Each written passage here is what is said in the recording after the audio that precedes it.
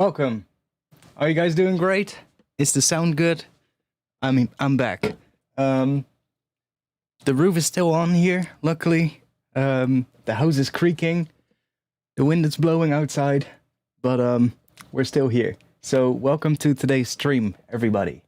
We're gonna be I don't know what we're gonna do. I did some resampling yesterday on like some piece of music that I guess we could use for an intro. And I also don't really feel like working on one of the tracks. I just feel like making some sounds and doing some sound design and maybe starting an intro with that thing that I made yesterday. But probably also just first get started making some basses because I need to get better at making bass sounds. So that's a good thing to start off with, probably make some angry reeses, and we'll see where we go from there, probably. Yo, Artifact. I think you mean the wrong person. You're saying artifact. That's not me. That's somebody else. I know who you mean though, but that's not me. Doesn't matter though. Doesn't matter. It's close, but just thought I would let you know.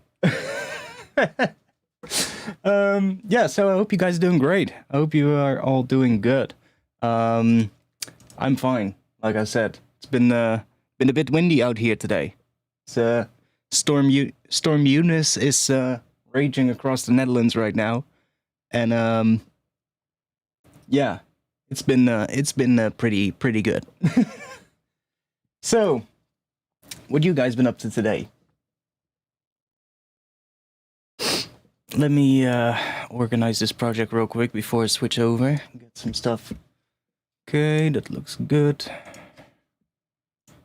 Don't need that.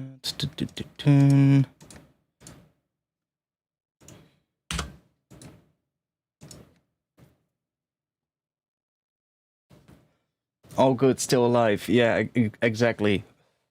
I literally just walked to the supermarket, like, I would say it was about 4 p.m. or something like that, and the wind was pretty bad. We still luckily have all the roof tiles here, which is good. The house on the opposite side of the street doesn't.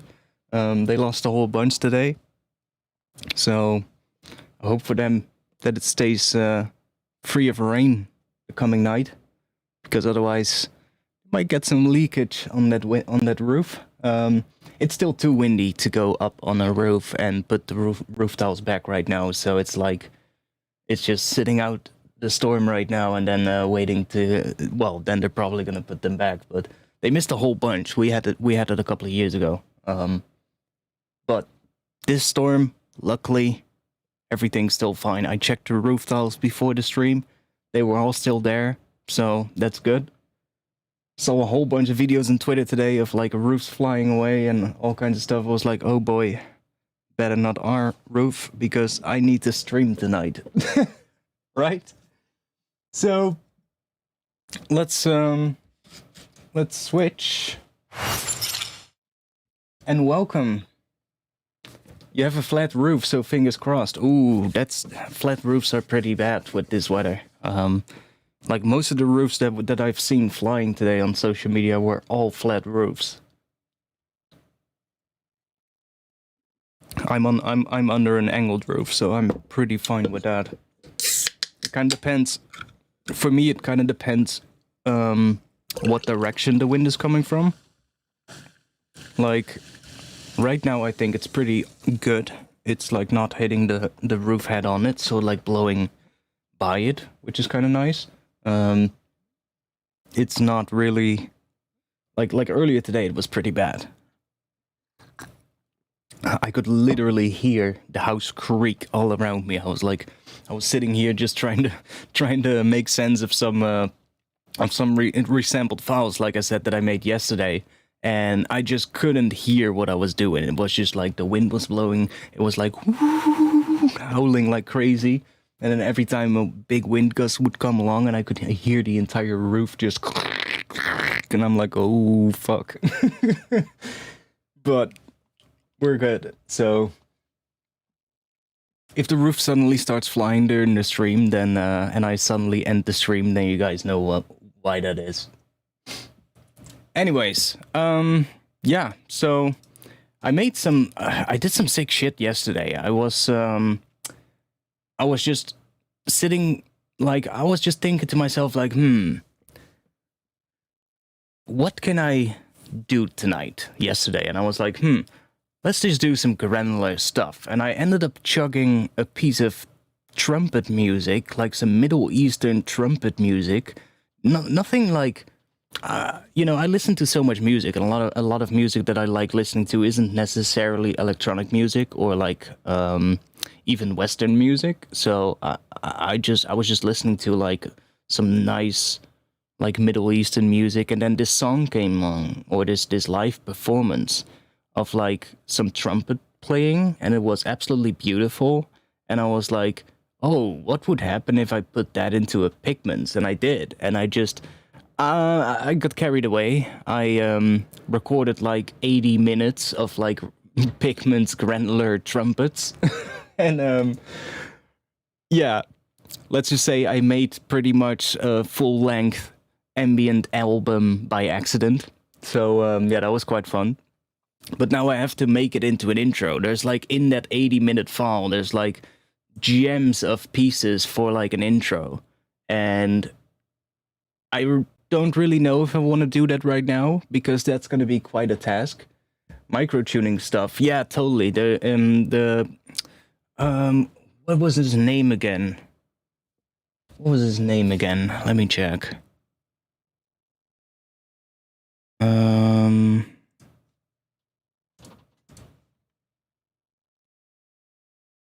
Ibrahim Malouf. Ibrahim Malouf with the track Beirut. He's the son of, what was his father's name? I believe Nasser Malouf, which is a very, very well-known trumpet player, who is well known for basically utilizing or making a lot of use of like the quarter tone trumpets, which is like, of course, it's going to be like microtonal. And his son Ibrahim did this song live, and I found it on YouTube while I was listening to it. Like I said, it came on by accident. I knew his stuff, but I never really heard that performance on YouTube. And I came along, and I was like, "Oh wow!" And I just put it into Pigments, and from there I just now I have a really long file that I need to go through. But I know what the key is, so we could start writing some stuff. Maybe making some bass sounds in the key of G, because the whole thing that I resampled is in the key of G. I think G harmonic minor. So, well, G harmonic minor with microtonal stuff added to it. But the performance in itself that I resampled is quite a good one, because the backing instruments are all just traditional Western instruments, right? It's just like guitar, piano, nothing really that is microtonal in a way, and it's only really his trumpet playing on top, like the solo trumpet that he plays on top, that does the microtonal stuff every now and then, but like very short for like little runs, and he really ends on like just regular notes, right? So even though there is microtonal stuff in there, it still sort of like worked really well to resample, and underneath everything of that is just a very basic, a very low volume, low pitched piano arp thing, which is just like very just, I don't know, it's just check up the track, just go look it up and listen to it if you want. Well, that. I don't want to play too much of it because we're gonna get copyrighted if we do that. But it sounded absolutely beautiful, and yeah, I just resampled the heck out of it. So, but like I said, it's in the key of G, G minor. I think it's harmonic minor, but I'm not entirely sure. Probably is, knowing Middle Eastern music. It's probably some kind of harmonic minor kind of thing, and yeah, let's just make some sounds. So I guess we could, like, I want to make some bass sounds first. I think that would be good to do. No clue what kind of track it would be, but Let's just make some bass sounds in the key of G, I guess, and then see what happens. Should we make, what should we make first?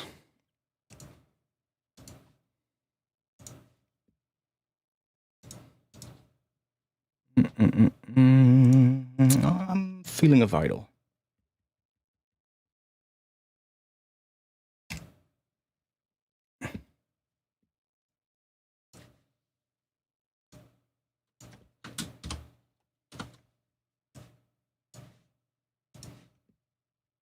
So G.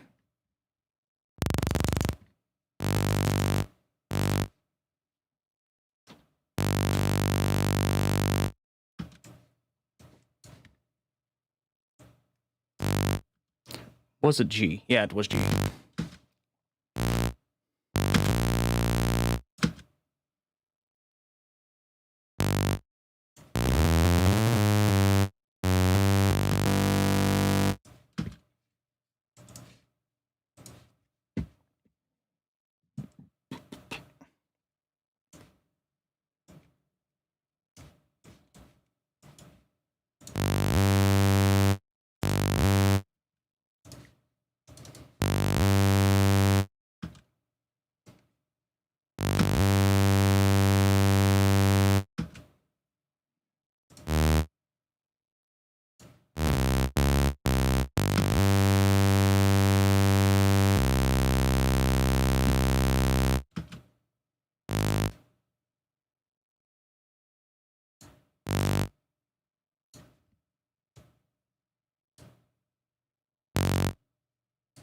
Ooh, that's weird.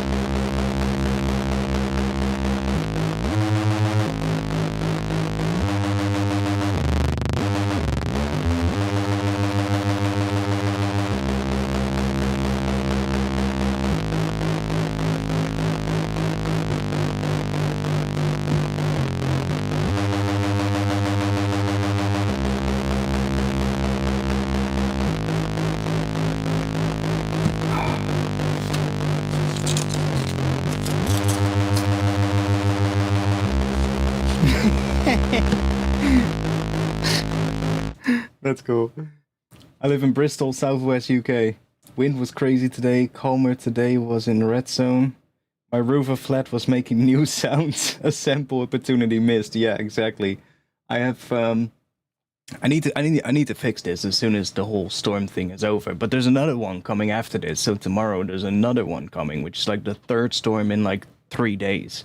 But there's like this metal strip along the side of my window, and when it storms, it starts vibrating every now and then, but it depends on the wind direction. So today was absolutely crazy. It was like I was just sitting here watching a tutorial on Patreon, and I just the tutorial was playing something in the key of, I think it was the key of F, and the vibration of the metal thing every now and then was in tune with the tune that the guy was making on the tutorial, and it was like, and I was like, what the hell was that sound? And it was literally just that thing in on my window. But what can you do? I need to I think it's missing a screw or something, but I need to flip my entire window open to fix it. I'm not gonna do that right now, because if I do that, I probably can't get the window closed anymore.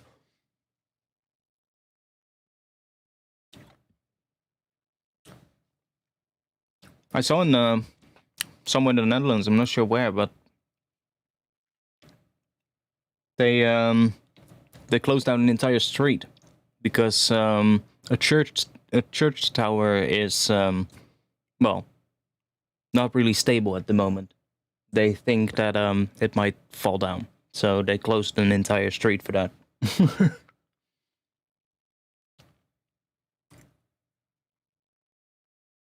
That's pretty crazy, right? Like a medieval church, the thing has been through like hundreds of storms probably.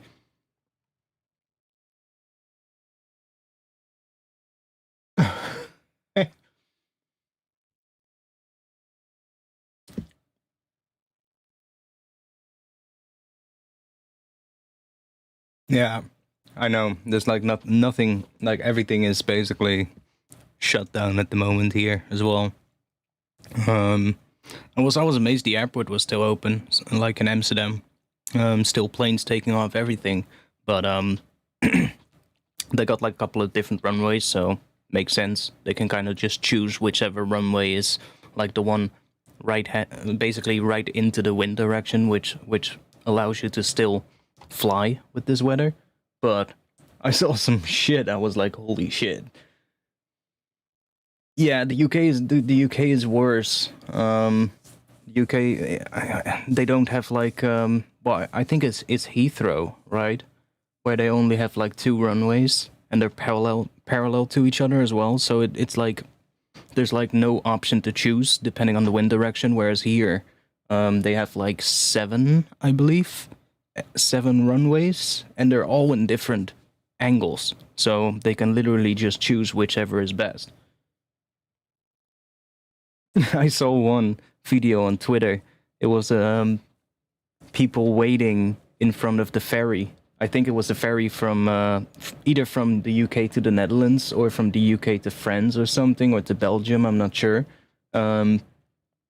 And they were waiting in front of the ferry, and you could literally just see this line of cars in front of like the place where you wait, right, for the ferry, and in the distance you could literally see the ferry just coming, and it was, I'll look up the video, it was absolutely, I was like, if I would be seeing that, I would be, I think I would wait. I would pass. Where's the video? It should be on Twitter. Come on.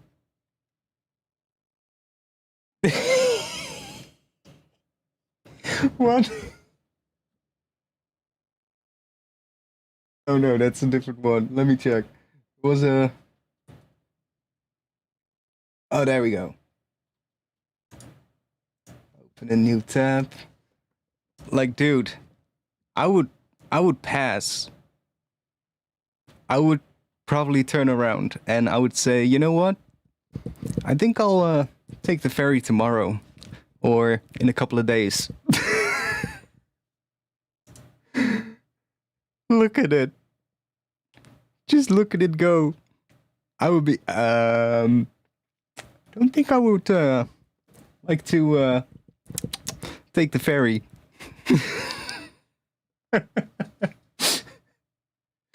Yeah. I was like, yeah, that's not good. There was another one. Was a ferry literally just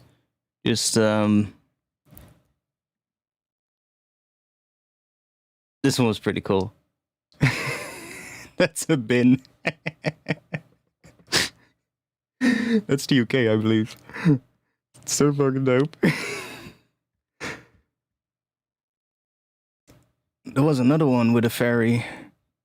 That was, I think it was last night or yesterday or something, some cruise ship or something. Basically just one wave just smashing through the entire ship, and it's like, holy shit. People in front of the window, it was like there was just one wave and the entire windows gave away. Yeah, I saw that ferry and I was like, oh boy. Oh boy. No thank you.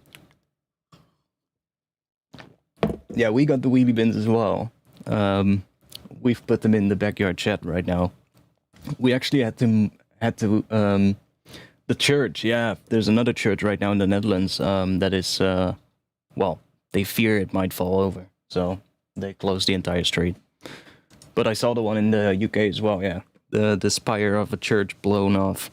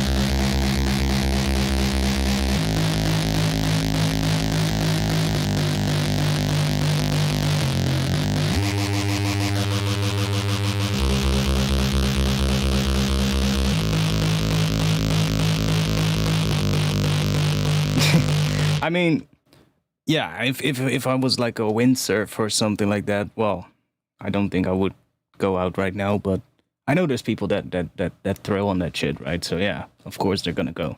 It's the same thing with like when there's a big swell in Portugal, like in the front of the coast in Portugal.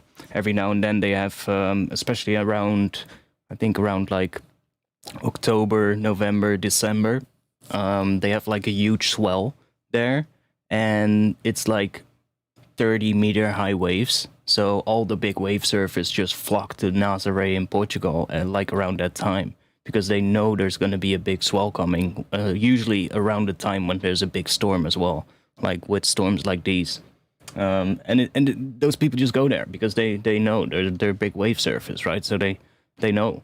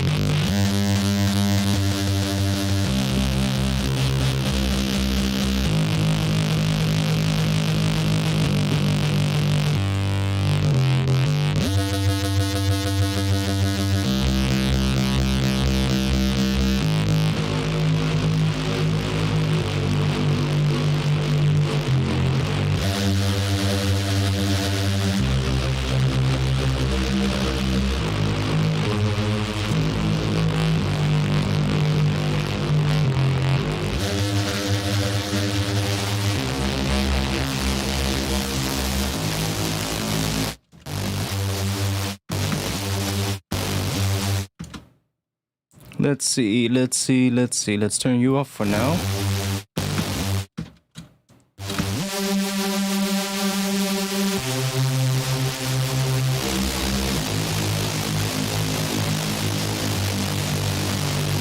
Yeah.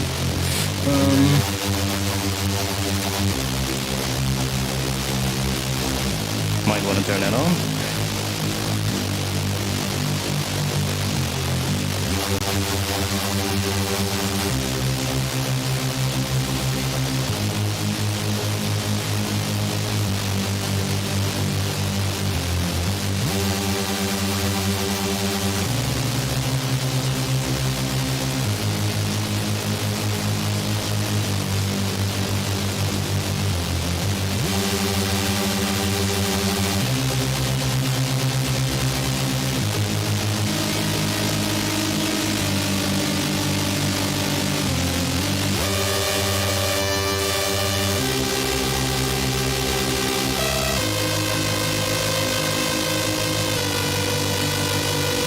Ooh, interesting.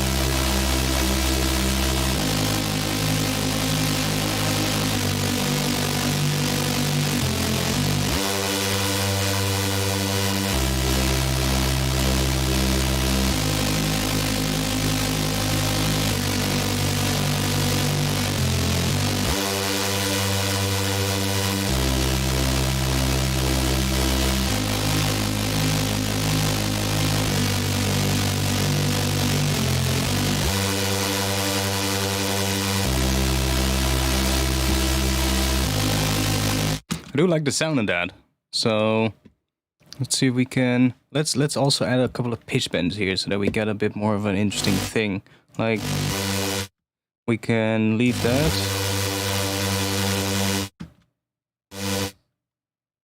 Like let's say, I don't know.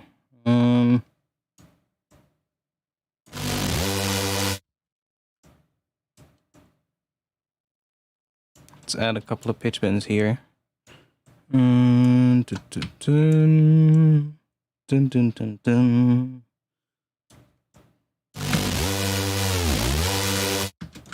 Just so we have a bit of stuff happening here.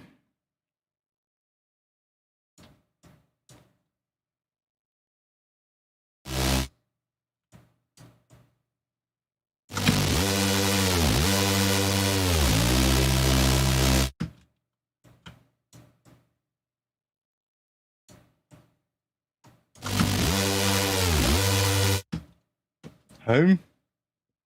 Why the fuck does stream suddenly log out? Is the stream still going?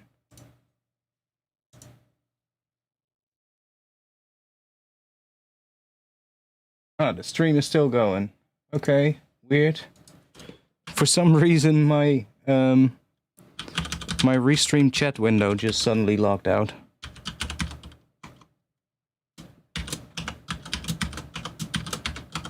Let's see if I can remember my password. Really? I have to click some fucking cars? That's a car, that's a car, that's a car. Okay. Okay, there we go. Yeah, so really weird. Suddenly my my chat window just locks out. I'm like, huh? Well, it's back.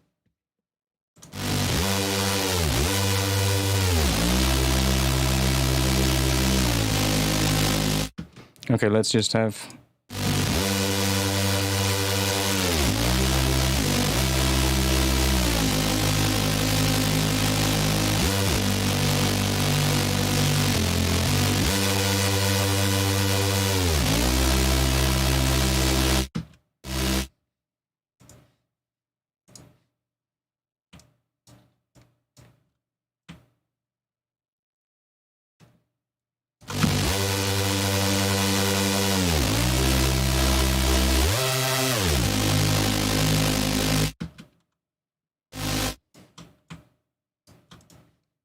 We just want to have some pitch bends going so that we can design the patch and see and hear what it's doing.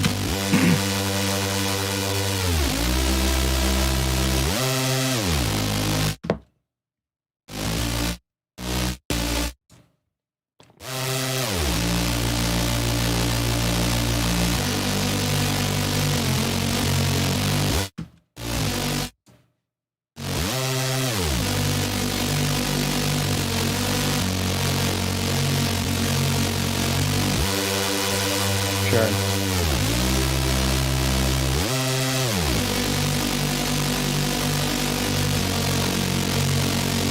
Harmonic mining.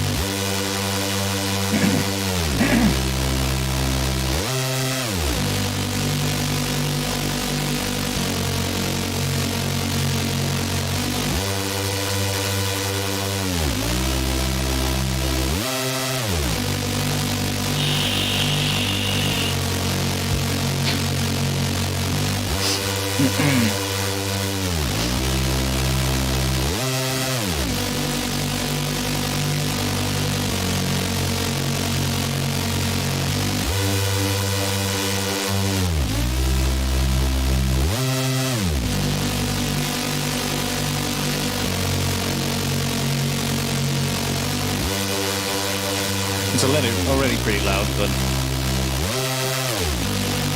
let's see what happens.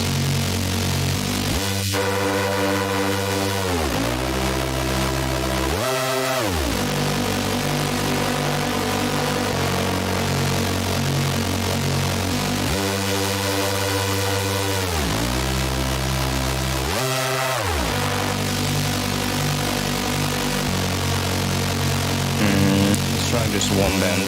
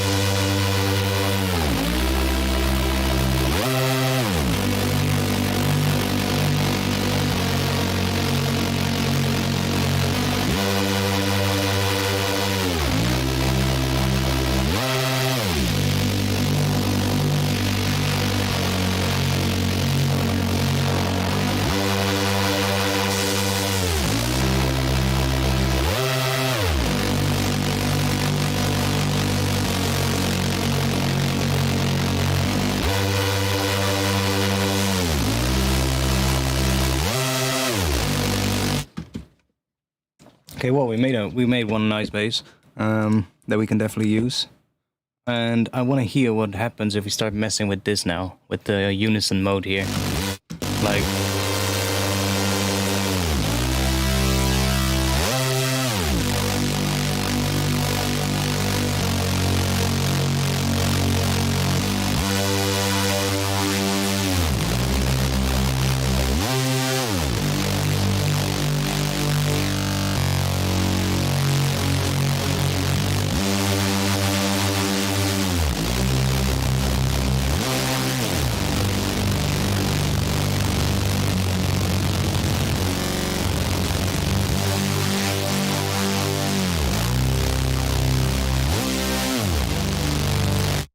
Has a weird oscillation in it, because it's a power board, of course.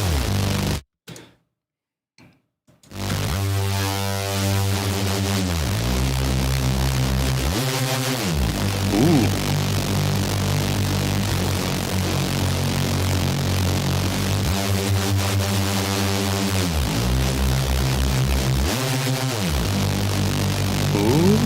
Okay.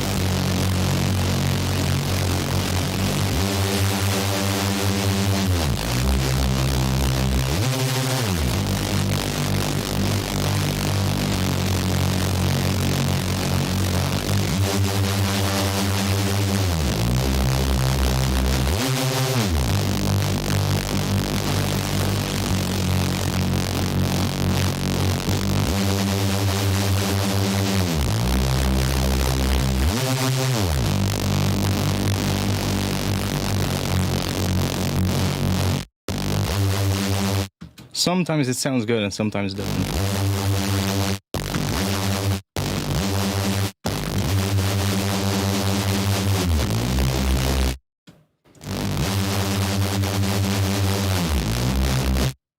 It's because we have the random phase here. That's why, but that's fine.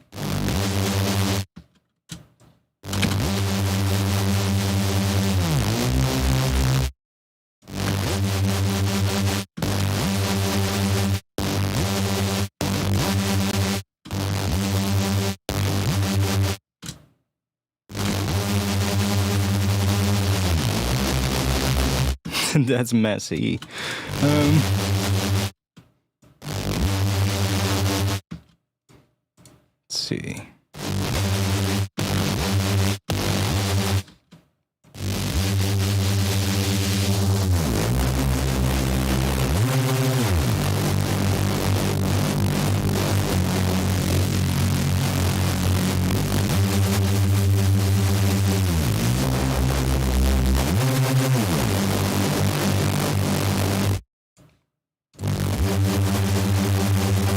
Probably don't even need to sub oscillate, to be honest, because we can just bring the sub out with like some multi-band saturation with trash.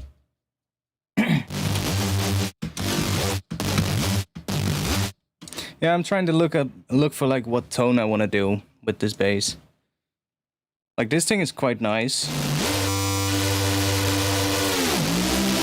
but honestly, it's a bit how do you say it? How do you say it?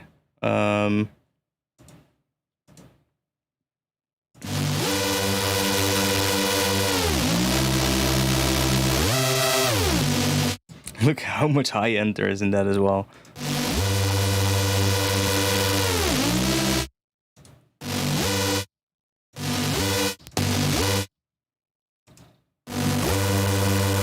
There we go.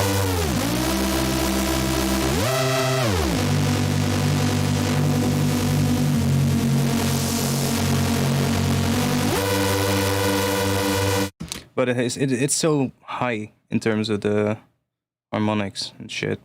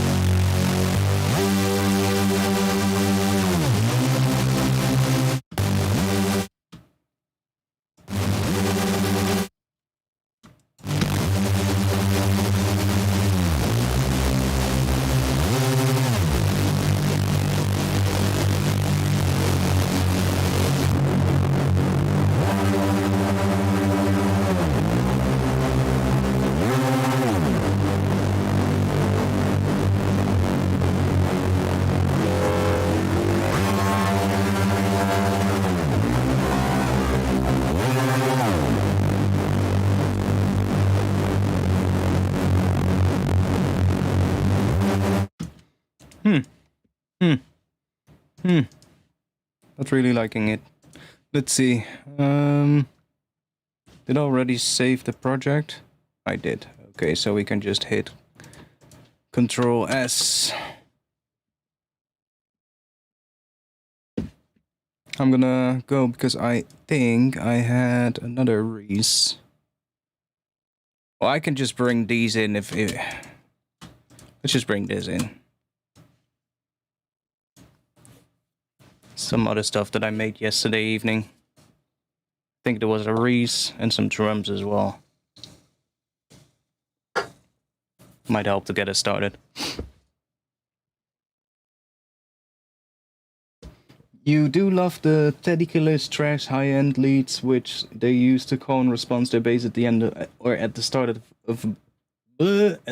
a bar.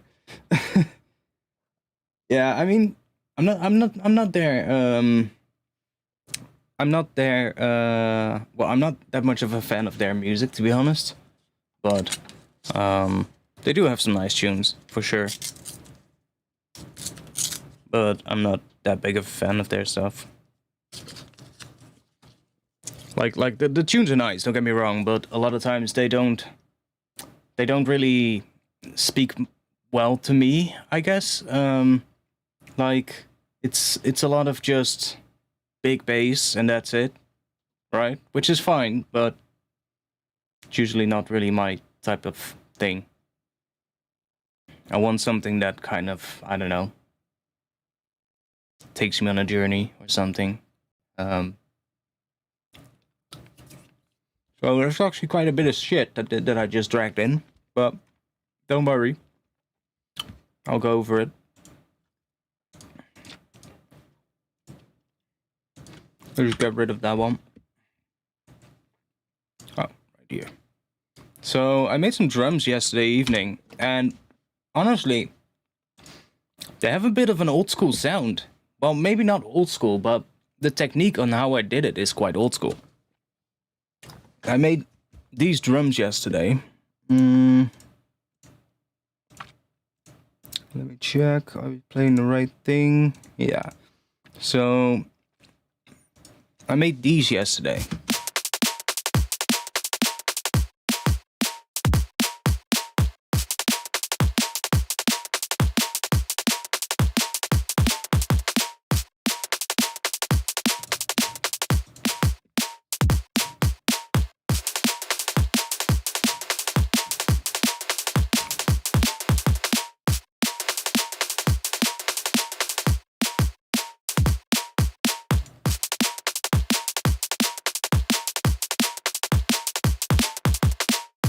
Might be able to use them. I say old school because the snare drum is a really big, doofy one, like you would hear back in the day, right? Like you're close to 200 hertz. What is it, 230?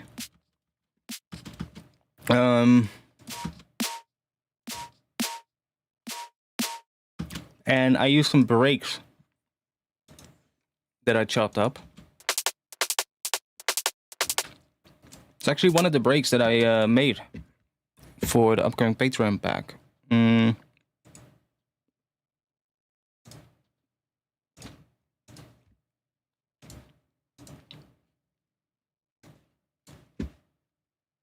Which one is it? Version 3. The Funky Mew break. So that's the break that I used to start this whole thing off with. That's one of the breaks that I think we chopped up in the last stream as well. We had a couple of different versions. We made that low version, that version, and then that version. And I started with that, and just started messing with it basically. So kick drum has a layer of that. So we have, that's from that break.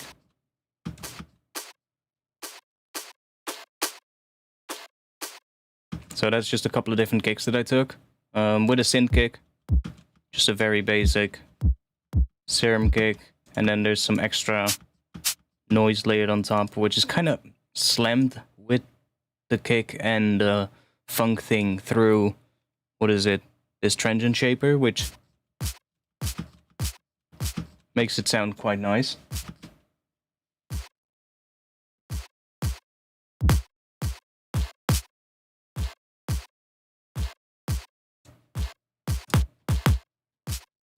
And then the snare drum was quite fun actually, because I started the snare drum in D sharp, because I was initially writing this track for a tune in the key of D sharp, and I was like, I started making a snare drum. I still have it here actually.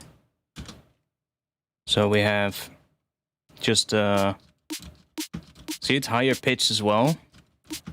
And then I had these extra bits here, which are from Addictive Drums that I bounce the audio. And it's basically this sample.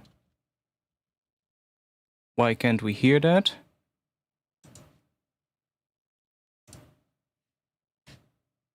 Yo. Oh, there we go. So that's what I took from Addictive Drums. And I was like, oh yeah, that's nice. But I need a version that is lower. Or higher? What? Yeah, slightly higher. So I made this.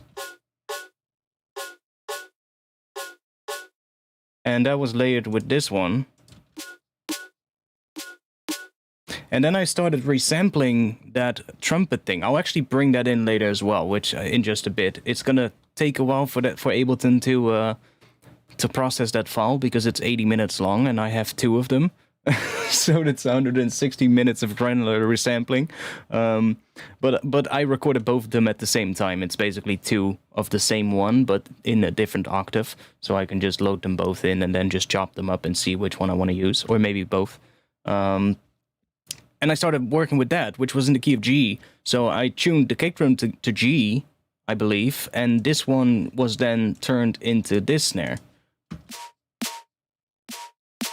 It's saying A sharp because I believe I started in G sharp, or was it D sharp? Yeah, I started in D sharp, which means A sharp is the perfect 5th because then I made that and then... But eventually we are gonna end up in G. So I think right now the snare drum is in this one should be hitting on A sharp still. 2 down from C. Yeah, that's A sharp. So that's a minor 3rd above G, which could be cool. So yeah, here again I did the same thing again. So I just have that snare drum, which is just the same snare as the other one, just lower. So it's in the right pitch. And this is the same sample as that previous one, or is it the bounced version? I think it's just this sample that I bounced with some processing on it. Let's see. What is this? Oh, it's this sample together with the snare drum from the break, which I took out, as you can see. Because it's you don't even hear it anymore that it's a snare. Because there's also a bunch of sidechain. That's why. Yeah, so I chopped that out. And I layered it with this one. And I bounced that to one sample. So that's just this thing. So it basically just became a little snare drum with an extra sort of like resonance in it. And then I did something with the pitch shifter here.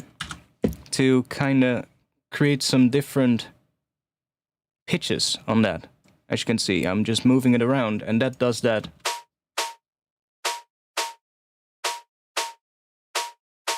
That thing. So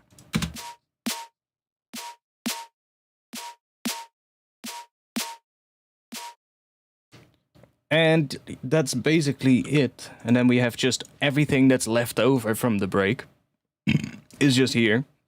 So that's just everything that's left over that I then just rearranged a bit and took out the main kick and snare. That's basically it for this drum part. But I kind of like them, so might as well use them for a tune. Oh, and that's the reese that I made.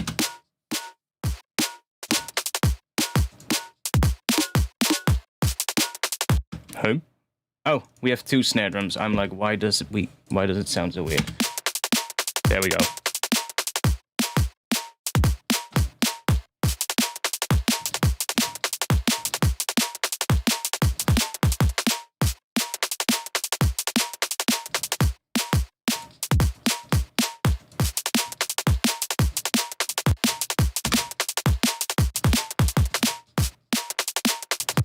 And yeah, I have some stuff here. I'm not sure what all of these are, but...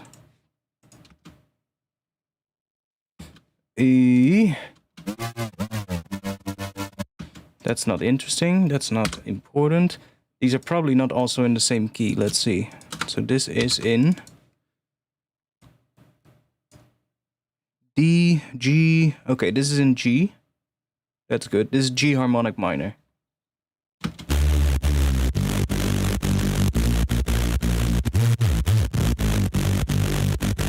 Okay, and then we have this one, which is, because I think I started in a different pitch. Yeah, see, this one is D sharp. D sharp to G sharp. That's just one semitone up. I need to do that. This one I kind of like.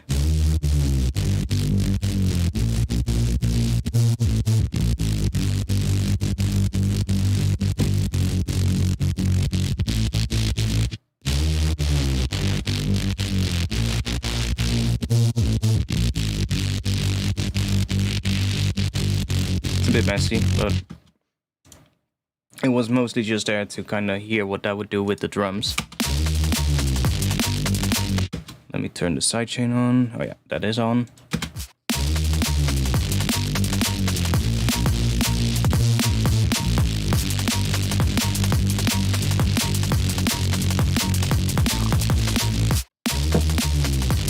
You can kind of hear what that does. Let's see if we can make a tune. Probably with a different bass pattern though, because yeah, we're probably gonna have to make it work after we have an intro or after we have a vibe. Yeah, it's a really interesting thing. Like frequency shifters are great. To just like the thing with a frequency shifter is it's not going to stretch the sample, so you can easily pitch something up and down with it without it really losing. So like it's time. If that makes sense. And it just, I don't know, it just it doesn't sound good always though. Like it really depends on what you do it on, but like on like percussive elements, it usually works pretty well. Okay, let's take all of this and let's just move that somewhere down here for now.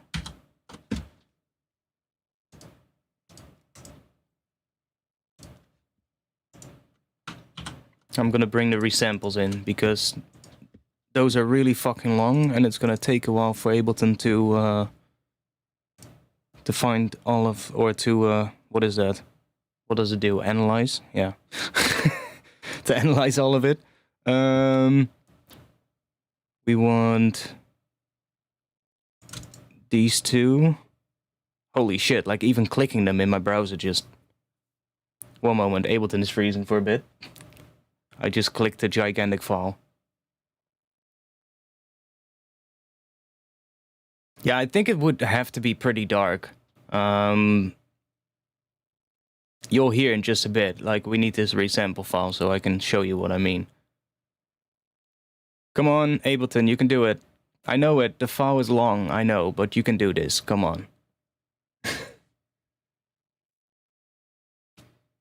I don't really make future garage. No, sorry, I don't really make that.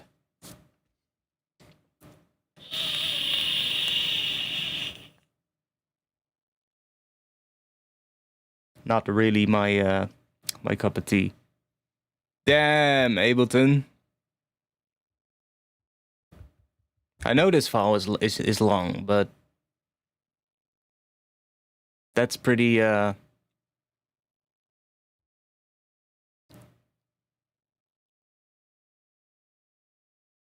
that's pretty long, Ableton.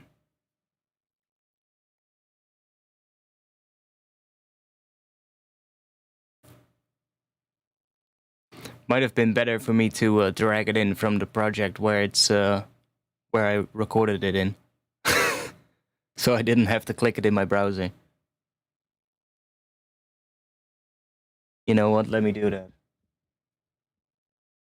One moment. Let me yeah, just fucking kill the project and then just open it up. And then I'll just drag the files in from the project where I recorded them, because otherwise if I click them in the browser, then Ableton is going to try and play that file as a preview in the browser, which is just, it just starts going nuts for some reason with like really long files. So Granular, I've been playing with Pet Shop Pro 2 and Halion, or Halion. What do you use in Ableton? I use Arturia's Pigments. My opinion, one of the best things for... Yeah, it's making the file, I know, yeah, that's what it's doing. But it just goes absolutely nuts, because the file is too long. And it will eventually do something. Like, it will eventually, you know, load the file and then start playing the preview, but depending on how long the file is, that freeze might take quite a bit. So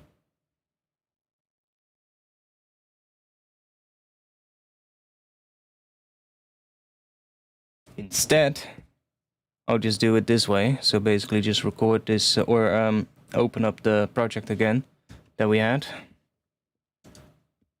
which I have open now. Let Ableton finish scanning my plugins. There we go. And then just delete that audio track that I made.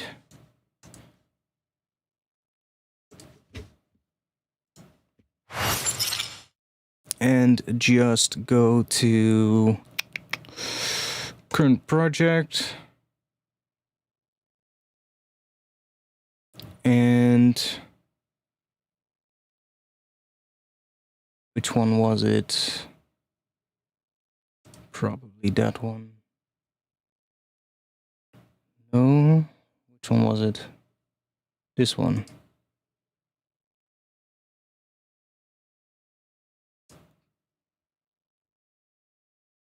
I think it's this one.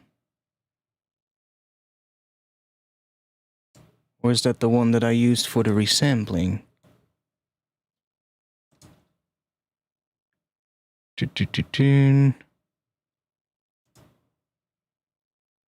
Wait, is it still in that project?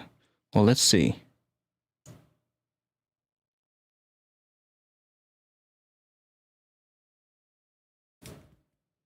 And if not, I'll just drag it in from the Windows Explorer so that the Ableton... Oh, wait, I can just click the preview off, of course, if I want to do that. Oh, this is the one that I used for the resampling. I can actually show you. This is the one that I did the resampling in. So it's basically just two pigments here with the macro assigned to the start position in the granular engine, so that I can basically just scan through a file while it's playing back.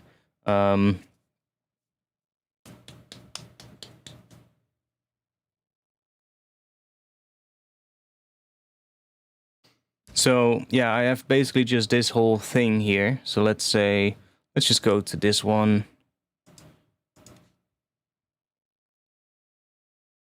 Then we need on the second pigments do the same thing. So I literally just chopped it up, the entire tune, into 6 different parts. And I just started using those. So there we go. So it's basically just the same pigments right here. Nothing inside of pigments going on, just the granular stuff. And then this macro knob is assigned to both of them, as you can see. So they just both move exactly the same. Now, if I play this,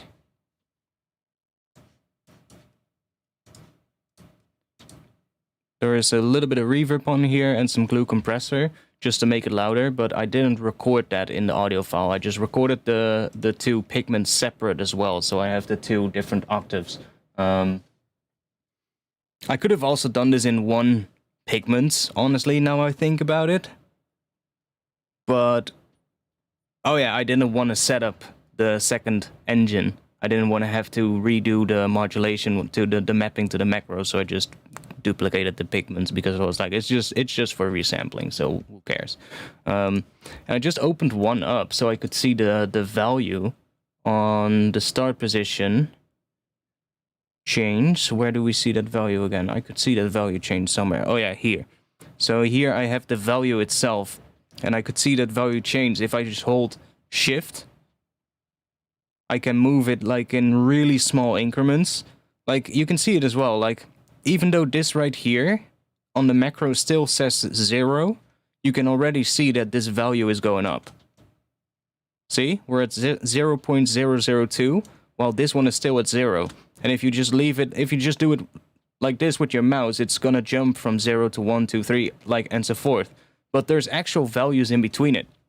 And because this file is really long, when I resampled it, I had to basically keep holding my shift key and just moving it very slowly through this sample and just looking for bits and pieces that made me go, ooh, that sounds nice. So I'll show you what I mean. Let me play this. So that's just what we get.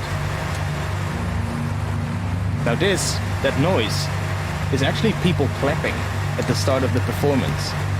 It's just becomes noise. So that's just the piano ARP being played, but we're granulizing this, so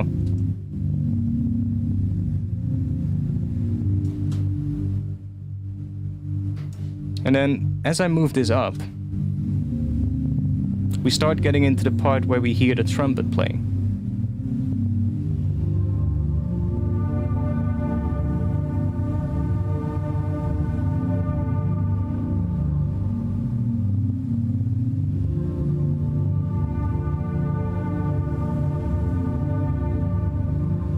It is still pretty quiet.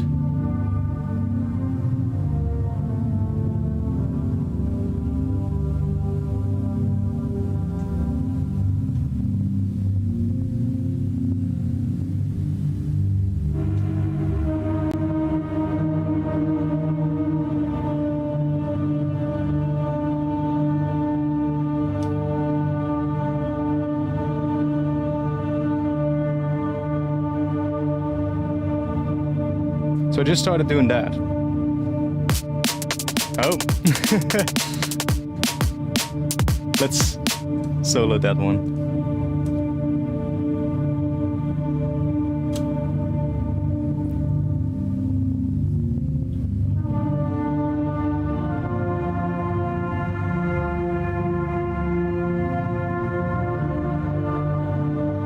And just by going through, you can kind of make these sort of like flowing changes between the notes as well. And then every time I found like a section that sounded nice, had like a good sustained note like this, I would just leave it there for a bit so it records a longer session, so that when I want to, you know, like do some fades from like one tone into the next one, I have like a good sustained part where I can just fade them into each other to create like slow morphs between different tones if I want.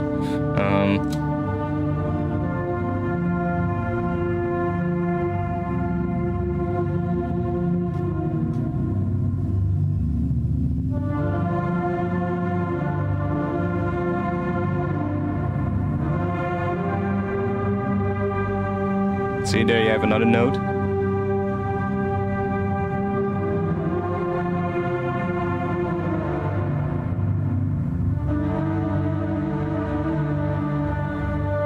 And sometimes a little change, like I had moments where like 0.0001 change was just changing the tone. And it was like, let's say this value was a note, and then the value in front of it was a different note, and the value after it was another different note, and I was like, holy shit.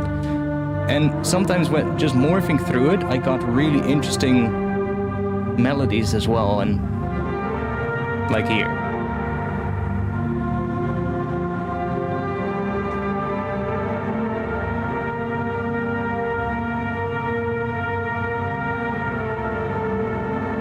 See, stuff like that, just moving it back and forth.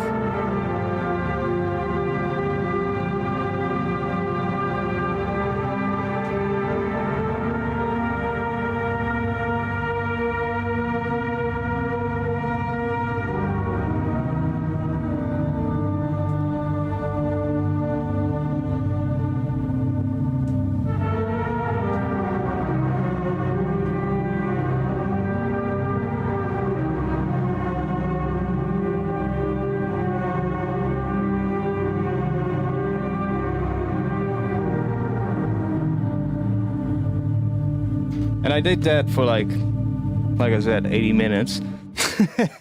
And we got a huge file. So let's bring those in, actually. Yeah, it's definitely vibes. it's definitely vibes, and I think it could be really fun to play around with. So, let me just quickly. I'm just gonna do this real quick so you don't see anything that you're not supposed to see. Let me go to the folder where I saved these. Mud pies, atmosphere, and on D and D. See, that's what I mean. The files are both like 1.2 gigabytes long. Big. Then just drag that in. Is Ableton also gonna freeze if we do that?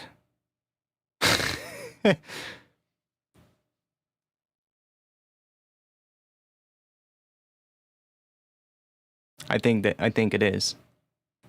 I think Ableton just doesn't like these files that are at the moment. They're just so big.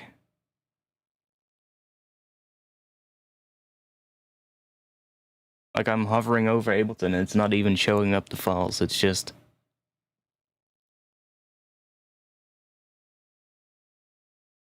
Come on, Ableton, you can do it. I just need these long files. I shouldn't have recorded for that fucking long.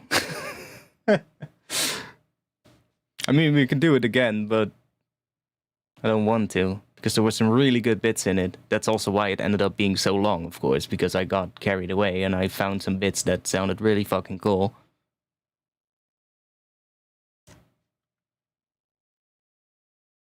Okay. Yeah, that crashes Ableton. So,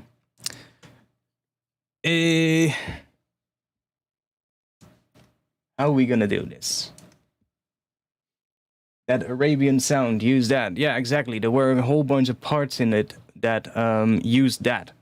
And where I just sat down and just was morphing in those quick little runs where you hear that Arabic sound or that Middle Eastern sound. And like in those runs, I just started slowly morphing through it and you got like beautiful pads. And I was like, oh, there's some really good stuff in there.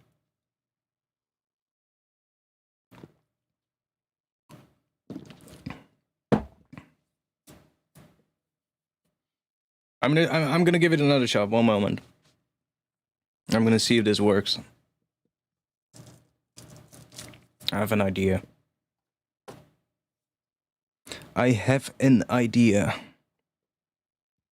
There are recorded versions, not the ones that I exported, because I exported the files at the end of the sound design session. Chop it in SoundForge. That could be a good one. I could just open up an Audition and chop it there. But no, I recorded them in Ableton, and then I exported them to these files. But I haven't imported those files back into an Ableton project, so it needs to find, or it needs to analyze them, right? But in the project file, or in the project folder, there should be the recorded versions. And my hope is that Ableton has already analyzed those recorded versions and has already created the analyze file that it does. And I can just drag them in. That would be sick. So I'm going to give that a shot right now.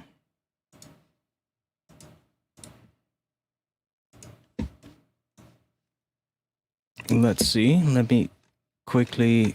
Yeah. I know you're scanning my plugins. You're always doing that when I start Ableton. Let's make an audio track and another audio track. And then go into the project file folder. And then we have recorded. And it's probably going to be these two. Just looking at the time at which they were recorded.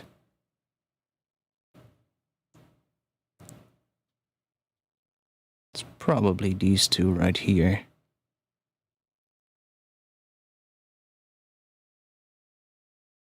Let's turn preview off.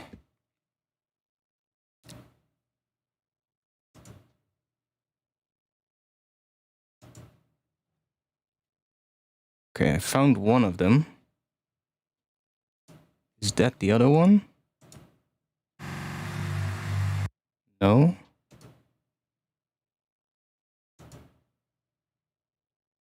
Why is there only one of them? Maybe because the project file folder isn't sorted by date. Of course. I'm like, why is there one really long one and the other one is really short?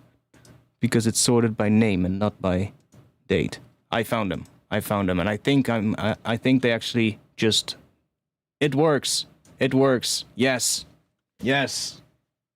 It works. These already have the analyze file. Let's go. Oh, one moment. I'll just do this real quick. I'll just turn those back on, the webcam back on just a bit. So here we have the resampled versions. Let's unwarp. And well, there you go. It's yeah, close to 80 minutes. And this one as well. And yeah, there's some really good parts in here. Let's just say that. I'll just move it down out of the way. Let's call, which one is the high one and which one is the low one? Sounds like the low one. Or is it the high one? No, that's definitely low. So this is the low.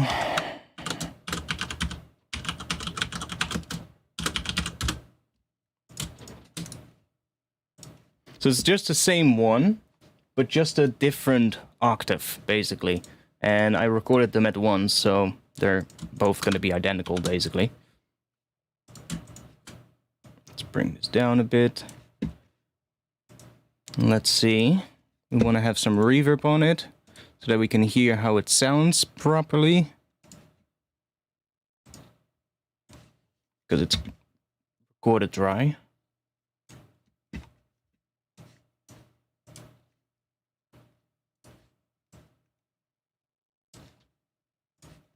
And then maybe some trash on it or something to kind of beef it up a bit, because it's really quiet at first. And there's really, there's like almost no high end in the entire thing.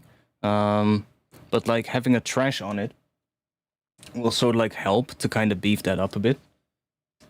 And then we can also hear better all like the little tiny details and shit. So I don't know, just do something like this. Like you can hear really quiet.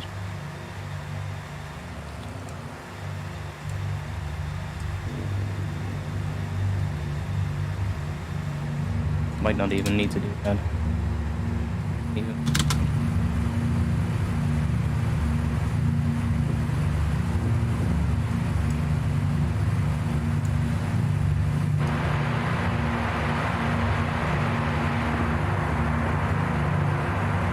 See, immediately we start hearing a lot of that noise now, which is nice. You kind of hear what that's all doing. Just back these down a bit.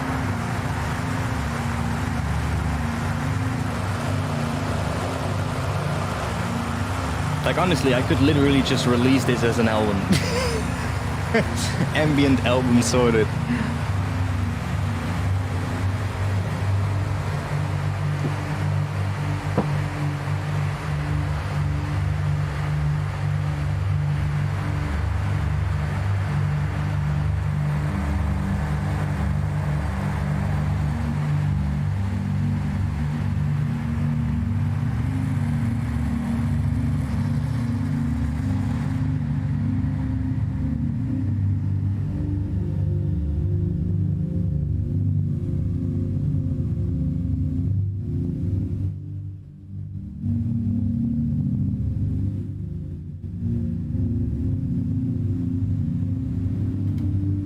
I'm just gonna listen for some bits, see if we can find some cool bits. Now this is obviously just a background thing, so can use that. I took this because there's no trumpet playing here, right? So it's really just the background stuff, which could be nice for like little section where we don't want to have the trumpet thing. But let's go to here, where we actually get the nice stuff.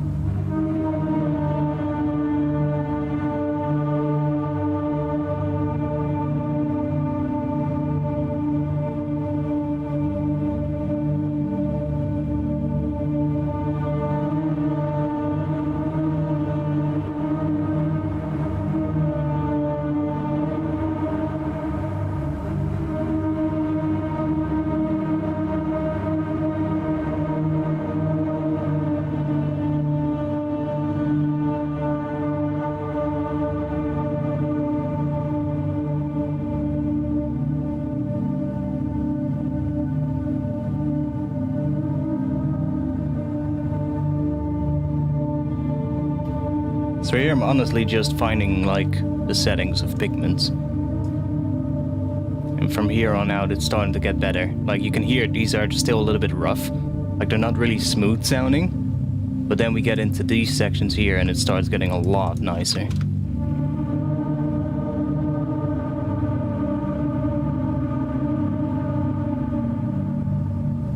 See, it starts sounding a lot smoother already. It's just making sure that the grains overlap more so that they don't sound so choppy.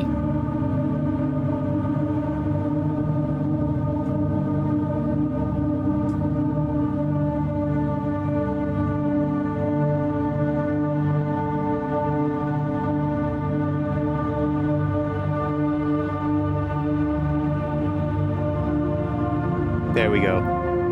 Start changing pitches.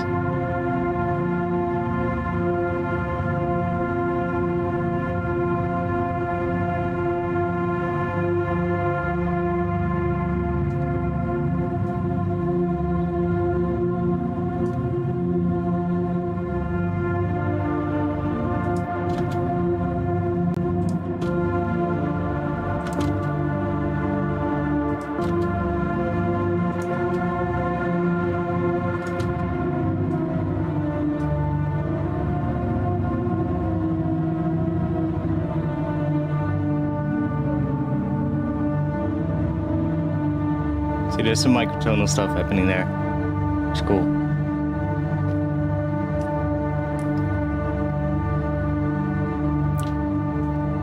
But throughout this file, there's hidden really nice bits. Like if I just take... That's what it sounds like. Without trash. It's really quiet, but...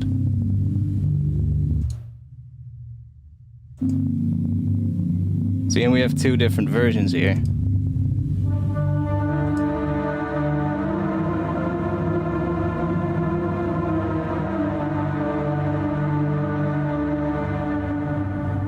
That one is pretty good.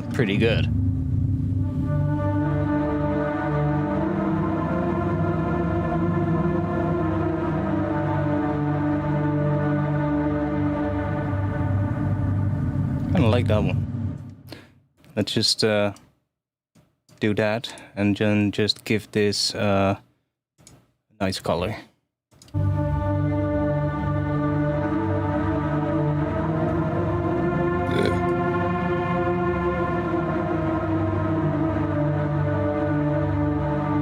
Ooh, that was sick. That...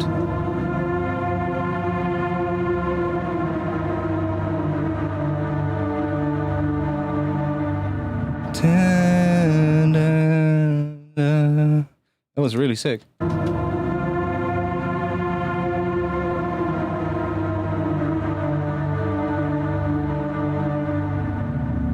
And in reality, it was probably you know, in the real thing. I guess this entire section is pretty good as well.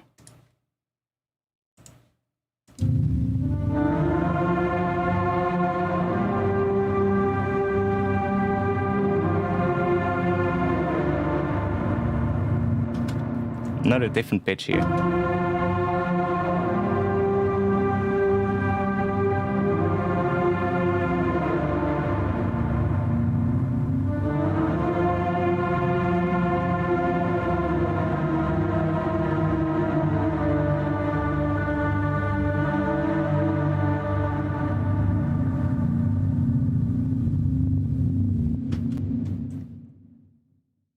I mean, that entire section has some good bits, so... But there's gonna be so much more good stuff here.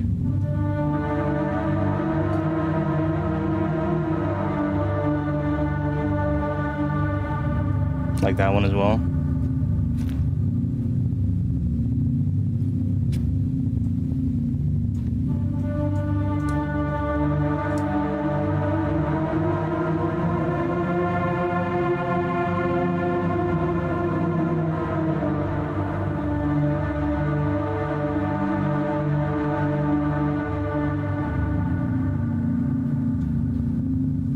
Like, honestly, all of these are pretty good.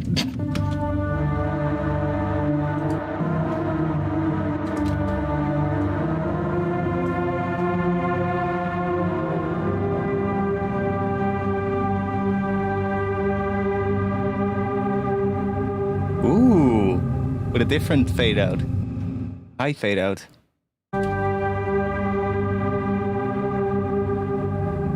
That's nice. That's good. Because that means we have two different ones with two different ends.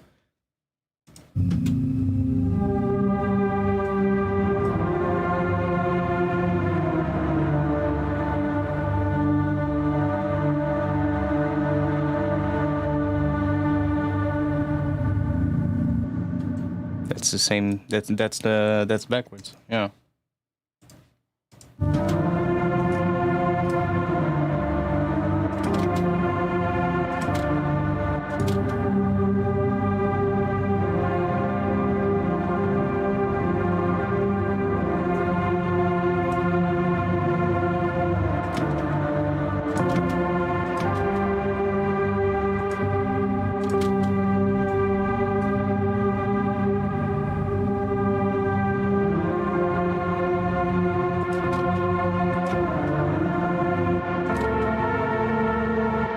Oh, here we're going to different stuff.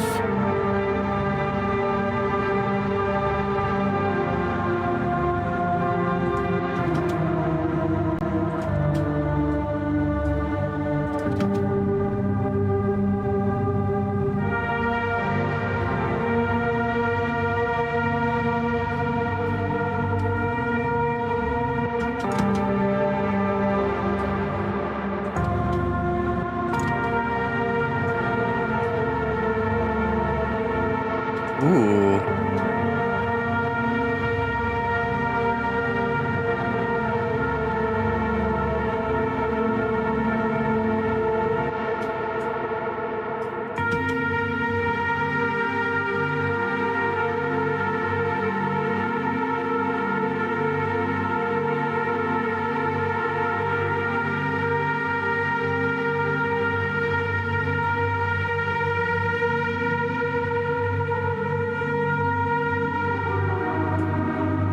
Ooh. Did you hear that there? Did you hear this?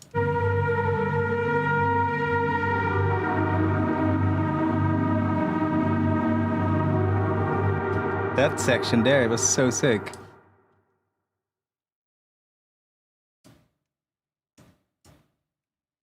Right around here.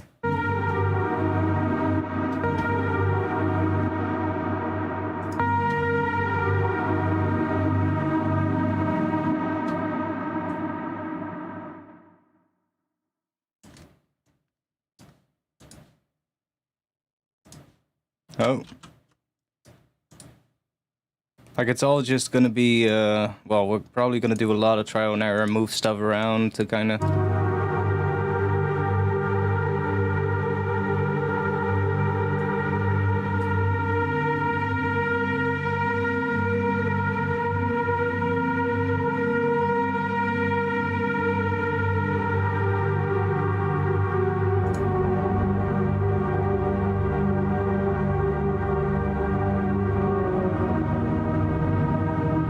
See, you can hear the underlying chord is changing here as well, which is really good.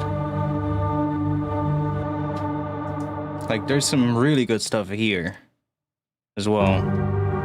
You have that note.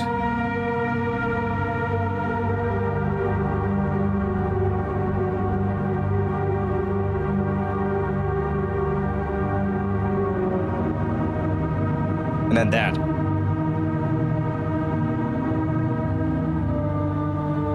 And then that. Perfect. Like, it even resolves. Because this is home. Right? That note, that. That's sort of like where the whole melody every time returns to.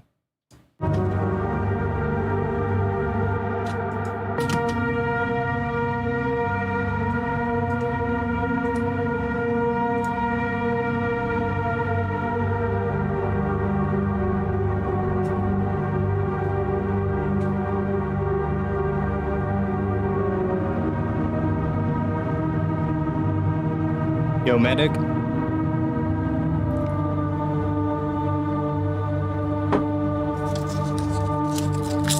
I do think we're gonna have a long intro. I have my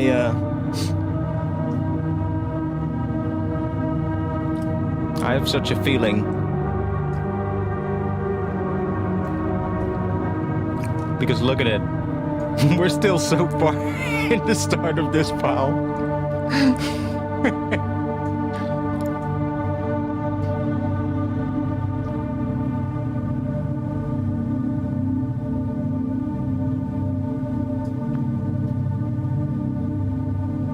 The delay. Oh yeah, I know. It's probably restream.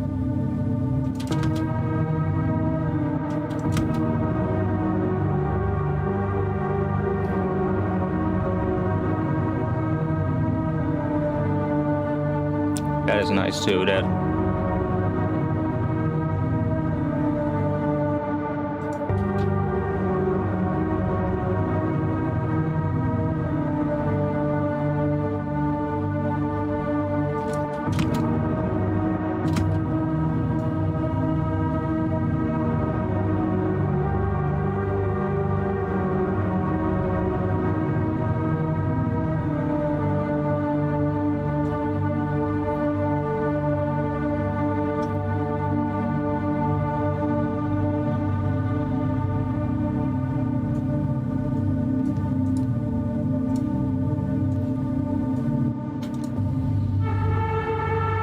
But I know there's better parts.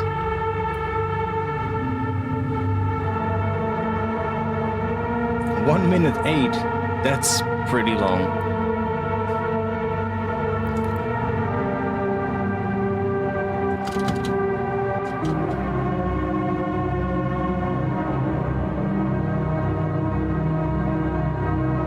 Here the underlying low bed becomes fuller. That thing, and then here it also becomes fuller, which is nice.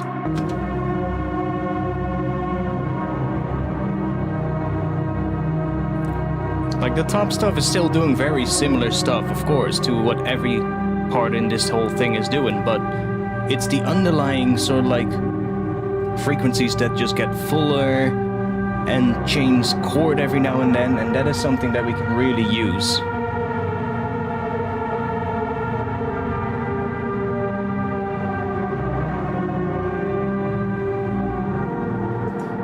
But we can see that in the file as well, it just gets fuller there.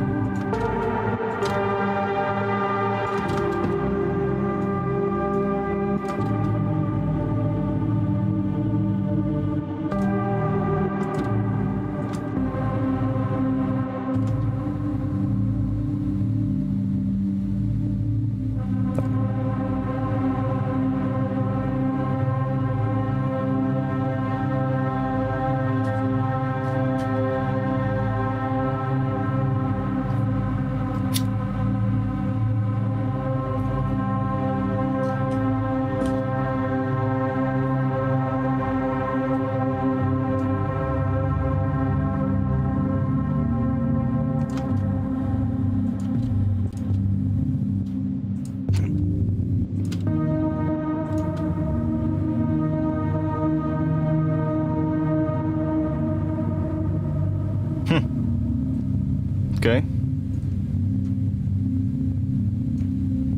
Oh, here I went go take a piss because nothing happened.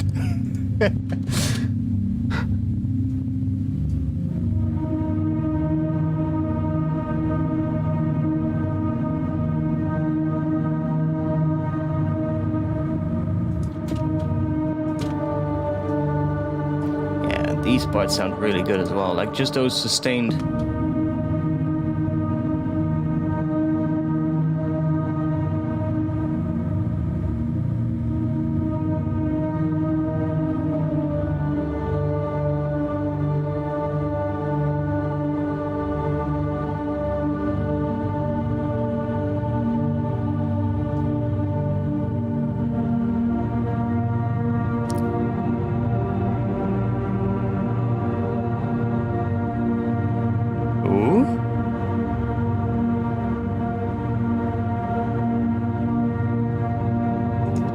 Did you hear that?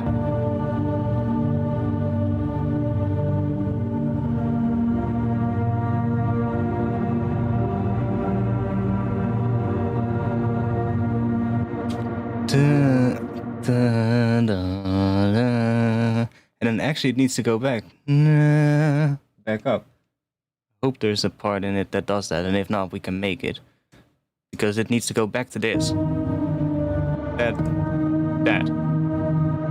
I think. Or that.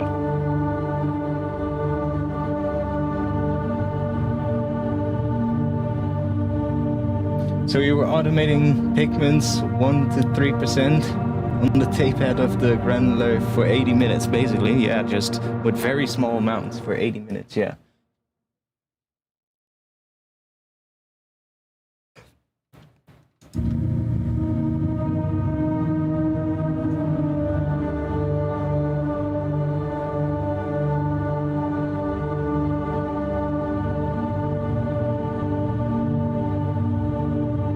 Where is it?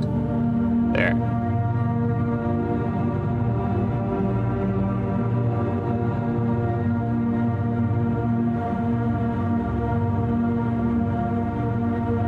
Is it gonna go back up?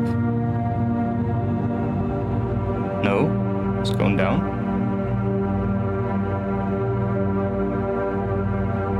But I do like that tone. That's a good tone for maybe the end of the intro. This is a good tone to end the intro on, I think.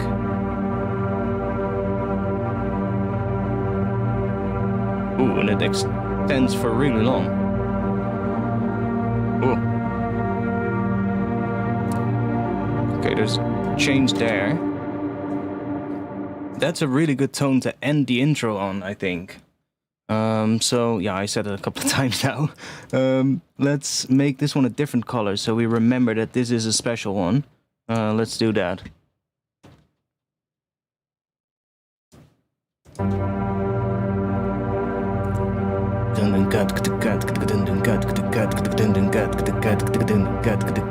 See, then some drums coming in over something like that is gonna be really good, because I think that is G.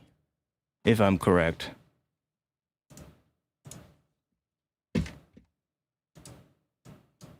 Could be completely off, but...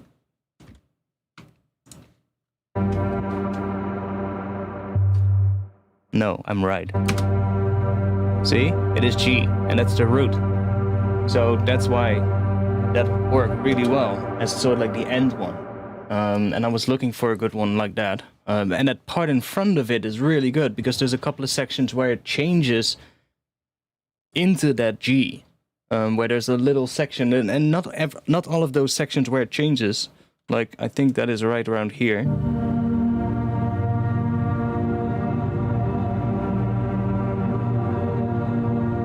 See, it goes... What is that? What does it do there?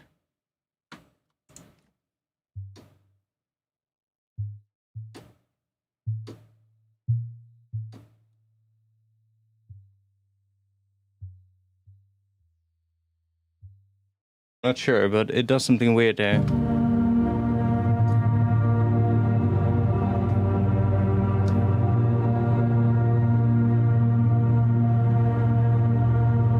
So it goes from sort of like in between A and A sharp to G, and then to A sharp. So it kind of moves. It's slightly microtonal, that first part, between A and A sharp. But we can tune that to be A, and then it does. And then it goes back to that G, which is the root. And that first time it hits G is really short, so you don't really, it's not really that big of a deal. And like, we can chop parts out to make them fit and make them the right length, of course. But this is G. And it's in tune as well, so I don't really have to do much to this section. I can just use this, and it's a nice long note. So we can loop a good section of that, and then just use that as like the end. Maybe even start processing it, doing some distortion. Like if we take this distortion on that, and there is no like, oh yes, of course we do have. I was about to say there is no global input gain. Hello, do you see these goddamn huge sliders here? But like if you start boosting this, we should get like more.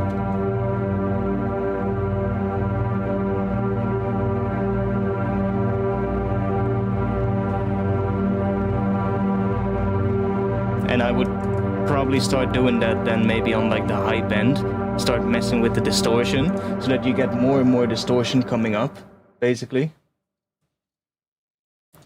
What's the mono stereo like? I don't have a fucking clue. It's not that important.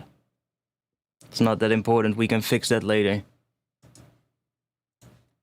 But we can check. Stereo. Mono.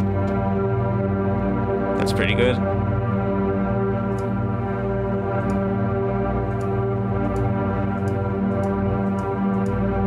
Like we do lose the washiness and some of the nice sort of like extra width, of course, but we still have that clear G tone in the mono, so that's good.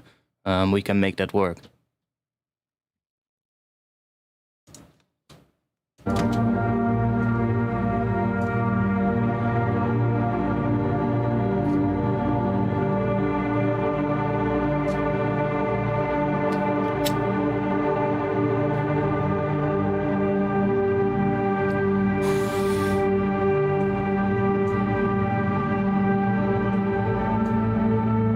Chord change.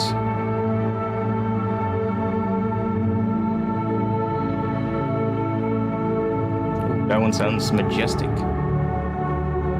Oh, that's an interesting chord change there.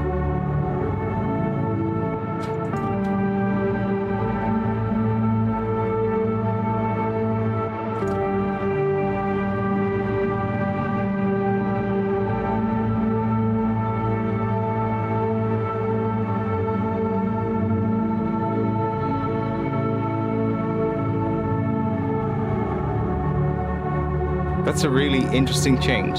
I don't think I'll use this chord. It sounds a bit too... How do you say it? This almost sounds really hopeful in a way suddenly. Whereas the rest sounds very almost like... How do you say it? Maybe melancholic and very... Very... Like it could fit a pretty dark track.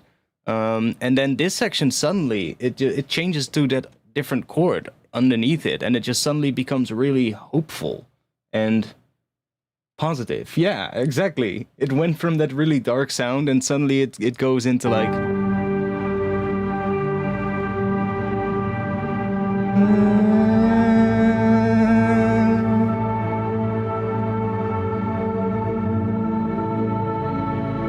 And then that section here as well.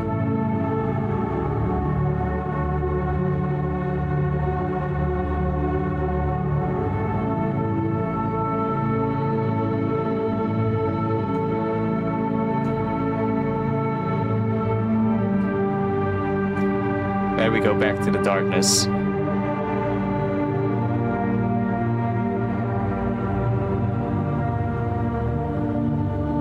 That was good. Ooh, that was good.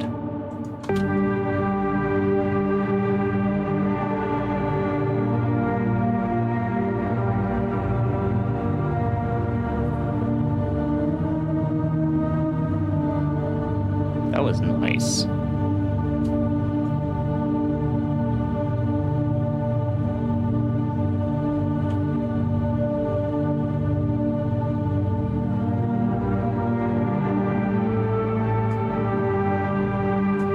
Ooh, I wished it extended that one note. That was a pretty good part here as well. That one, that... What is that?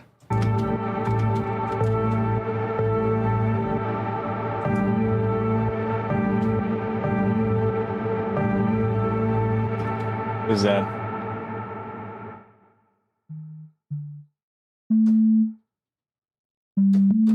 Oh, that's just G to A.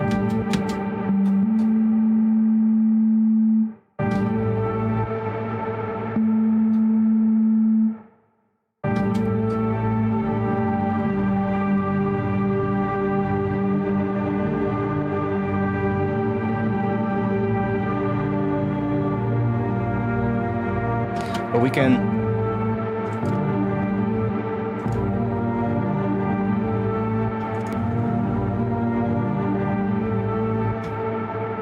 Like, that is good. And then we can just find another section that plays A somewhere here, and then chuck that right after it. Just replace this A section with a different A section. Because this section is really good. Can definitely use that. Yeah, stretching, probably not going to sound too good. Because there are all these subtle differences happening, right? So it's not like it's a sustained tone. It's not like it's a clearly sustained synth sound like an oscillator that's electronically made. Like if it's that and you stretch it, Ableton is just going to be like, oh yeah, sure. But like with so many subtle differences happening in like the low end and all that kind of stuff, it's just going to smear all of that and it's just going to sound weird. So... maybe Melodyne stretching could work, but honestly, we have plenty of stuff. We've got 80 fucking minutes, so there's bound to be a section that plays A that we can use. Believe me, that is long enough, you know.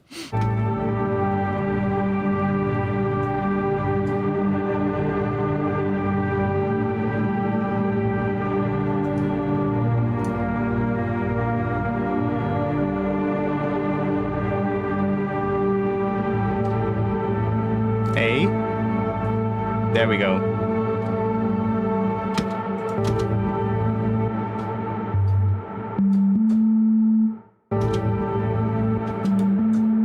See, that's that A. And this one is long. Really long. So that works.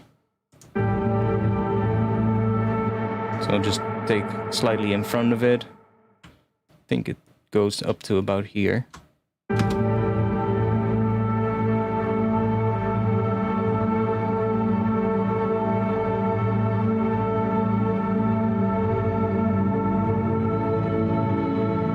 Ooh! Ooh! Did you hear that underlying thing that suddenly came up?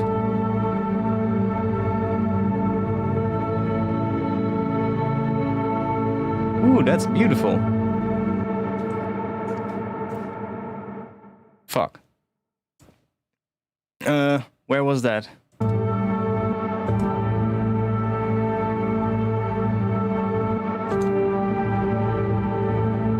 There.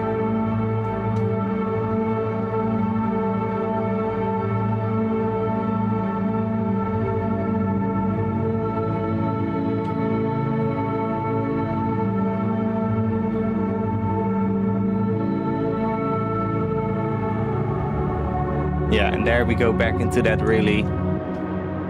for just a very brief moment, though. Back into a more...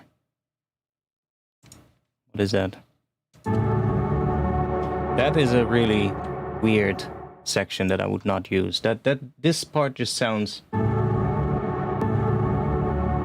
too... I don't know... 1900s classical music.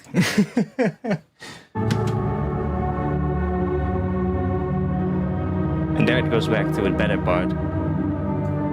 Because this is good. This. From about here.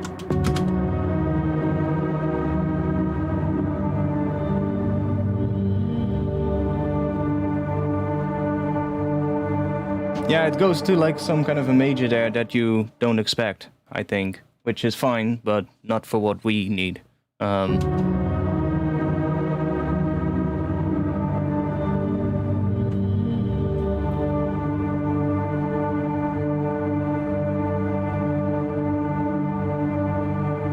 That's just a long G note, right? Oh. That A as well.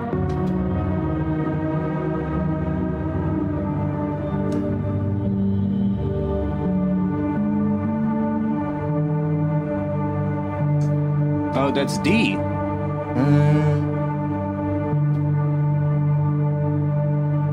Yeah. That's the perfect fifth. You can layer that on top of a section that plays G, and it would work. To create a chord out of multiple A's. My ear is getting better. I could not do this back in the day by ear. Like, my, how do you call that? What is it? Relative pitch is getting better. That's the one that you can train. Perfect pitch you cannot train. You just have it or you don't. But relative pitch is where you hear a note and you can then, from that, sort of like find out what the other notes are that you're hearing. Depending on sort of like the interval from the note that you're, I guess, calibrated your ear to. The F sharp, D sharp to D, yeah, that is harmonic minor. So in the key of G, that's harmonic minor. And that's definitely something we could use. I think that's happening in here as well, in this whole thing.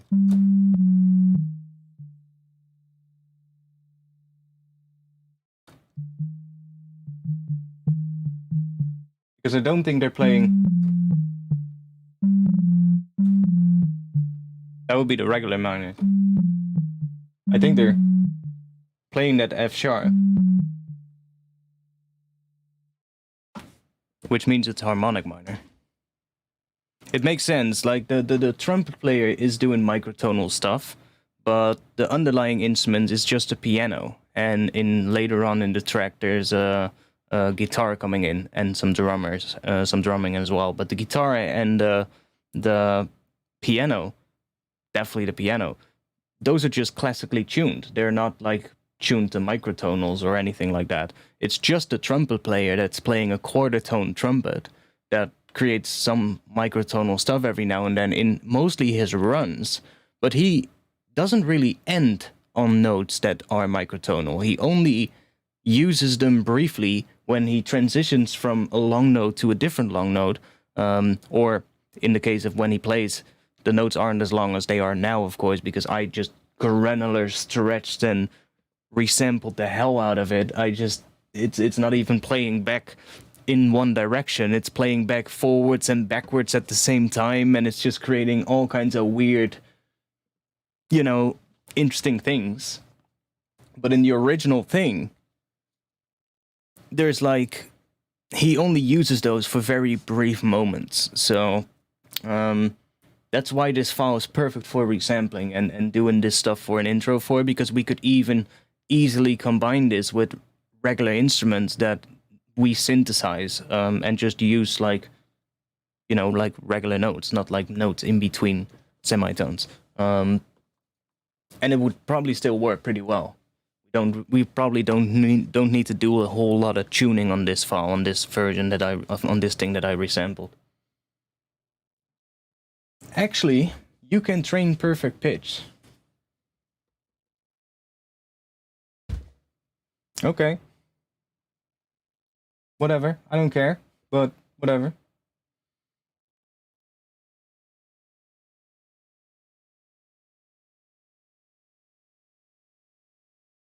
Yeah, like right now my brain is definitely calibrated to G. Or that's D. Sorry. Because that's the root of this entire track. So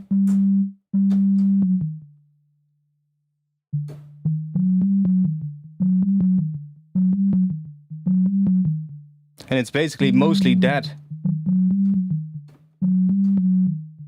thing that is used a lot in that piece of music, and then a couple of times where it goes to that.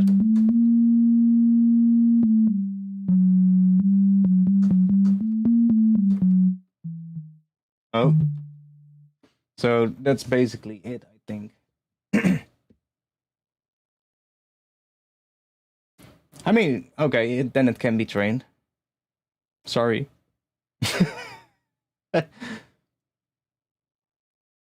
I mean, I definitely wasn't capable of, back in the day, of hearing like, oh, it's that note. Not at all. But nowadays I can, not always, but I definitely get better at it.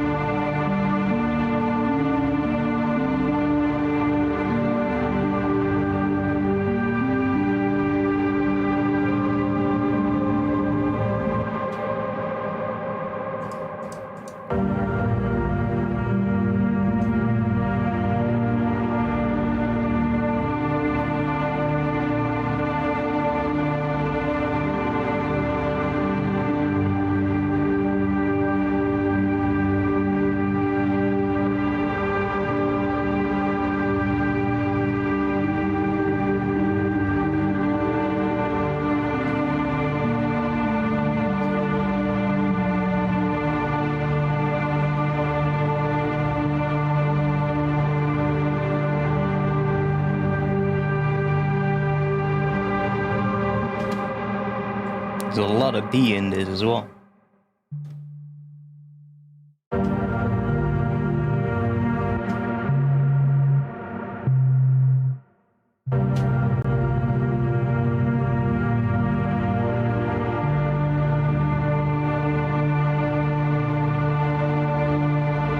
Which would make sense if we're in G.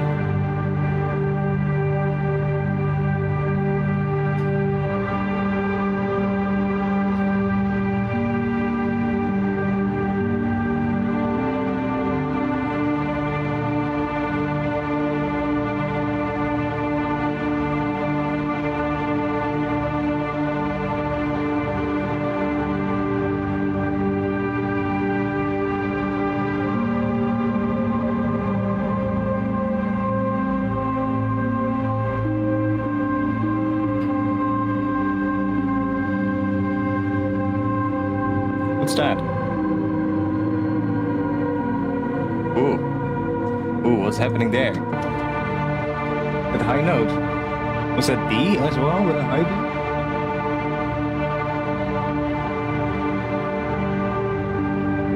That's D.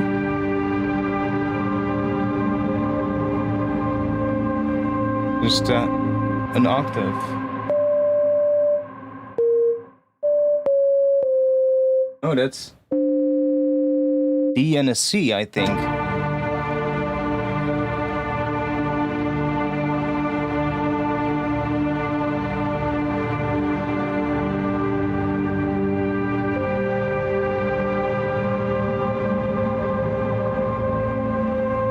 Yeah, that's C.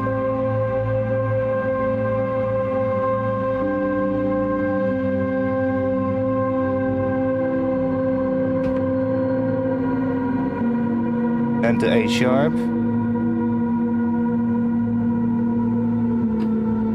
And to A. It's doing a lot of that. Now I'm kind of wondering whether this is in G or in D. Because if it keeps ending on that A, then it could also be that we're in D. Because that's the perfect fifth.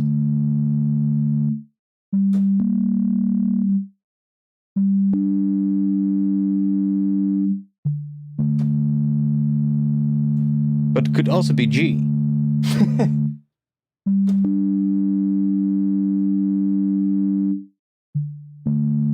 Both are in G.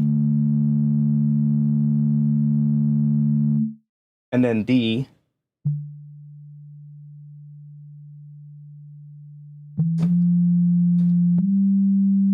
Also has G in it, yeah.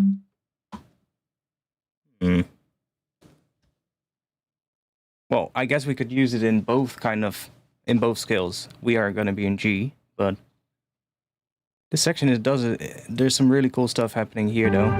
That high note. Where is it? That high note is really good.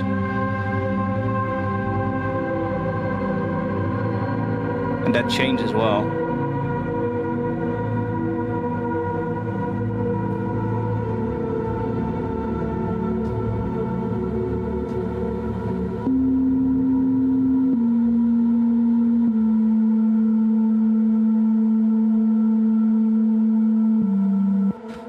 It would make sense. It would make sense that A transitions back into G. So it would make sense if this is in G.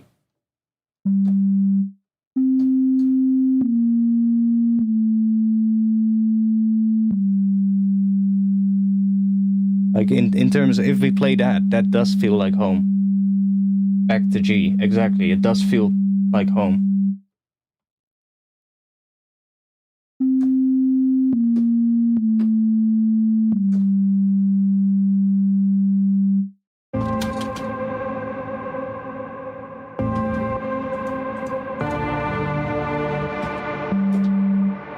And in front of it, it plays G, so it does.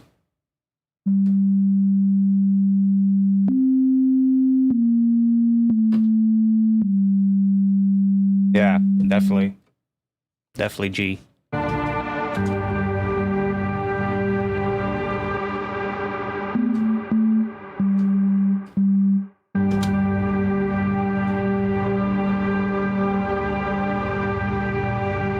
That's that same note as I saved earlier for like that I said like that's a good end for the intro.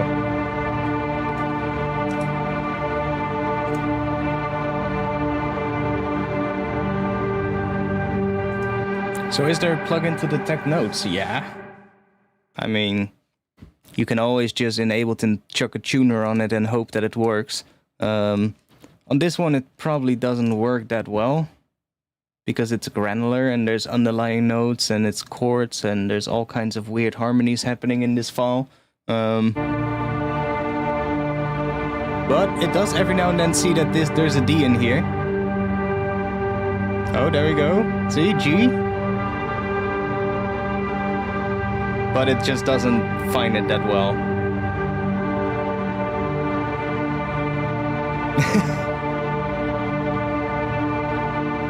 Let's see if it catches the high C.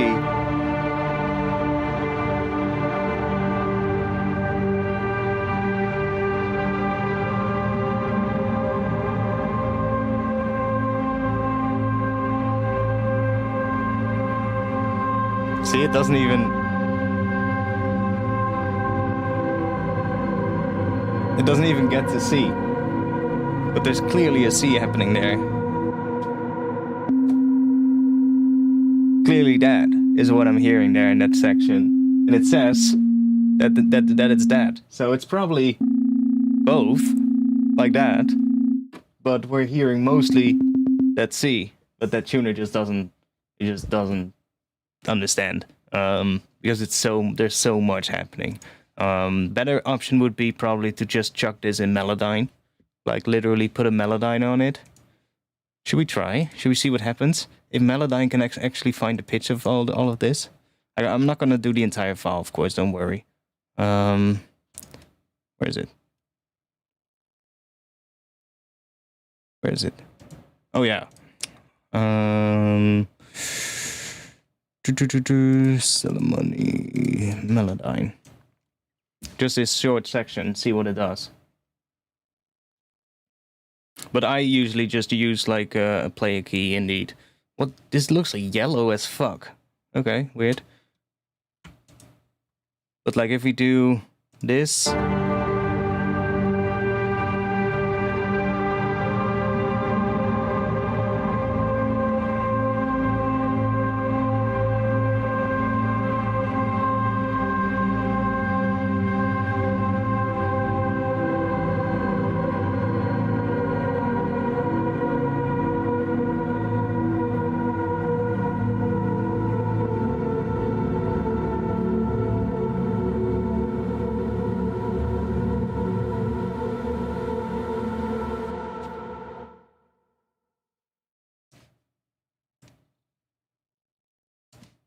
Like, it has done a pretty good job. From the looks of it.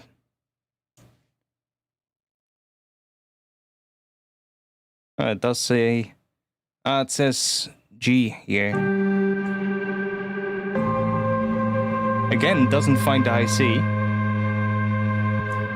It finds the underlying bass note, I think, which is A sharp.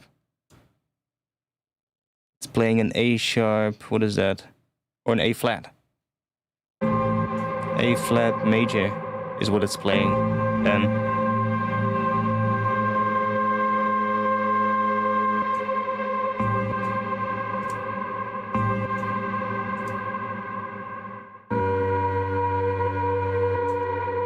So even this doesn't find out, oh, but it's also set to monophonic. If I do polyphonic,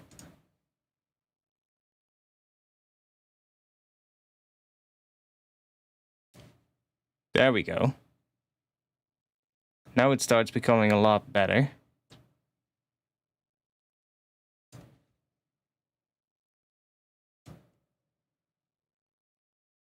There we go. So now we can see quite well what's happening.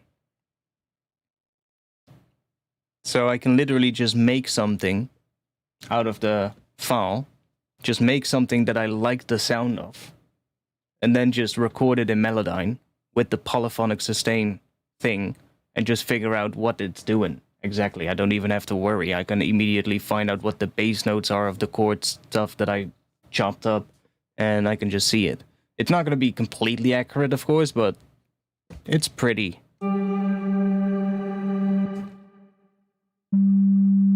That's G, yeah.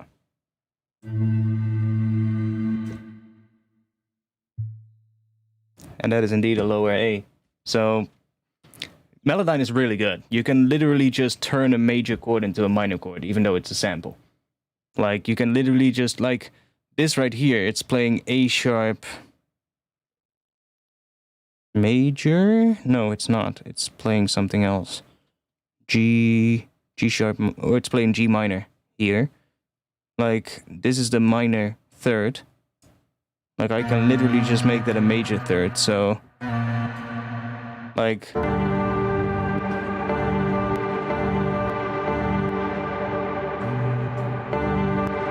Like, we don't really hear it because there's two.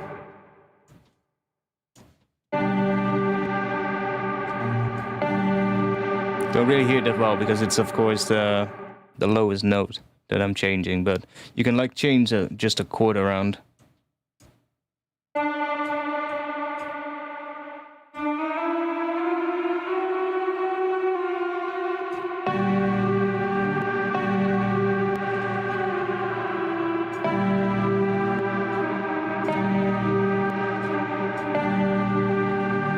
So you can literally just change chords in a sample, which is so fucking insane. And this one definitely works best, in my opinion. Melodyne is, in my opinion, the best in terms of pitch correction. Definitely advise you to use Melodyne if you have it. And if you don't have it, definitely something I can advise to buy. It's not cheap, but it definitely allows for a lot of interesting stuff. Like, even like resampling and just resampling stuff and then being able to make sense of what you resampled, or kind of just You know, like sometimes you might resample something and you are like, oh, I wish that section was a major chord instead of a minor chord. I played the wrong chord or whatever, but it sounds great. Open up in Melodyne, and you can just change it.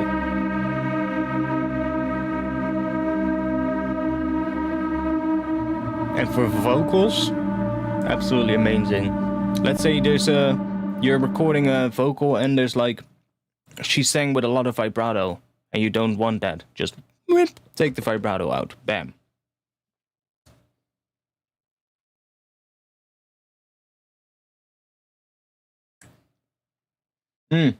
Yeah, you can also remove notes. Yeah. You can just remove notes as well.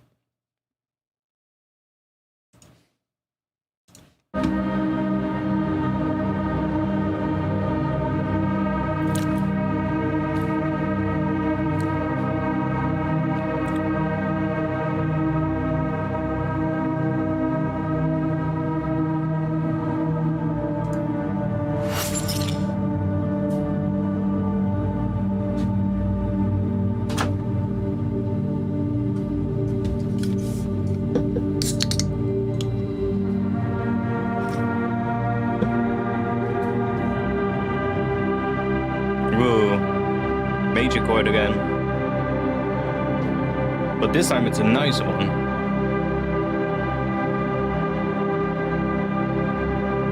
This one I don't mind.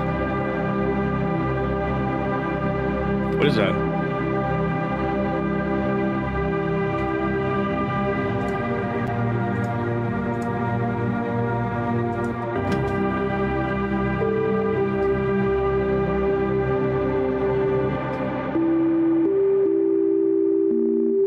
What is that?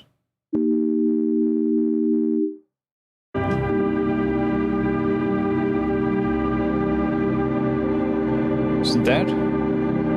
Sounds like it. It's A sharp, D sharp, and G. Kinda sounds like that.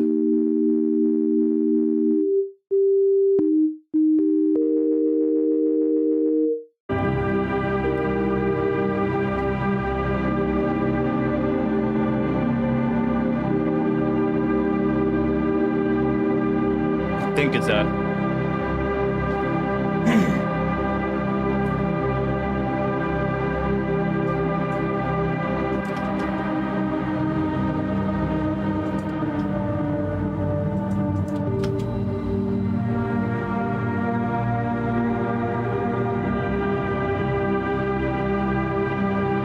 It's a good change though.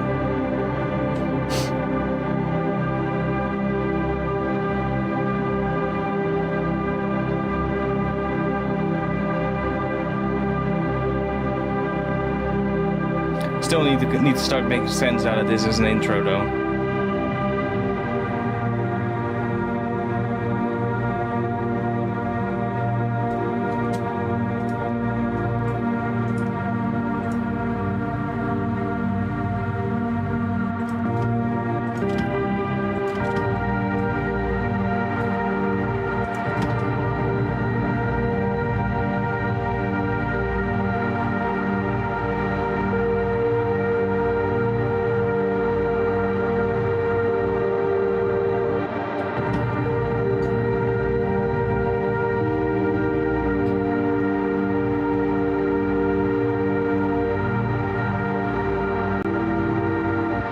Yeah, E as well there in that other section. Yeah, you're right.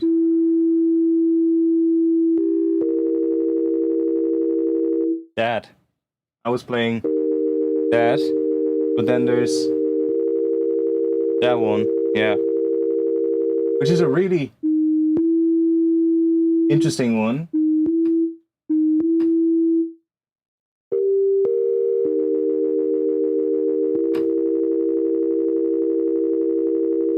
Because E is not in the scale, I believe.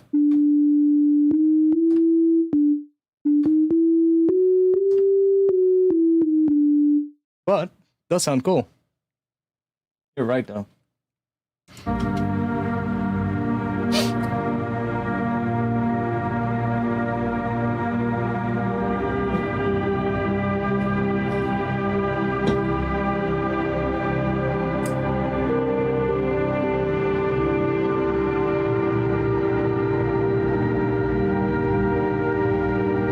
Like that Kings is good. And even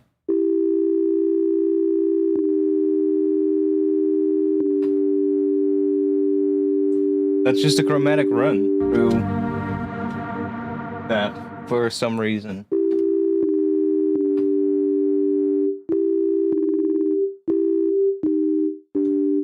While G just plays the high note.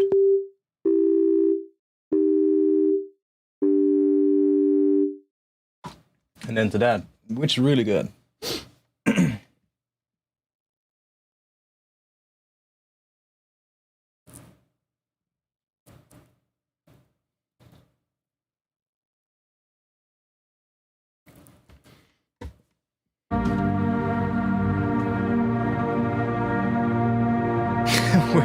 We're about halfway. We're not gonna go through the entire thing. I just wanna, well, I say it, but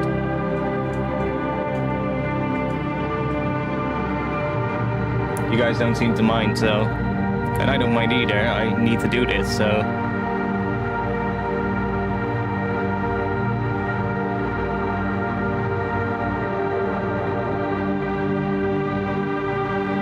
Ooh, that section is good.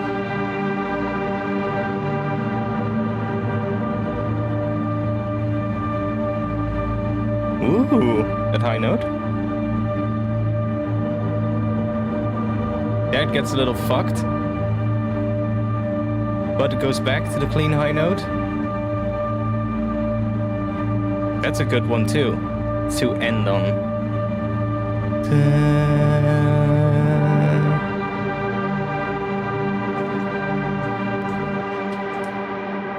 It's a pretty nice one. Maybe I should give it that color.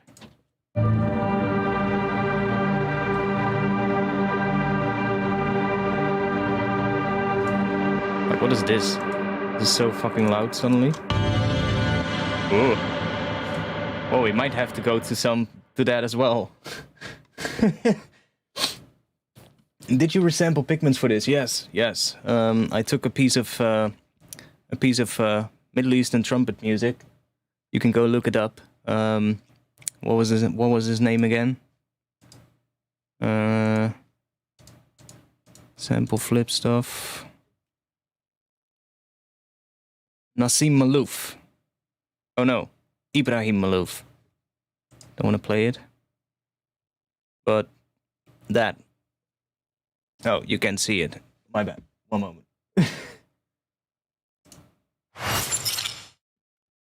That. Put that into YouTube. Actually. Put that into YouTube. And you'll find the video that I used to resample this from. And yeah, it was just put into pigments and just like slowed it down a lot with the granular engine and just made like a really long version. And you can see we have two layers. This is just a low layer and this is an octave higher. And it sounds beautiful, and I think it could be beautiful for an intro. So you can see we are cutting out sections here. Like, these sections are still pretty long, every single one of them, but there's like a lot of stuff that I can remove. All that light blue stuff here up until here is just stuff that I can remove, because I mean there's still good stuff in there, but like, these are all the better bits, and then these pink ones are the ones that we found that made me go, ooh. So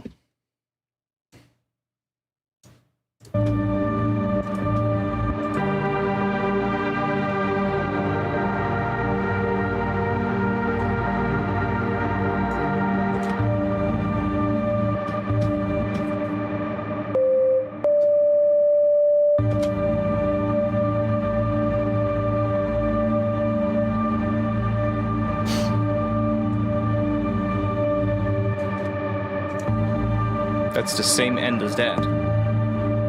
But here it went a little fucked, and here it's pretty nice and long and clean for a long bit, I think. Pigments is amazing. Like it sticks on this note for a long time.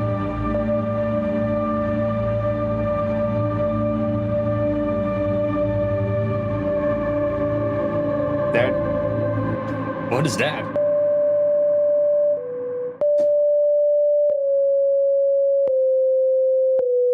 It's almost like it bends through that or something, which is really cool. It is like a chromatic run then, because it's like he actually plays those pitches, right? It's a monophonic instrument that he plays. It, of course, it has overtones, but it is a monophonic instrument, the trumpet, right? So there's not really, and you can clearly hear that the tone in what he plays is just very slowly going down. Of course, it's a fall, yeah, exactly, but almost to A, maybe? I don't know.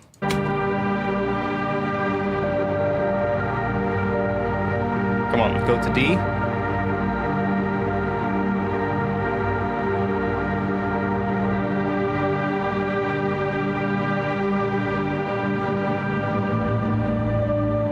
There we have that D.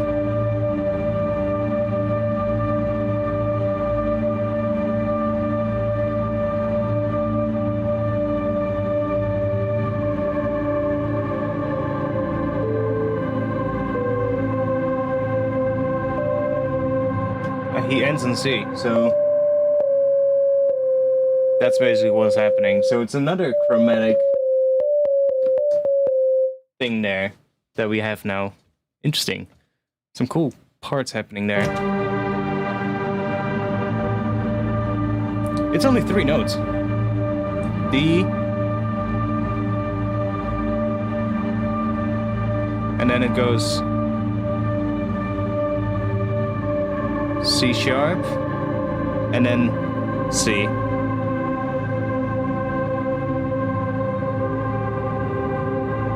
And here goes that's clearly C.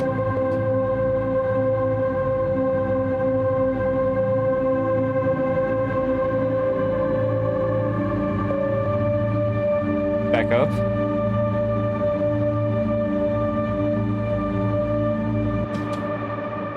This whole section is some pretty cool stuff. Here it does these weird bends, and there's some pretty interesting stuff happening in that. So, but it's clearly not like, it's not just changing note. He's not just going from one note to the other. He's clearly bending through it with his instrument while he's playing, because he's going from that one note to another. And even though this is of course like, it might have been a really short section in the original performance. Like, don't get me wrong. It might have been a really short bit where he just did right? and we are just over-analyzing this right now, like, holy shit, what's this?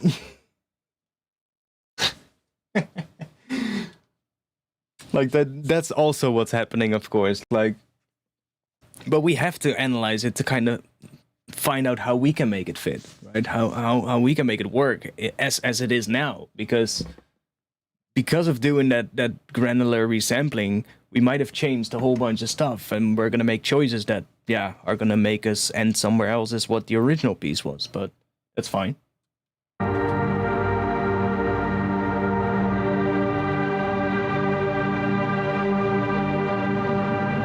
I do like as well how full it sounds here. This is definitely a section for the end of the intro, or maybe even the outro or the breakdown or something, because it's full here. Like, the underlying sounds are also becoming fuller, or like in the original performance there's a piano underneath this, and then at some point there's a guitar coming in as well, just playing some really quiet things. And I believe maybe the piano is starting to play a little bit louder here, and that's why that background stuff is sort of like coming up more. What the piano is playing in the original performance is literally just like on the sort of like the chords that are underneath everything. What Ibrahim plays underneath there is like just some low note arpeggio thing that are just following the notes of a chord, and every now and then those change so to a different chord, and it just keeps playing that arpeggio over and over and over again. And that is sort of like became this bed of sound underneath this sound, which still sounds like a trumpet that we hear. We hear almost like a very distant, very spaced out, ambient trumpet sound. We can clearly hear that it's some sort of a horn sound, but that underlying piano has completely disappeared. And it's just become this bed of sound, which is really cool.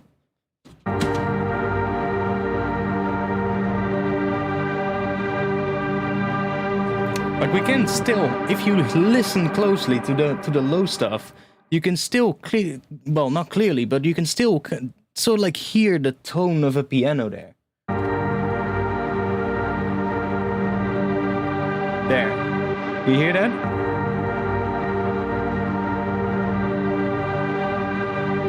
You can still sort of like hear that low piano note there where it changes to a new chord.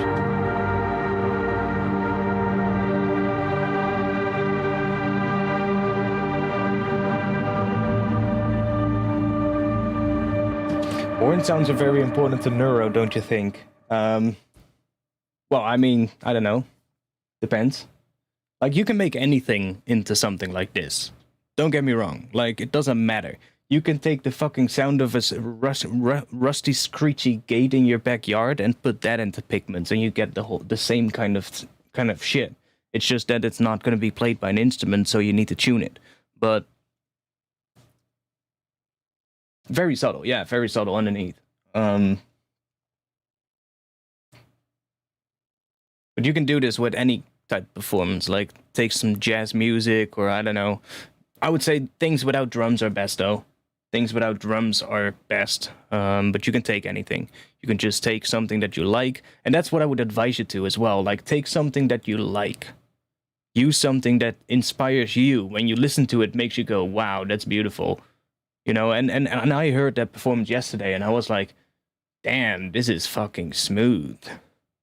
This is nice. And when I hear something like that, that's when I go, okay, either buy this track somewhere in good quality or just download it and make it work that way. Like, if I'm gonna resample it this way, I probably wouldn't really, you know, need the highest quality. You're gonna resample the hell out of it, so it's gonna be fine. But you could take anything. Things with vocals are also really good. Like, things with female vocals are usually really good.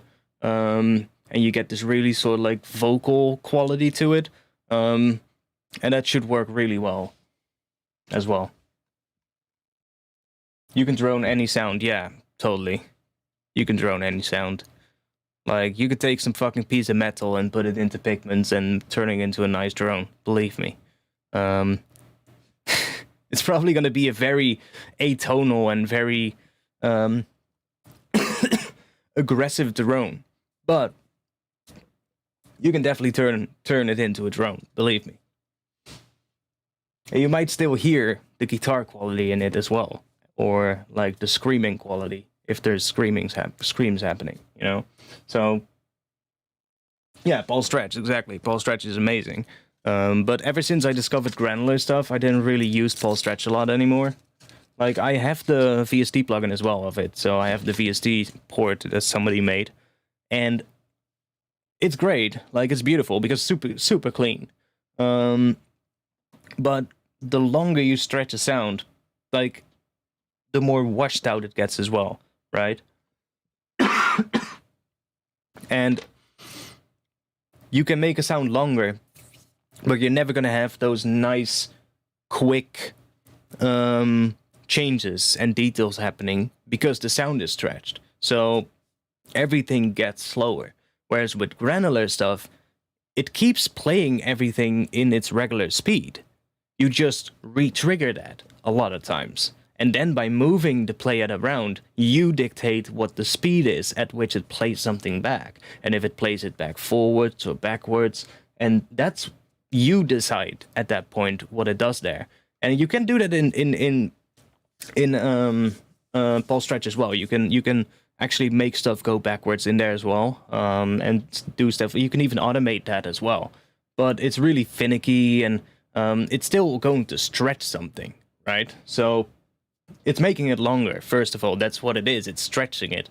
Whereas I'm not stretching it. I am just taking little bits and re-triggering that over and over, which gives it a different result. And you keep having those quicker details that happen in the sound, those little artifacts and things that actually were also done at that speed. It's just because we're moving more or morphing really slowly through it, we can make it longer, but it's really nice. Yeah, I've used it a lot in the past as well.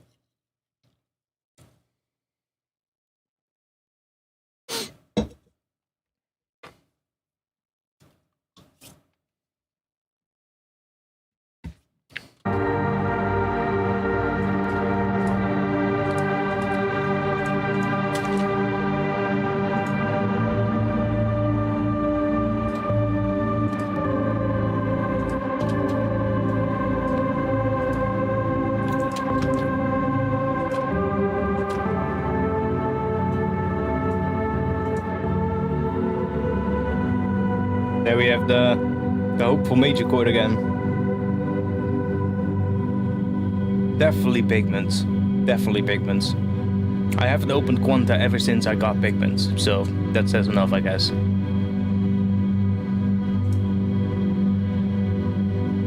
Some nice noise on top here. Almost sounds like some chimes. Some chime noise, almost. But there's no chimes in the original thing, I think, so it must have been something else.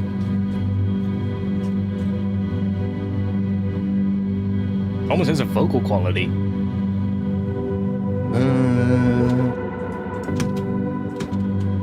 There.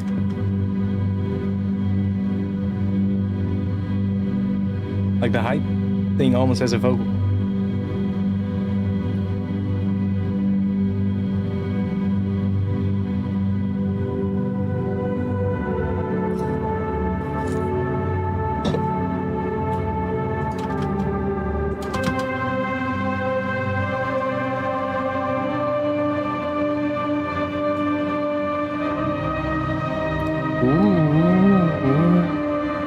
That's good. That's really good. True, this section right here.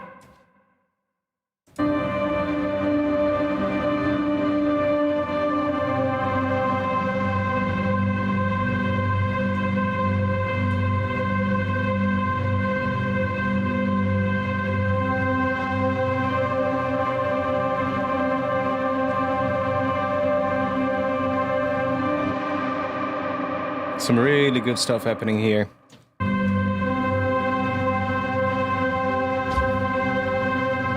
Yeah, some really good stuff in this section.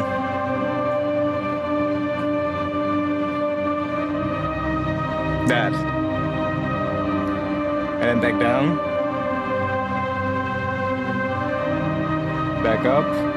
Back down. This is a bit of a shame that that part is gone there, that it just gets quieter, but that's because, see, that's the only thing, like right here, on the low part, because this is an octave lower than this one, the play position probably ended up somewhere right at the start of where this tone comes in the original file. And because it was right before it, this one plays slower than this one. So when it triggers a grain, this one, the length of the grain is actually, or the piece that it plays is actually half the size on this one from this one. So it didn't end up playing this tone right here because it was just in front of it, whereas here it was still sort of like catching the start of that tone, and therefore that tone is still continuous there. But we can easily just take a section from here, or a section from here, from the end here, and then just loop that in this section to kind of fill it up if we have to. Safe, yeah, that's a good call. And I need to piss as well. But I think I have some music for you guys to listen to while I'm gone. You guys can listen to, yeah, this looks like a nice continuous section with some good stuff, right?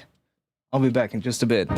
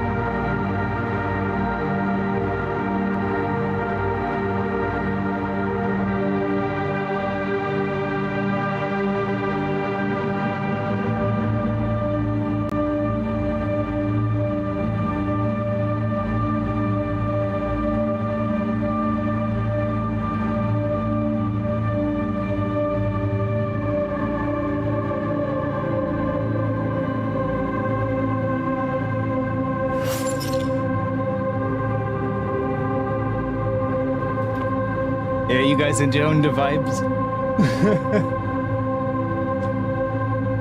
Yeah, Portal is good too. Portal is good too, but Portal doesn't allow you to morph through a sample file. So you wouldn't be able to do what I did here. Portal takes an input. It just takes an audio input and then it granulizes that. So you would have to play the audio back slower going into Portal to do what I'm doing here.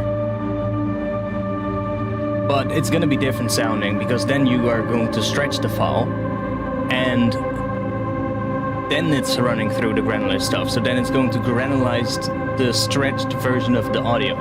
Whereas what I'm doing is I'm literally just automating the position where the granular synth is taking the grains from.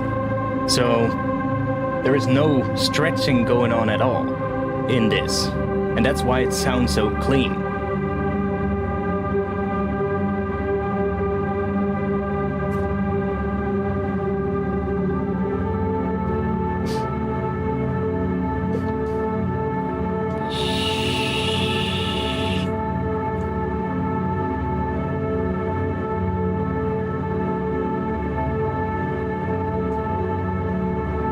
Really nice long A note. Ooh, and there it introduces a B.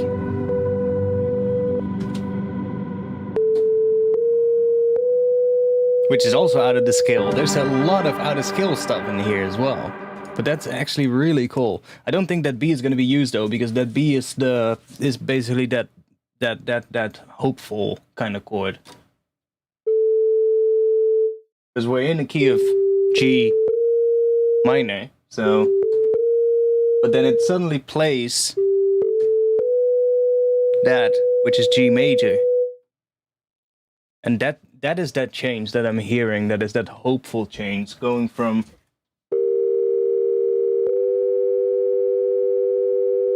See? And that's what I don't want to use.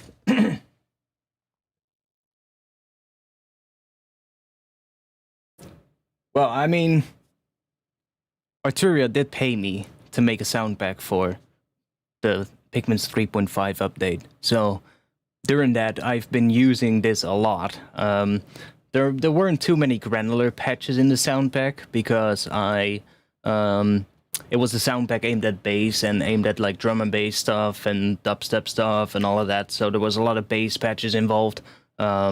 I decided to show how you can use Pikmins for like kick drum synthesis and stuff like that, but it was mostly just like bass patches and all that kind of stuff. But during it, I was playing around with Pikmin so much, and instantly when they sent me the plugin, when they were like, "Yo, here you have a copy of Pikmin's 3.5. It's gonna come out soon. Don't tell anybody about it yet, but could you make a sound bank for it?" And I was like, "Yeah, sure."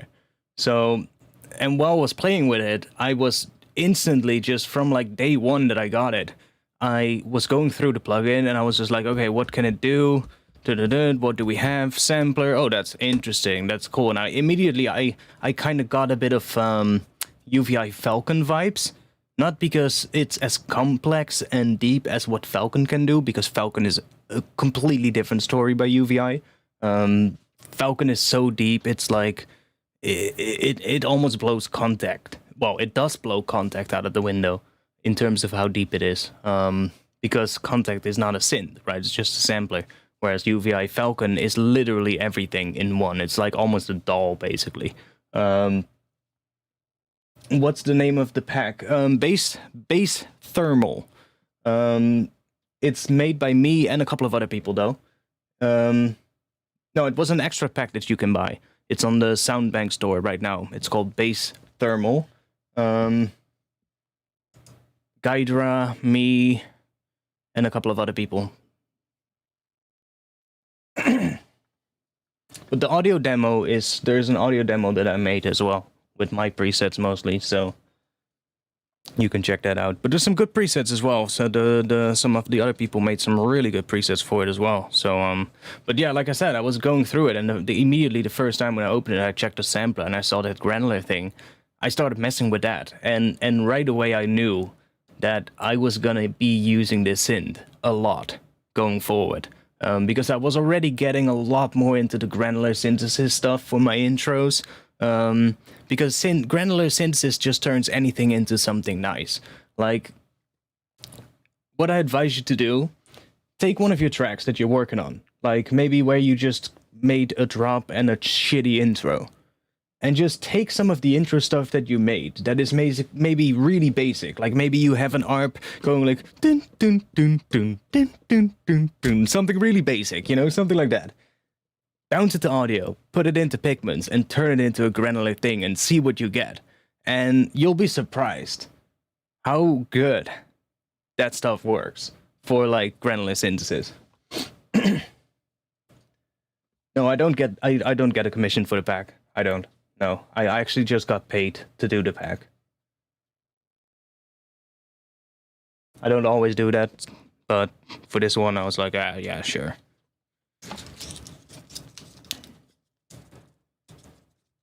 I got paid well though.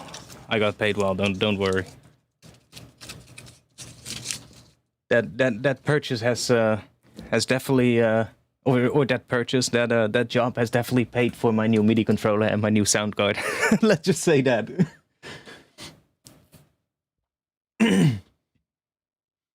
And I was pretty much fine with that at this point.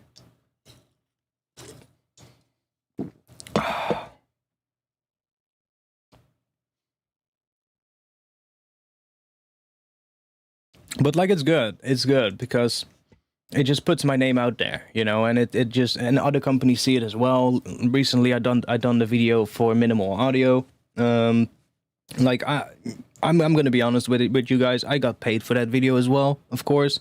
You could see it as well if you watch the video, by the way. There's just right at the start of the video, it just pops up and says that, hey, there's a product placement here, because hey, I'm not one of those YouTubers that does a sponsor video and then doesn't follow the rules, like almost 99% of the YouTubers, I would say.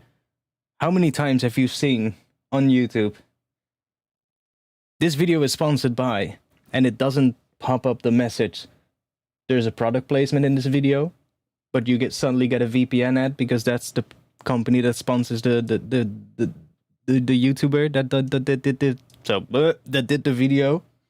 Well, if you really look at the YouTube guidelines, you actually have to click that in your upload, that there is like an advertisement placement on it and that you got paid for that. But like, nobody does that ever. But like, it's good. Recently there's been more companies, you know, getting in touch, and I like that as well because it allows me to show you things before they're out, or like right when they get out, which is really good. Like that, I love to do it, and I don't mind, you know, if a company gets free promotion for that. But I also don't do it with every company. Like, I get so many requests in my email. I got one today. Oh, by the way, if somebody from Baby Audio is watching, I'm gonna come back to you. I was flattened with with what was it? My booster shot completely flattened me, and I saw that they sent me an email as well again. But like, I got one today. It wasn't even an audio product. It was like some shitty food item. Yo, we really think our product is going to be a great match for your YouTube channel, and we would like to sponsor a video. And it was like some protein gym buff shit, you know? And I was like, the fuck? I'm not gonna promote that. Not even if I got paid for it. Like, come on.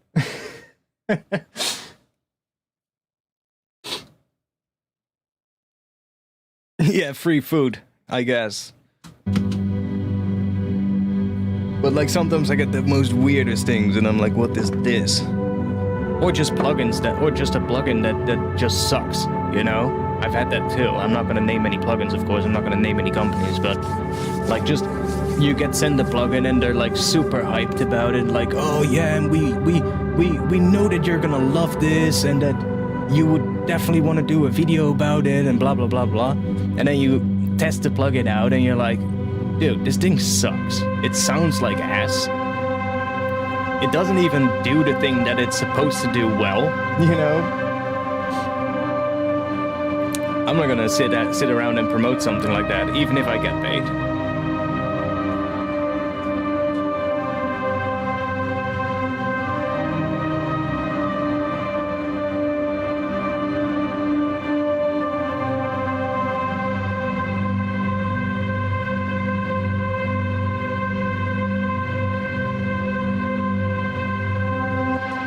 Well, it depends. Like, I usually do say when they ask, like, yo, do you want to do a review? Then I usually always say, yeah, sure, but I am going to be honest. And if I don't like something, then I'm still going to say that, even if you pay me. And if a company says we don't want that, then either I know the plugin is really good, then I might still do the video, or then I will still do the video if I know it's good. But if the company says we don't want that, and I know that the product is not that good, and that I have a whole bunch of things to say about it that I don't like, I will not accept the payment to do a video for that. Like, I wouldn't, because I don't want to leave out the shitty stuff for people that might want to, that are might going to be, you know, triggered by my video to buy it. So...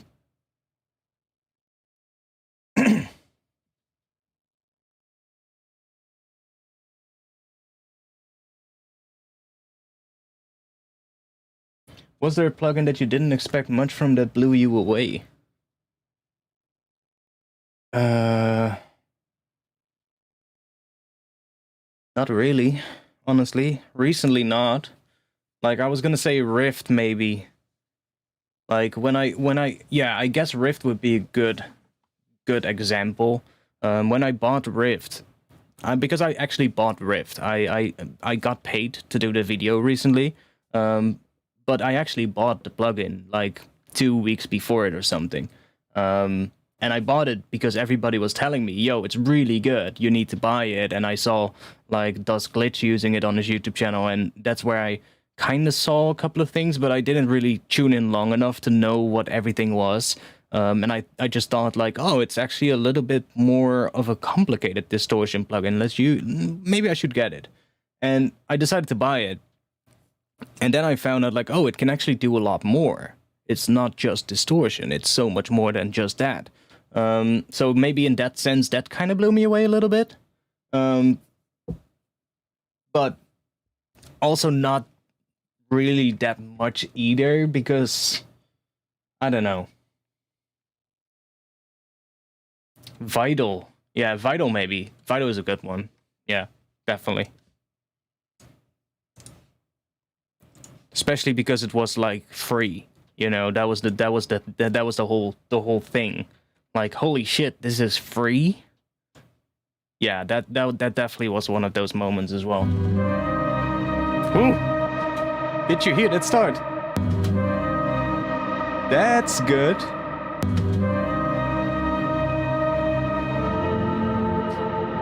Don't like that one though, but that start. Dun, dun, dun, dun, something like that. Dun, dun, dun, is kind of what we need after it instead. But we can make that, because there's probably a section in here that does that. If we haven't already gotten that. So, but that start is beautiful. That is not, though. That's that. What is that?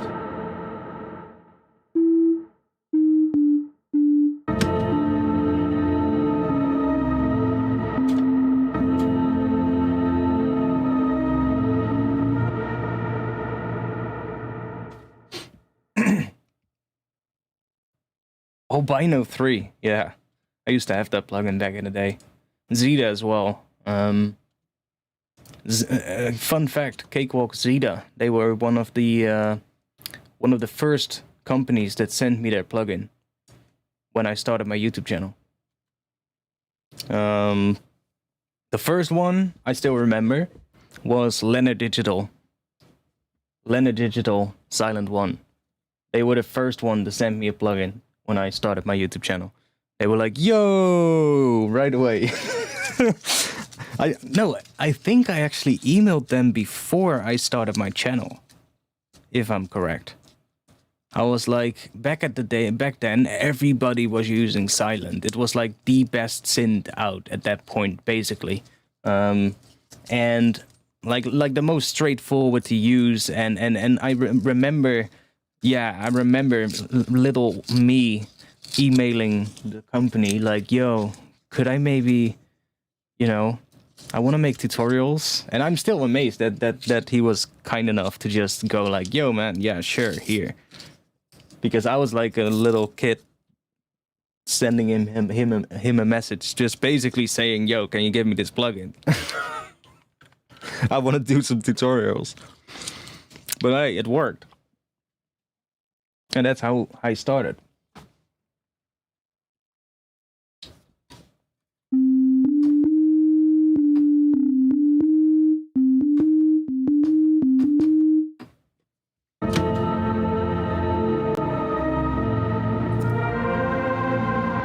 Where's it start again here?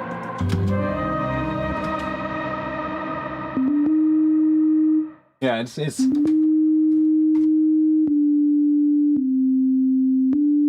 that's kind of what we need. So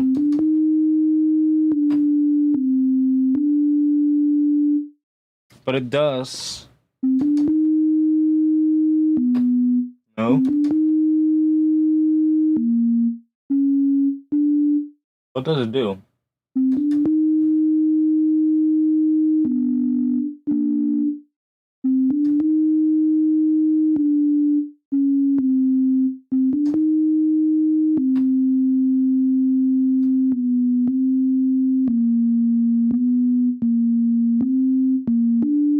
I don't know what it's doing, but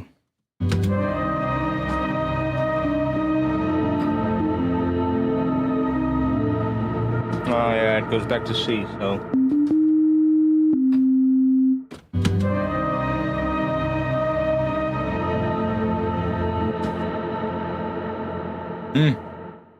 that's another company that sent me plugins really early on. Rob Papen.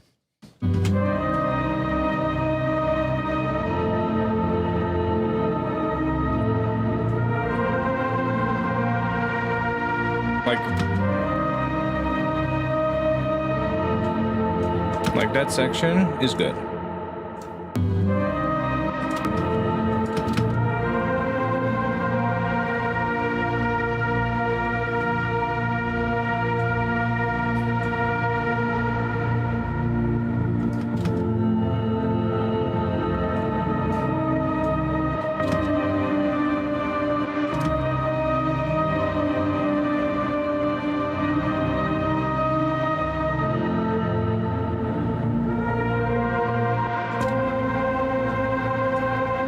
It's all a bit too... It's all a bit too hopeful sounding here.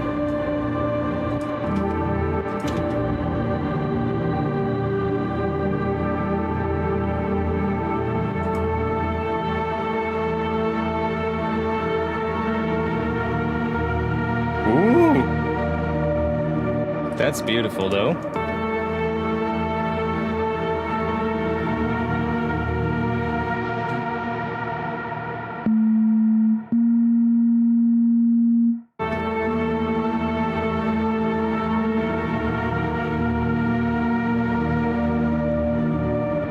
That's A to A sharp there. That's really nice.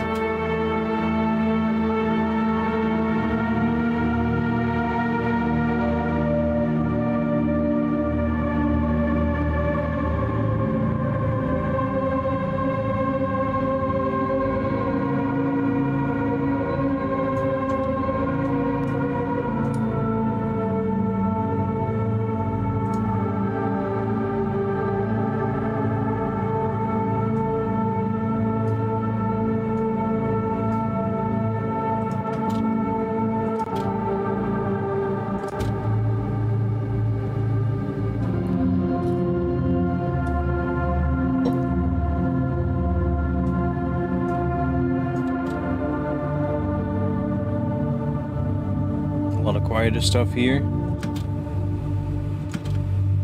Just the background tone.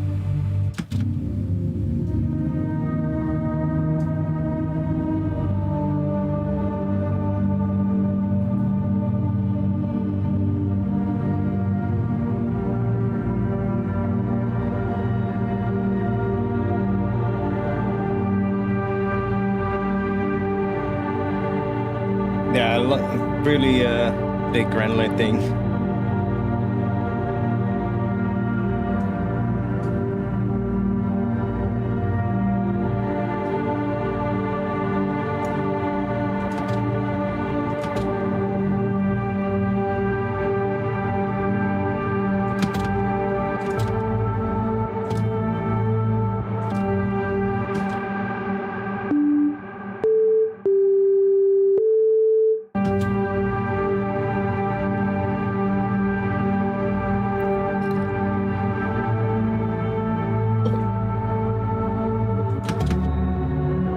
This similar thing again.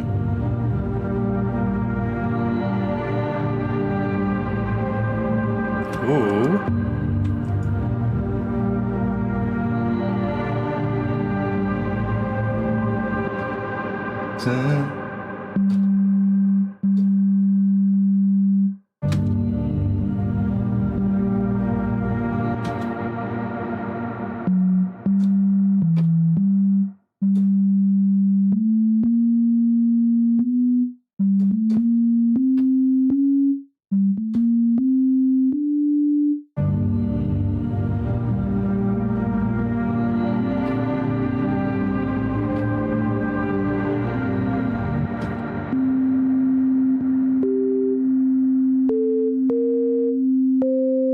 Oh, it's an octave that is coming in there.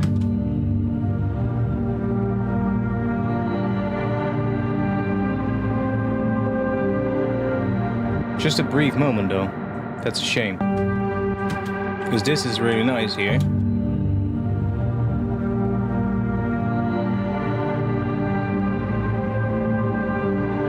And then it goes back down. Maybe I do it again.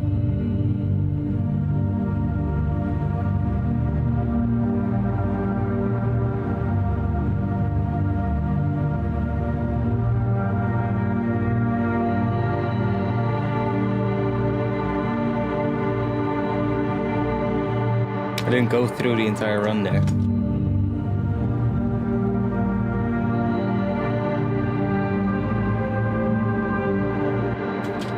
I can hear it a little bit there. It's about this section. Yeah.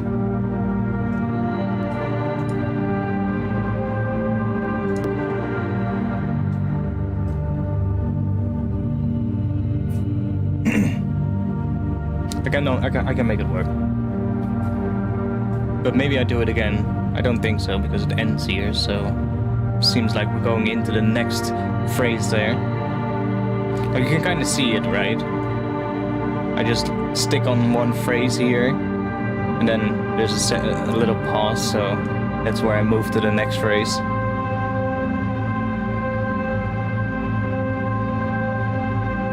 Do we get that high note again? Oh, that is that high note. That's the high note that we need at the end there.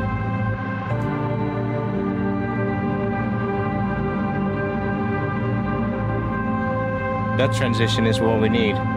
If we put that here at the end, we have the perfect transition.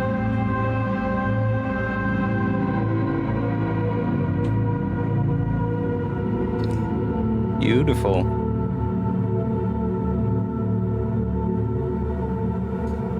Like, that would be the end for that section, basically.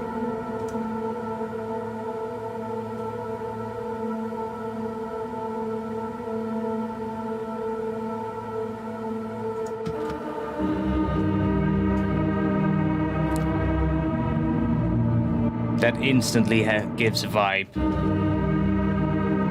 That chord.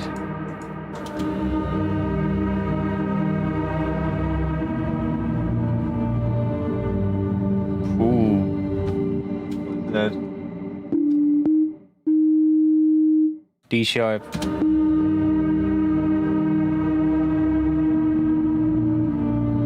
To D.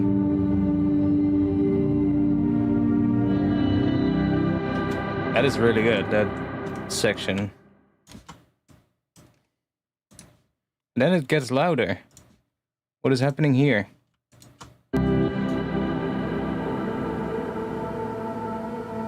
I love how this stream is called Big Reese to Keep.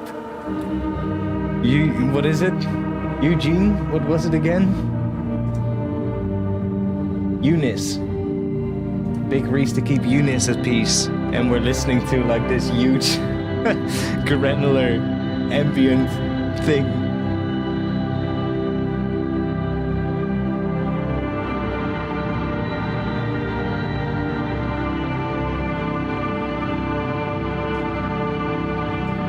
But it's fine.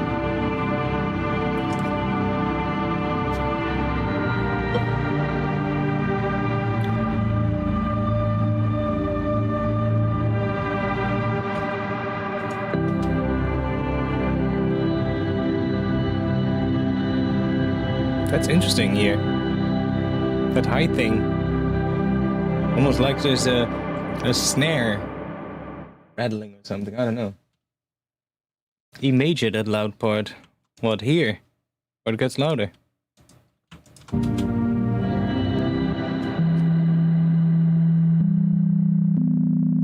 No, it's not E major. Or is it? No, it's not. There's an E. I think it's C. C major. See? It's C major. Which makes sense, then E is the major third.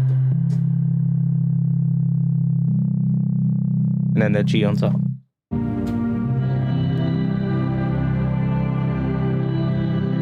See?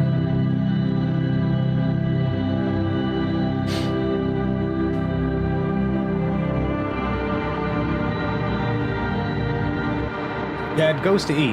Yeah, it goes to E. That main trumpet note that you hear, that goes to E. But there's a C underneath it. Like I'm just noticing my pitch gets better. And the more stuff I do like this, where I don't see the notes, I'm dealing with audio where I need to listen to it, I know that I just get better.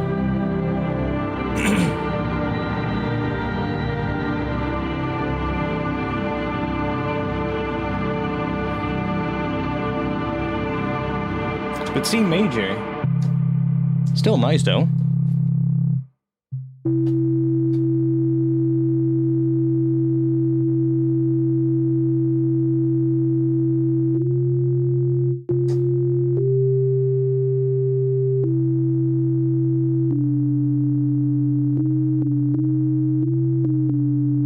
There's so... I'm not even sure anymore what scale we're gonna be in with this track. There's like so many chromatic parts where I know like it's playing E, F, E, F sharp. Like I know that this entire section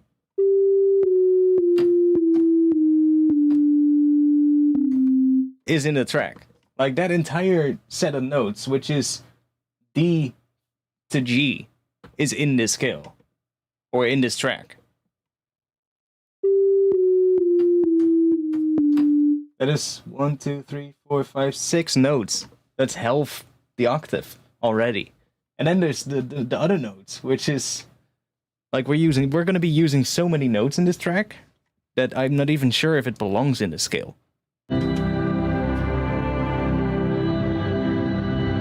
Yeah, there's key changes happening, but there's also parts where, because he is probably playing some kind of a bend in his thing, we are getting the notes in between as longer sections now. So we hear it more as chromatic parts as opposed as a bend.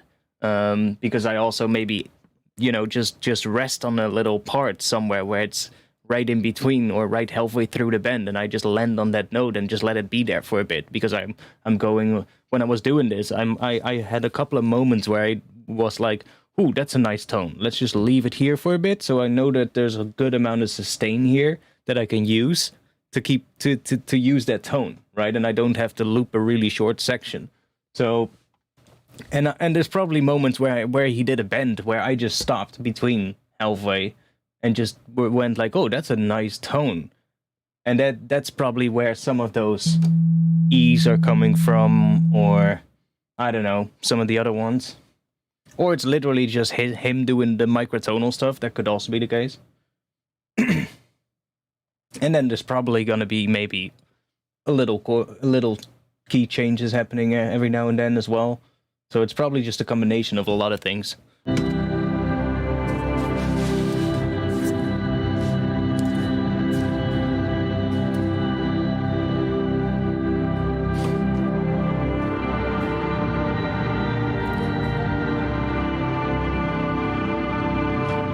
Still haven't wrote a single piece of intro.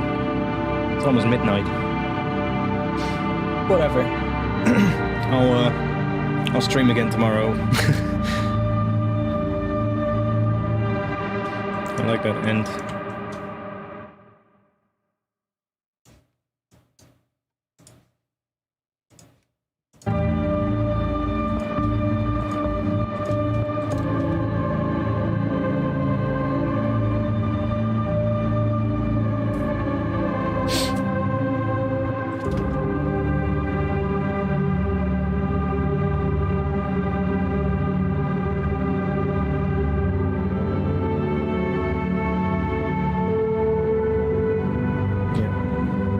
Every now and then I just need to check. Am I still thinking we are in that key? Am I still thinking right? That's just the relative pitch, right? I'm just every now and then I'm just like, is that A? And every now and then I'm wrong. I'm like, oh, and I go like, is that A? And then it's actually A sharp or something like that. But more and more often I notice that I'm actually right. But I do need to check every now and then. Like I was thinking like that, is that A again? And yeah, it is.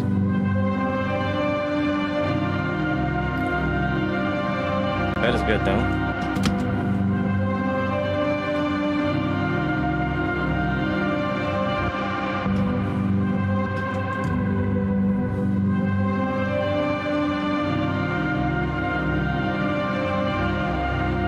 That is good. I'm pretty sure I can make this work as sort of like a thing that comes in more often. This little run.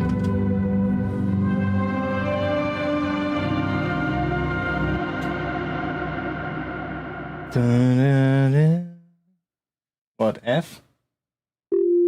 Yeah. There it goes suddenly to F, which is another one of... Then it just goes to the regular minor for a second.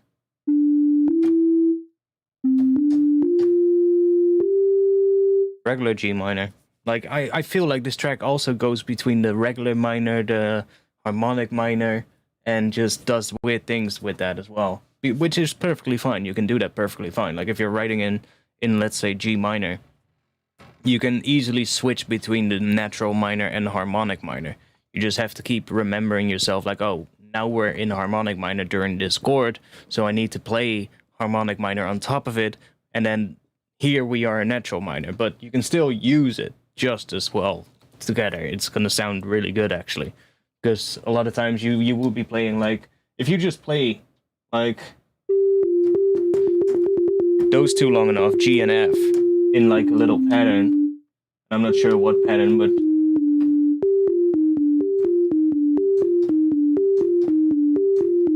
if we just play that, and then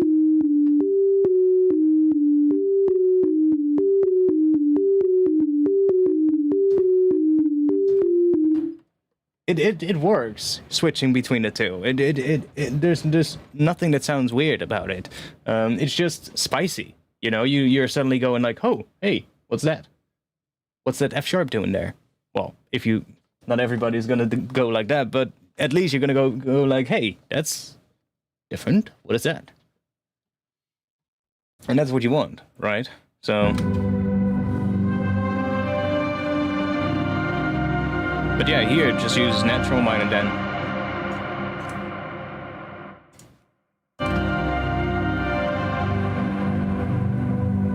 Ooh, that's also good, Dad. Ta-da-da. Goes from that high.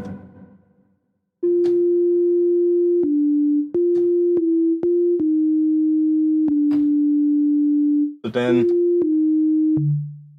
something like that more. Oh, but there's something in between as well.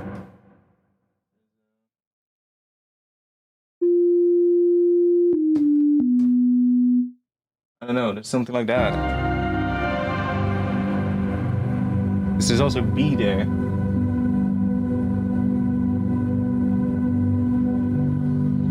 And D. Ends in B, yeah, but also with a B, with a D underneath it. You hear that? So that is... D is the minor third above B, but then inverted to the low octave.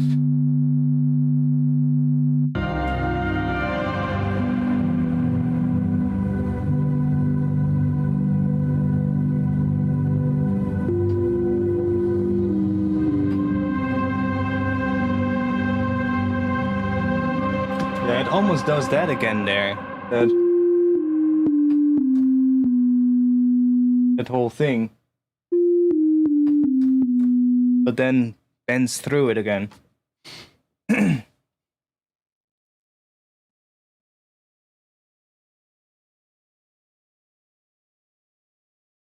Push on your sustain pedal. I don't have a sustain pedal.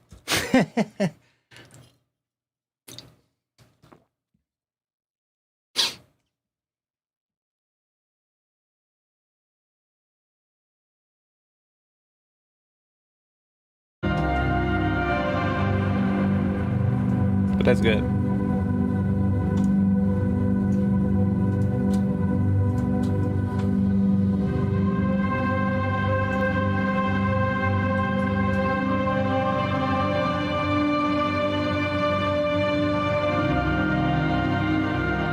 Chord happening underneath there.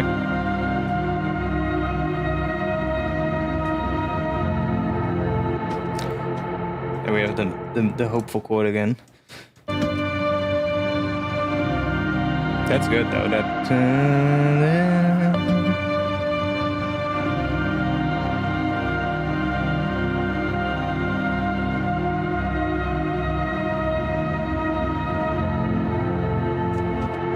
That is good.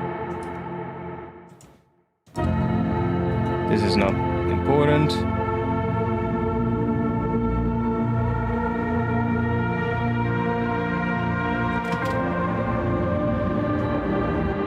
Ooh.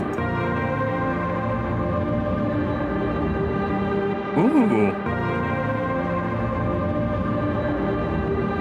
That is nice. That goes up to a very subtle...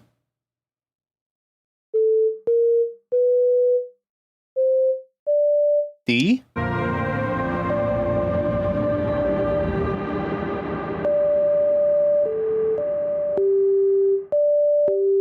And then it bends down to G?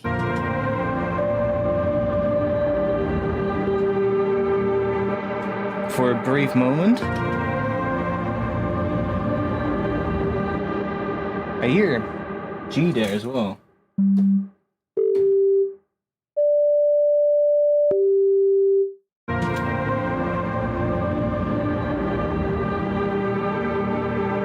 And it goes back up again to that probably A. Yeah.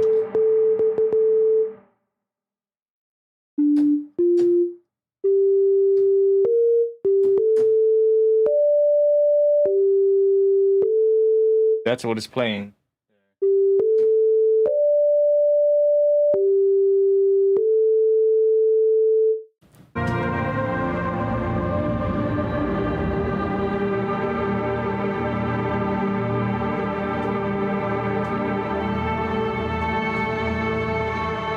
That's good. That end is nice. That end is... Imagine this. End of the track.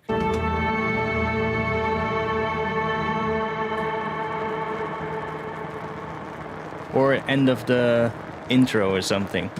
That could be a really good one. End's beautiful there. Just let that reverb out, sort of like fade out. Ooh, that section sounds a little bit dodgy.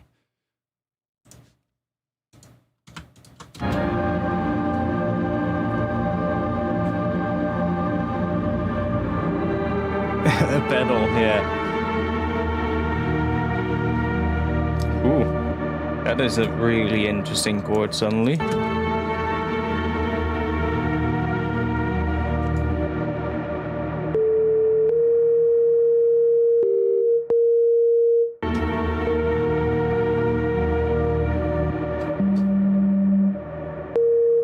Is it just G? No, it's not. Is that the harmonic minor?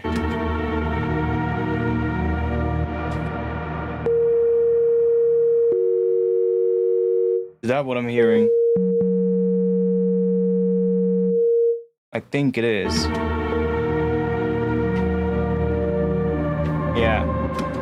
So that's suddenly a harmonic minor, where you normally get the G minor goes to F sharp major,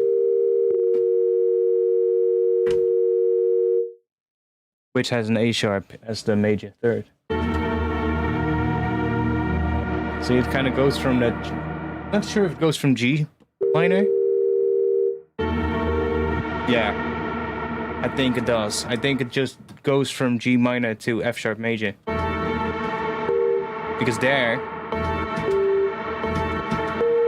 we have those two, I think. Or maybe it's just an A sharp octave.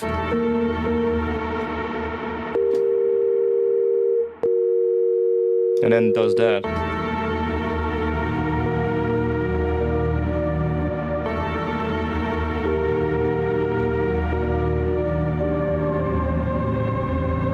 Interesting. Yeah, there's so much weird stuff in this. It's lovely. It's great.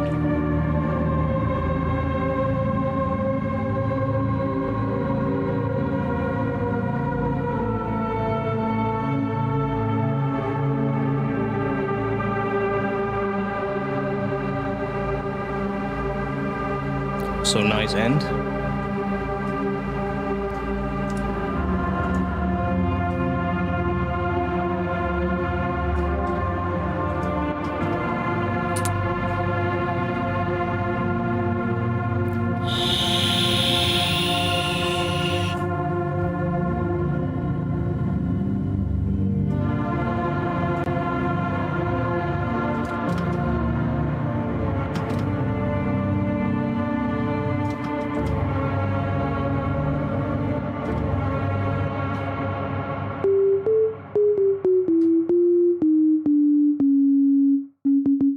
C sharp. Suddenly there we have a C sharp.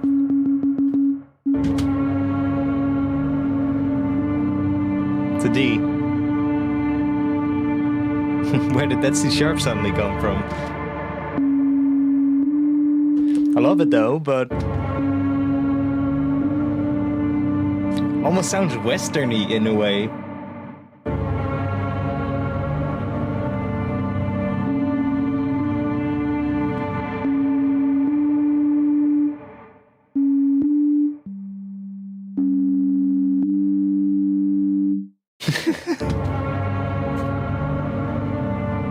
Interesting.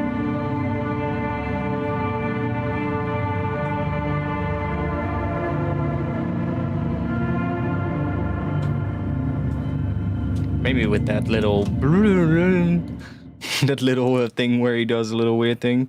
Maybe.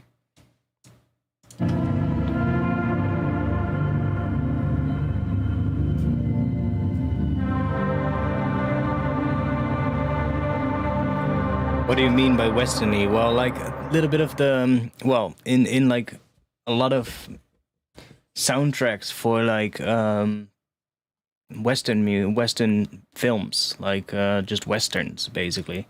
A lot of the soundtracks they utilize very characteristic key changes, or not key changes, like intervals in the melodies for the film scores, and that just gives you instantly that sound, right? And I'm not sure if that is the right part, but it just made me think of it. But there's like a lot of film soundtracks have like certain soundtracks just go for a certain type of sound, and they do it by using music theory, right? Just using like, oh, this interval to that over this bass note will give this impression, right? And it instantly makes people think of that because of how it sounds. So, and that could be anything, but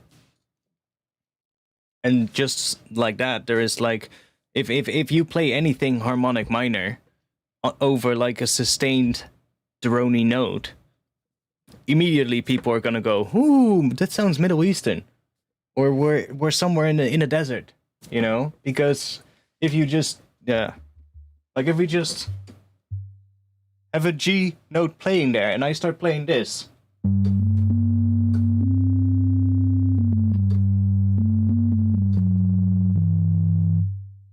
Wait.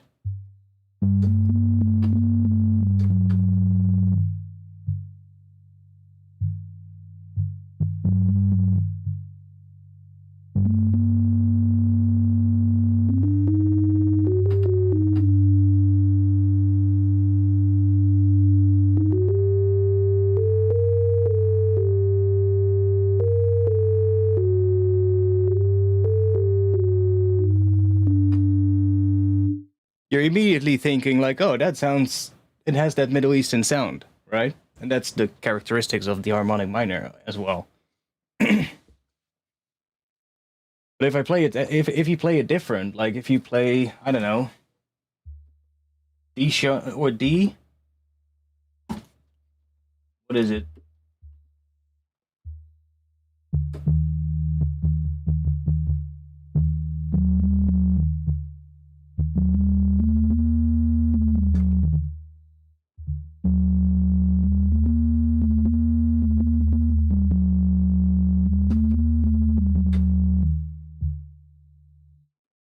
You also get a bit of sort of like that same sound. It's the same scale, but on a different key. Well, not exactly. It's a different mode of the harmonic minor. So I was playing.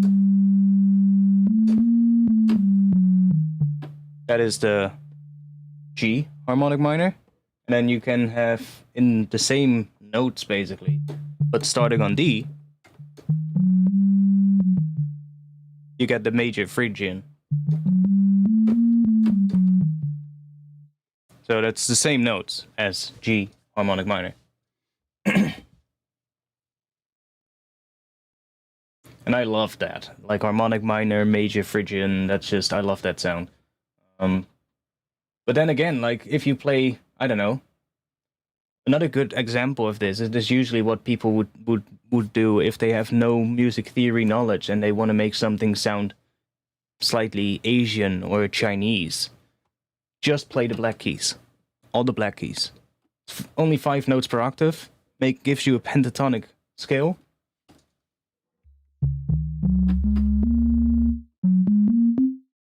Let's see.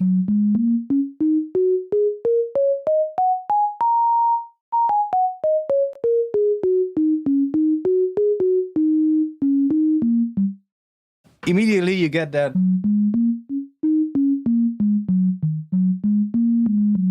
You get sort of like that bit of sort of like almost Chinese kind of sound, but it's not exactly that.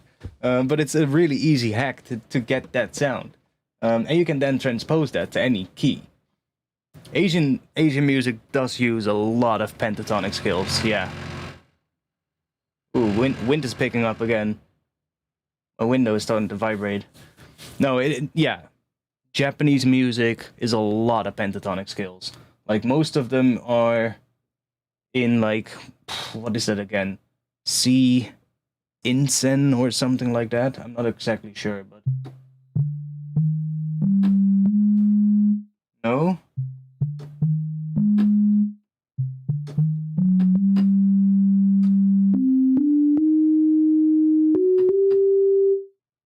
Oh, it is.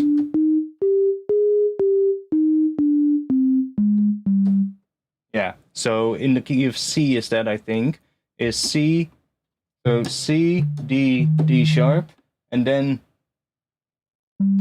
G and G sharp. And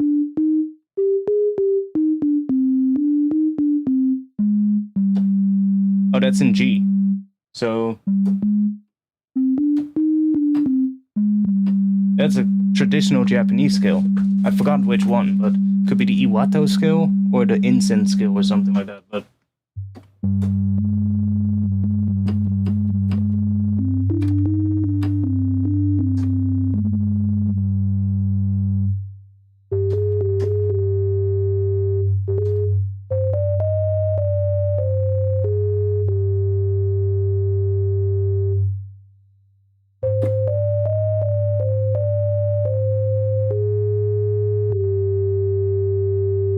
and that uses a lot of similar techniques as what they do in Middle Eastern music. Like in Middle Eastern music, is a lot of like a low note just sitting there, and then on top of that they play like extra stuff that is just going on top, and every now and then the low notes just change, maybe a semitone up, and then back down, and it's all just doing very simple stuff and the low stuff a lot of times, and on top is where they play the cool stuff. But it's the harmony between the two that makes everything change and make everything sound really interesting. And it's that carefully changing the low note when you do something to completely change the sound. Like if you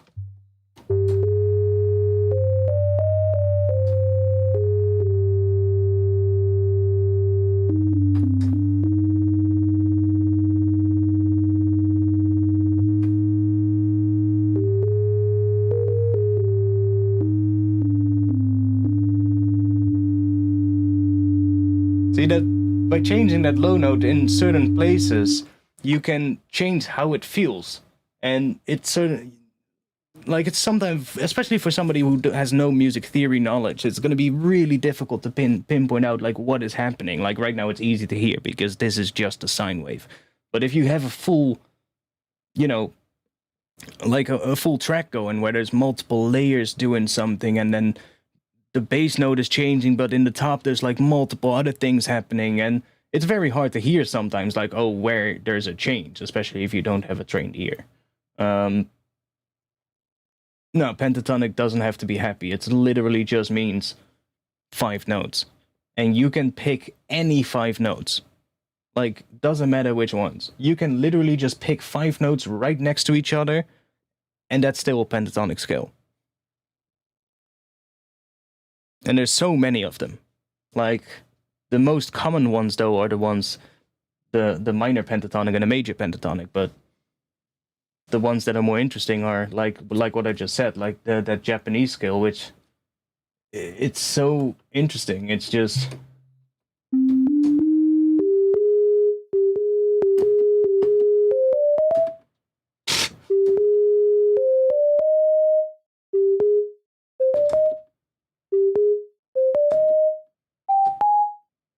and it's like a very short scale, but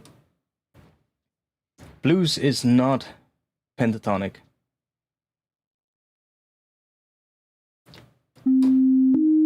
In C,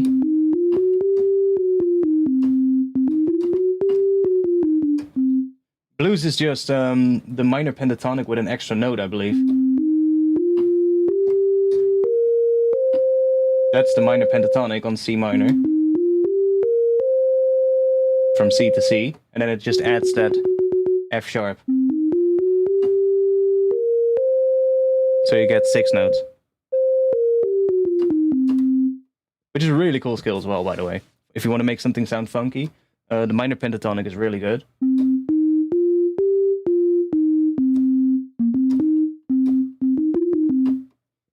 Give it some swing, and immediately it's funk. But add that bluesy note in there, and it just becomes even better.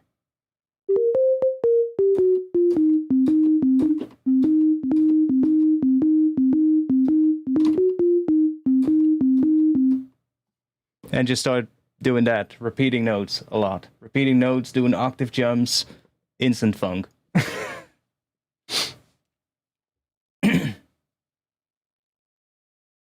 But it's very close to a pentatonic.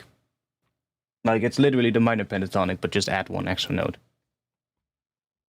Doesn't matter which note, I'm not exactly sure which one it is. What is that? What is that, F sharp? That's the third of the regular minor, the fourth, the fifth. So it's flat 5, I think. I think that's a flat 5, yeah. So it just adds that extra note, and that makes it sound bluesy. Everything can work with a reese. It doesn't matter what the notes are, it matters how you use them. That's the whole point. Like, you can pick any scale, doesn't matter. You can literally pick I don't know, Lydian flat 6 or something. I don't know. Don't even know if it exists. I think it does, but mix a Lydian. I don't know. You can take the weirdest scale out there, and it will, or it can still sound good in drum and bass. Don't get me wrong. Any skill can work. It's literally how you use it and how you do it.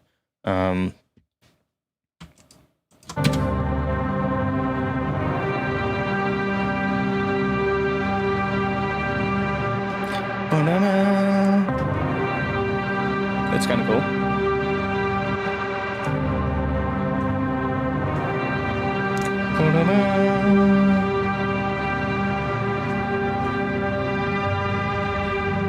Ooh. Did you hear the underlying thing? That was good. Right around here. That's good.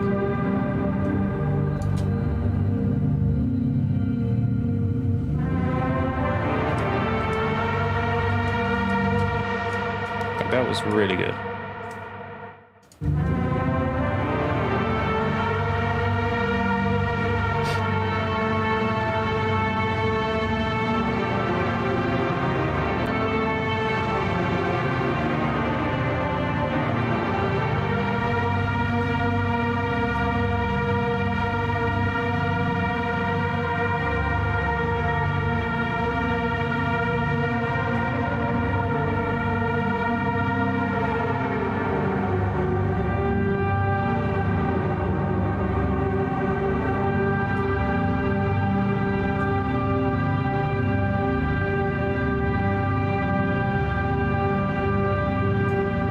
Really nice long A note.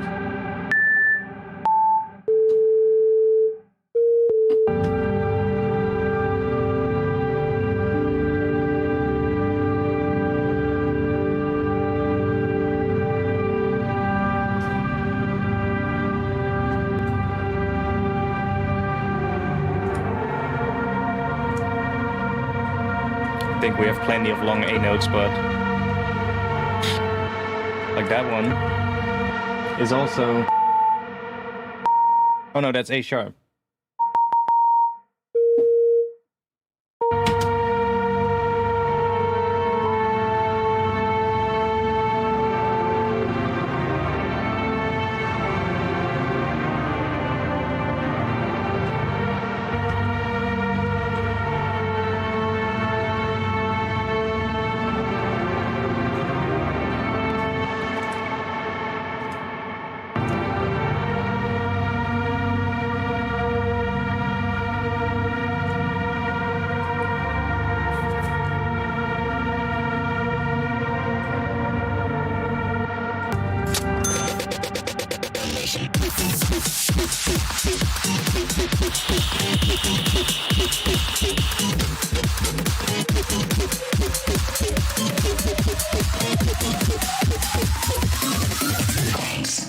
Thanks, Gonche, for the 5 Great British Pounds. Thanks a lot. You gonna go chill? Okay, have a nice evening.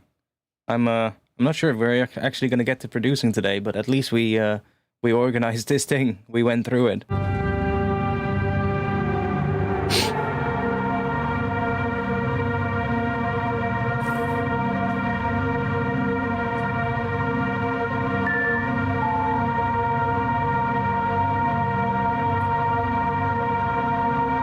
That's a long A sharp.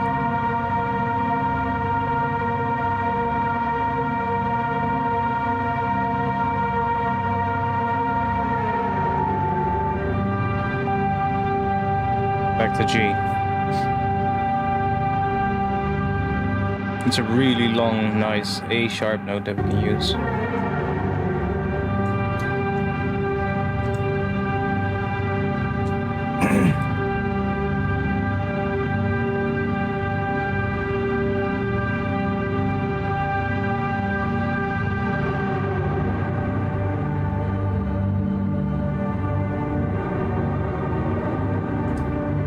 Up until there, I really like it.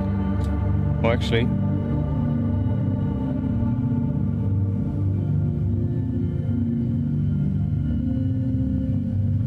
nice.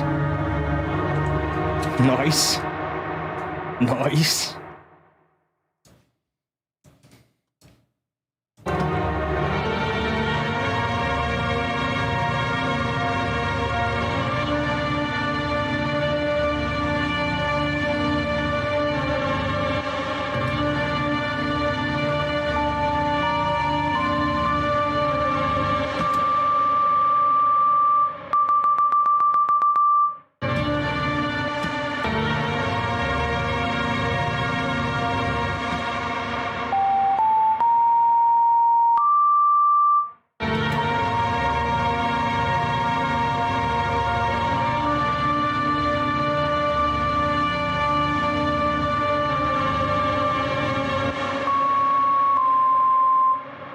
That kind of does a little C sharp C thing.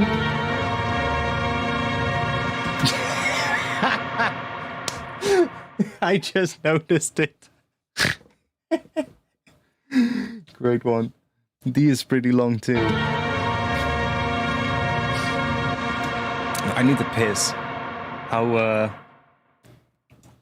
How fitting. I'm gonna go take a leak. I'll be back in just a bit.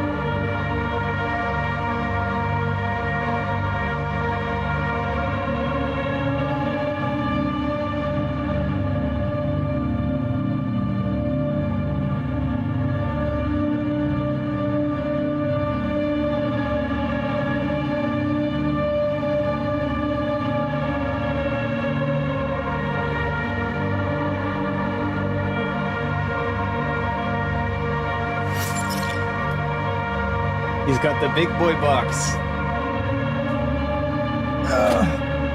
He's got the big boy box, just like this one. This thing is huge. Like, it doesn't even fit in the screen. Luckily I have a wide angle lens, but He's basically just got that, literally, that box. Good job, man. It's a really, really nice really nice MIDI controller.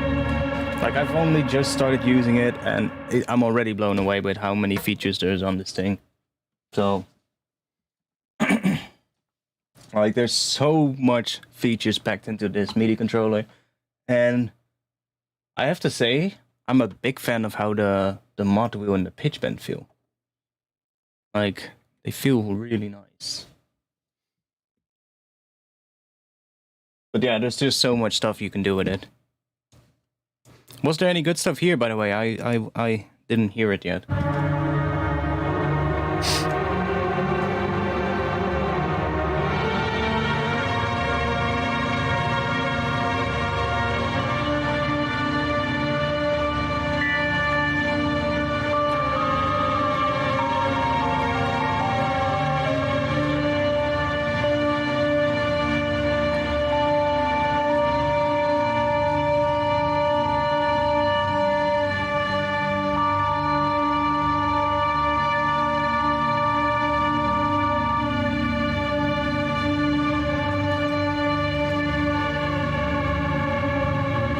Oh, I like that. What is that? That is...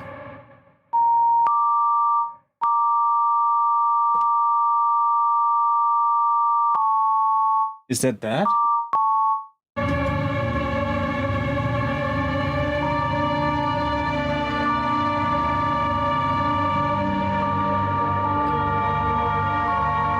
No.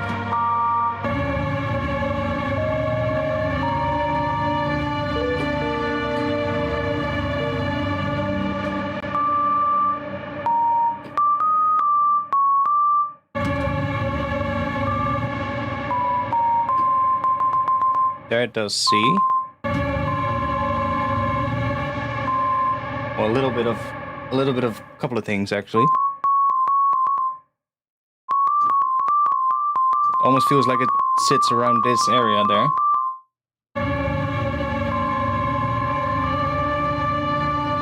Then to D.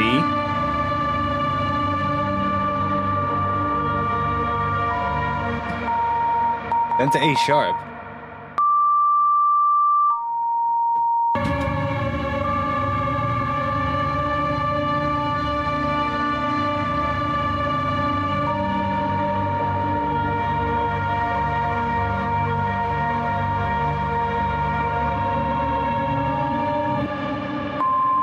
And then for a little bit it goes back to D or C. Really good section here.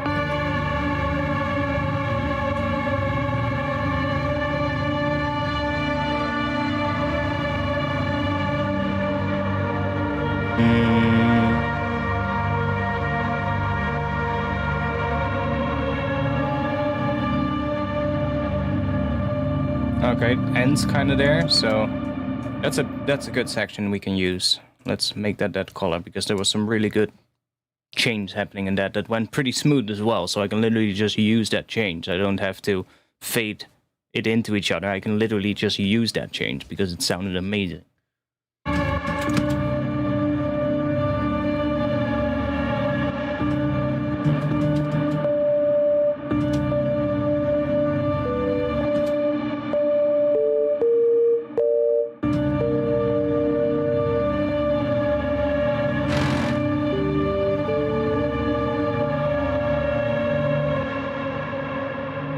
This sounds like the Western tune, yeah, exactly.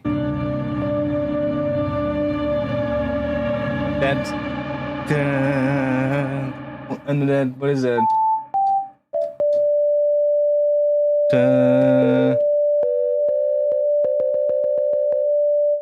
That C underneath it is that, I think.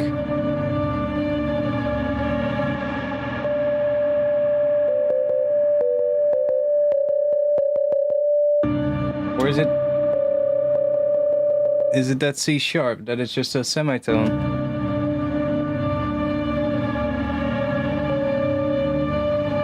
I think it just does a really something like that. Just D to C sharp and back to D.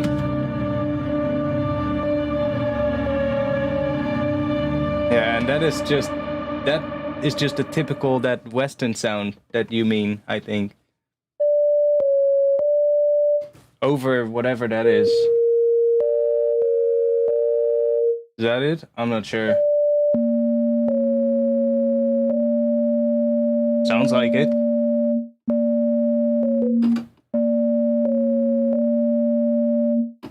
It sounds like a bit Western-y.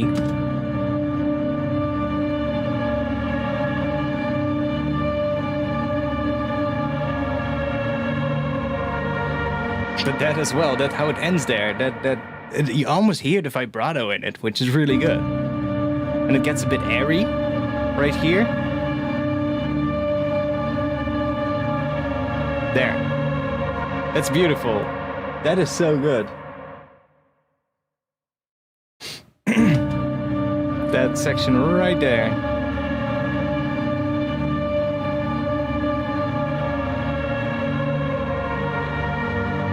Before it changes.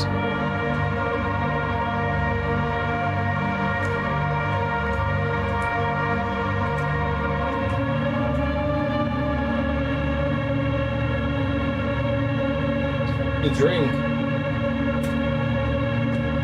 Ooh, that note as well. Ooh, that's an interesting note. Drink.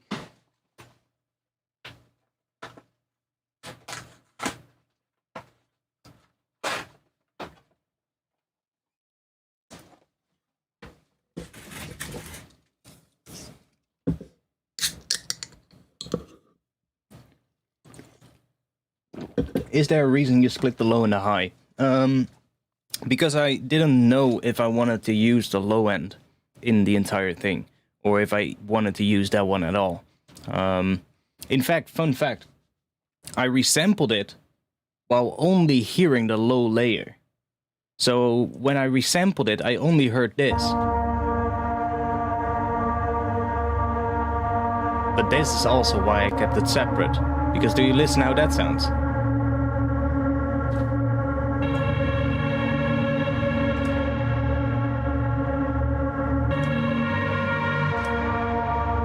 You can literally, you just have two versions of the same thing, or three, in fact. We've got...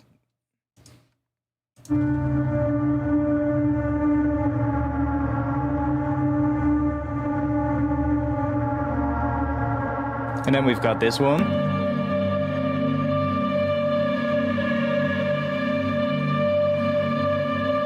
And we've got the two together.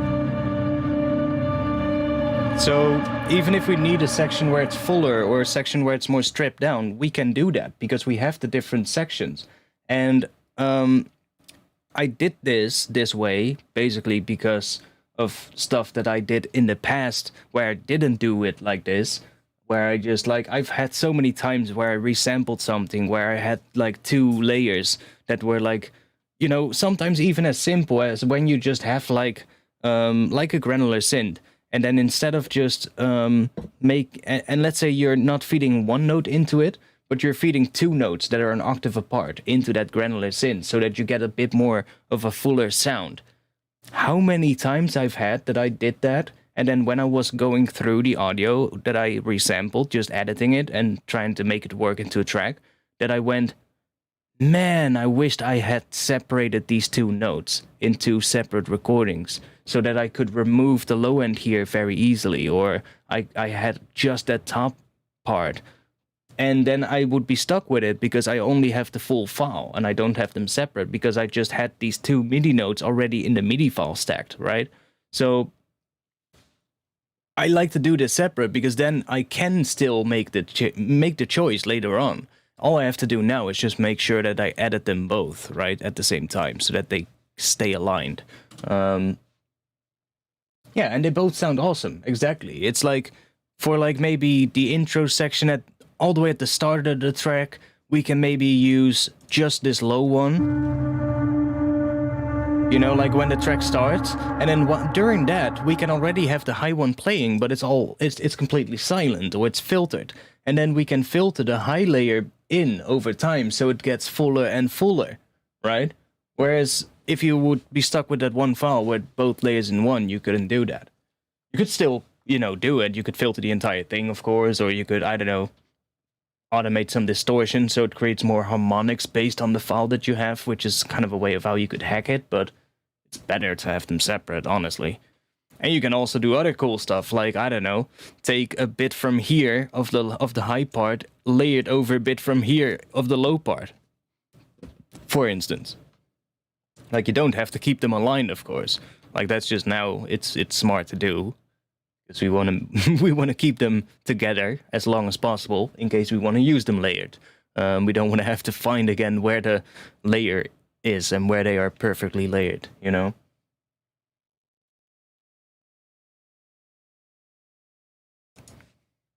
And like you're hearing it with this on it, and I also resampled it with a chain like that on it with a reverb and distortion. But it's not. That was not printed in the files either. What I did is I just set up 2 files and then a group. So I had like 2 pigments, just like this, but then there was a pigments here and a pigments there, and then a group. And on the group, I had put like the reverb and the saturation to make everything fatter and beefier, so I could hear better what everything was doing while I was resembling it. And I could hear all those little details like in the high end and stuff.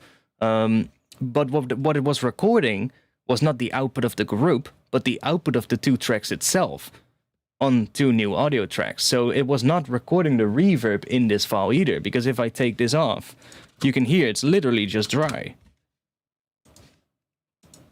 Like...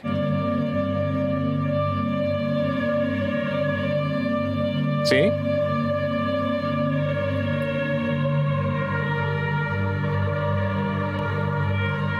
There's just a bit of the natural reverb in it from the original recording, but like when there's changes happening, there's no reverb going on into the next section. Even though obviously when I was resampling this, I had a reverb on it, because that way I was able to hear much better, like, oh, that sounds great, or oh, that sounds nice. When it's really dry, it's not really inspiring to listen to, right? And when you're doing a resampling session, you kind of want to have something that inspires you, that makes you go like, ooh, that sounded cool. That sounded great.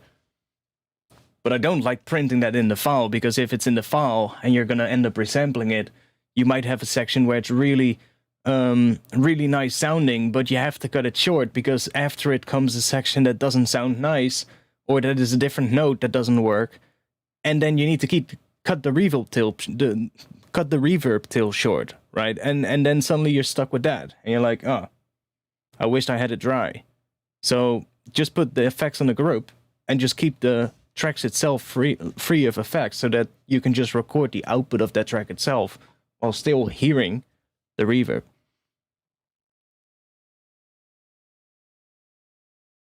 And yeah, and like I said, I was sure to to split the 2 octave notes up into tracks, so that we have these separate.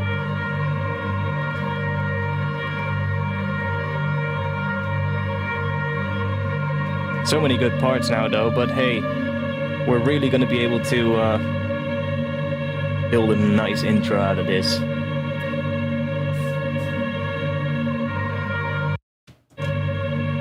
Like, this tone is also nice.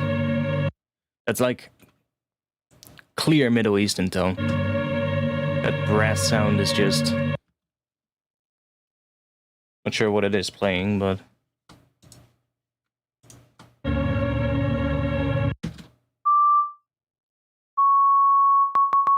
C sharp.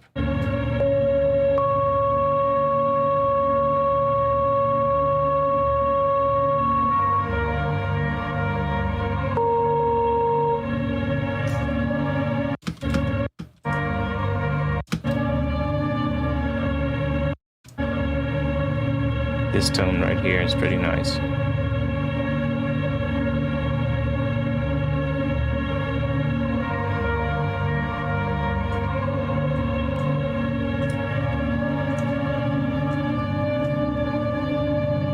Hear the underlying chord changes.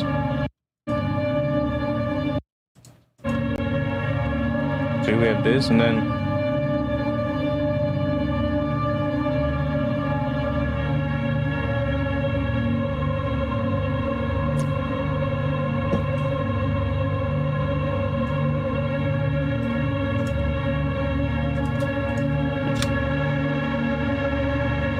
Sounds so much better right away. Reverb and saturation.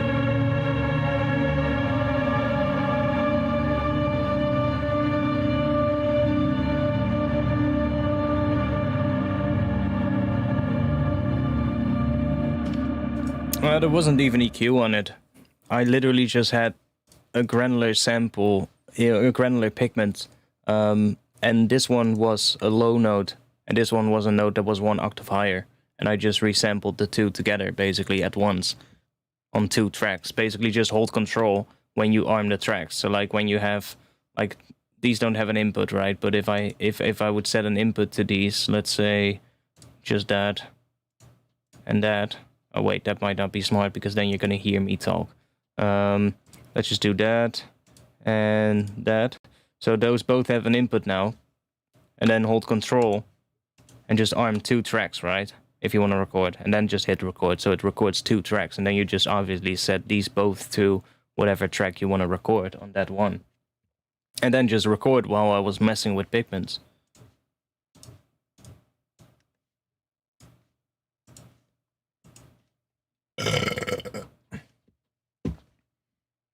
And then that was all nested in a group, and on the group I was putting like the reverb and the saturation, so that while I was resampling I could hear it with that on it, but not print that into the file itself, so that I would still have control over it later.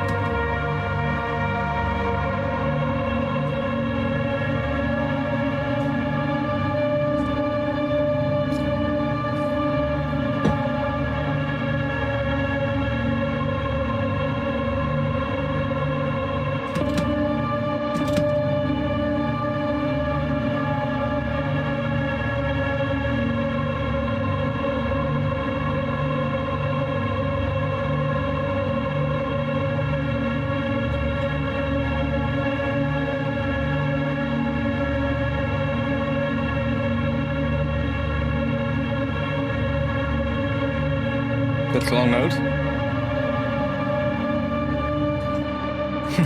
I was like, where the hell does that note end? Where does it go? But it just... No, I'm just having a ripple.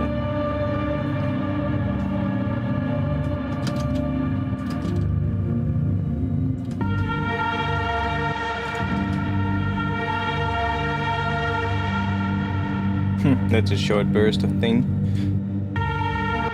I probably went, that didn't start so nice, let's move back a little. Yeah.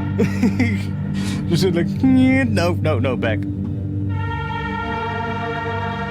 That one was more interesting with the little stuttery at the start. Did you hear that? And when the high thing starts, it just stuttered a little. That's cool. It gets messy really quick though, but...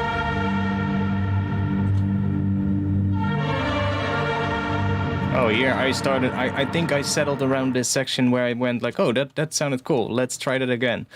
And then obviously it didn't work again, but...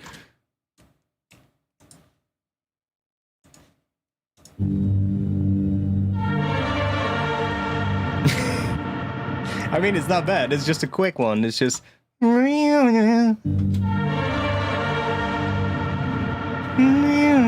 We might even be able to turn this one into a fucking lead. Into a weird lead synth. Like, just a high one, probably. High pass it so that we get that low tone out of it, so that we just have the high note. And then, I don't know, do some weird vocoding shit on it to turn it into a lead.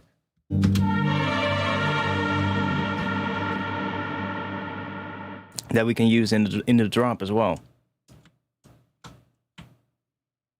Because these, I think the low part in this one is far enough away that we can do that.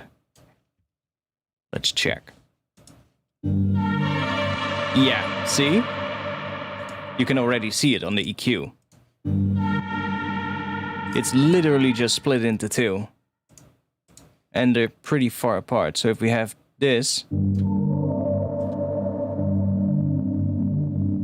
That's just the low part. And then if I flip this one to a high pass... we have that. So do that, and then just start messing with, I don't know, some weird distortion and filtering, and I don't know, get it really weird, put it in a sampler, turn it into a wavetable, I don't know. Ooh. Turn that into a wavetable and then start messing with that so that we get like a really weird hearing DMB. Yeah, this already has a bit of a... I feel this part, like this stabby thing, just...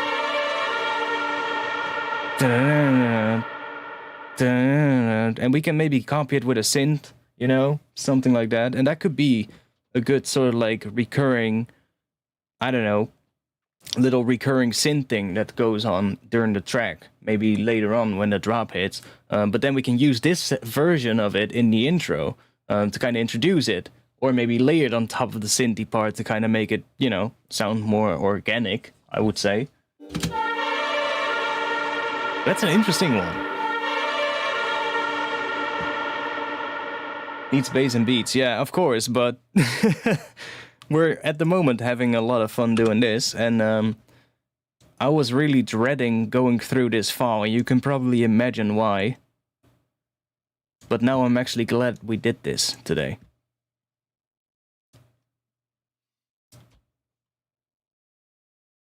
Which you have already, right? Well, we do already have some drums and bass. Yeah, you're right. Trompetsphere. I love it. That was the name I gave the first version of the Resample project. I was like, how am I gonna call this? Trompetsphere. There we go. And I was like, yeah, and now that literally that's gonna stick as the working title for the rest of this whole project file name. I'm 100% sure. And it's probably this whole trumpets shit, it's probably, that's gonna stay, that name is just gonna stay in this project, for sure. That just needs to be there. It's so hilarious. Yeah, we do have a bit of...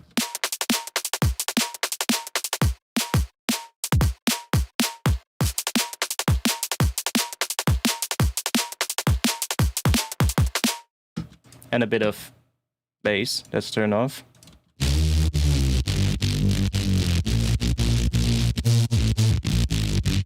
It's very basic and simple at the moment, but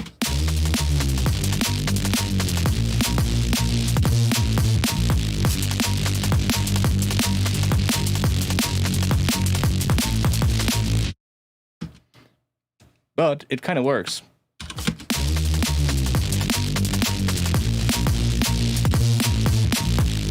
Now, obviously, I would probably split these up with a couple of different sounds, maybe even.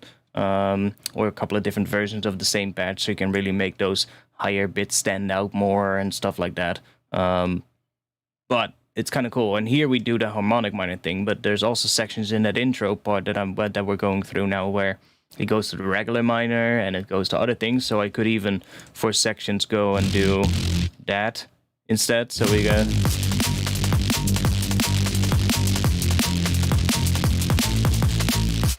right, so there's like other things we can do with that. I don't know, maybe go back up.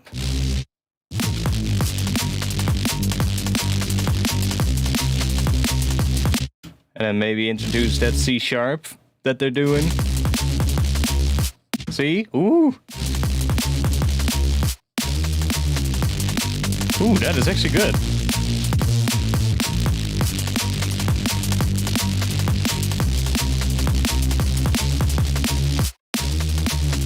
That C sharp into this is really nice.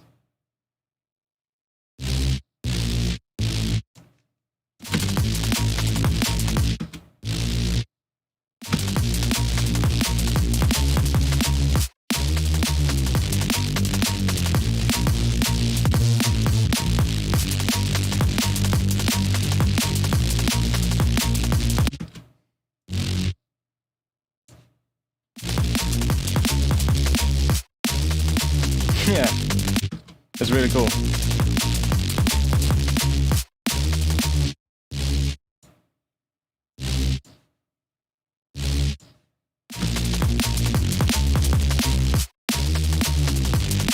So yeah, there's so much stuff we can do with this.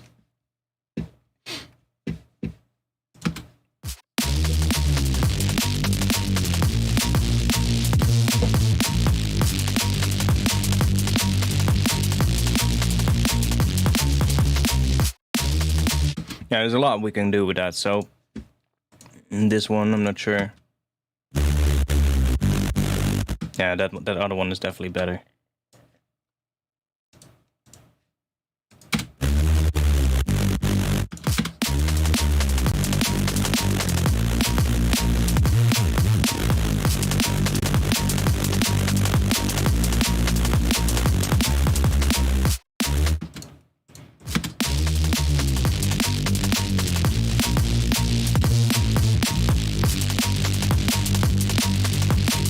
I really like this section in the drums. This section here, where it cuts out a lot of the breaks. I was just playing with that like yesterday evening, and I was like, because it was just the same as this section, so I just had this twice.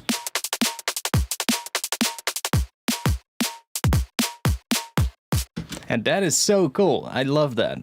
It's almost. Which track does that? Like an old school Noisia tune. Is it Monster? I'm not sure. Like one of those old tunes that they did. It does that as well. And it's cool because what it's doing, it's literally just like you can maybe see it a little bit. Can I show it? Let's see. This and that. So we have... See, this snare drum suddenly hitting on a 16th note before where it should hit. And that's the first kick. So suddenly you get this in sections of 3. And that's where you get that jumpy, weird rhythm from suddenly.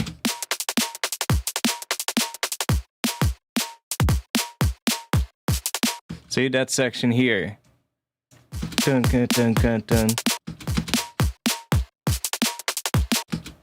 The 9 does it by Noisia. Okay, could also be that tune. I'm not sure. Maybe both. And I like that so much. Definitely gonna have to use that. And on that you can do a sick bass edit. Like right now I just did that quick thing with the pitch bends. But you would probably want to filter it as well. Like, you know, something like that. Like really weird. Like you could even almost, and then here stop that bass and then just replace this section with another bass playing these notes that's a lot more filtered, so you kind of get that call and response thing. But this is, I was just playing around with these notes, so like thinking of what could work in the key of G, and I think this is definitely something that could work. It sounds super wild. It does. It's a lot about the pitch bends as well. A lot about all these pitch bends on the end of notes and stuff like that.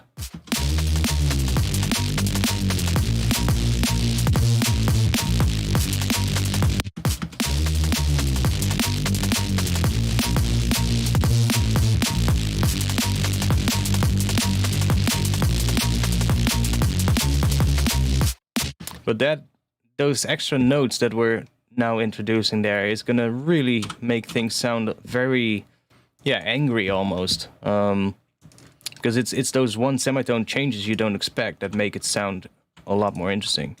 So that resampled file is now giving me ideas for the bass line, which is really cool. And even though this is still very basic at the moment, I think it would be good for me to do is to start, finish going through this and then start arranging the bits that we have a little bit better. Maybe organize them a bit so that we have like all the A notes and all the D notes and all the, just organize them a bit. And then start writing an intro with it, which I'm not sure if we're going to be doing today. Seeing it's already 1 a.m. But I can't get started with that, writing that intro, before we went through and found the good bits. You don't want to sit through that 80-minute long file when you're making the tune. Believe me, you don't. And I was really dreading this. When I finished recording yesterday, I was like, wow, that sounded great. Oh shit. How long is this file? 80 minutes. Ooh, I've got 2 of them. Oops. And I was like, oh man, that's gonna take ages to go through and find the good bits. But hey, we're doing it.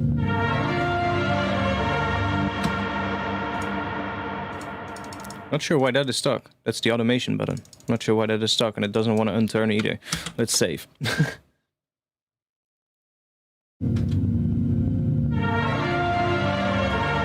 It almost sounds like an elephant.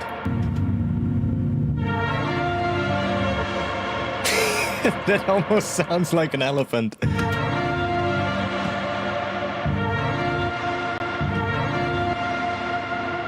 Like that with that last little bit here. That thing where it bends down again. Elephant. Weird elephant in the house.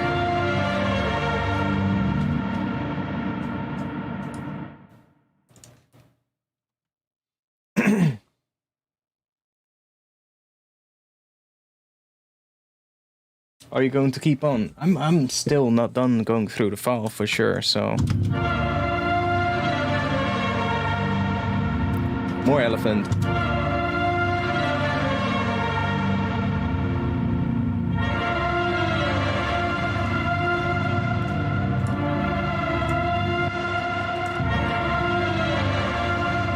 Elephants do sound like trumpets, yeah, exactly, so it does make sense.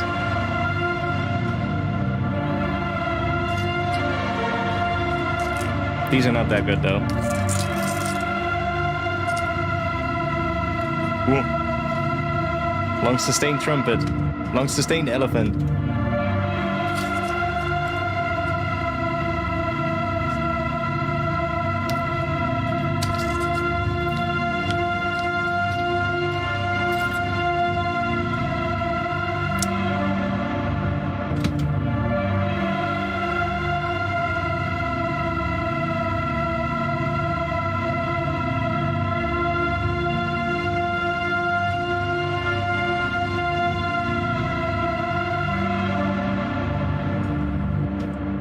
I do like the ends of some of these as well.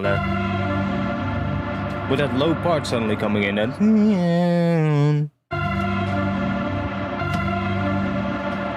kind of cool.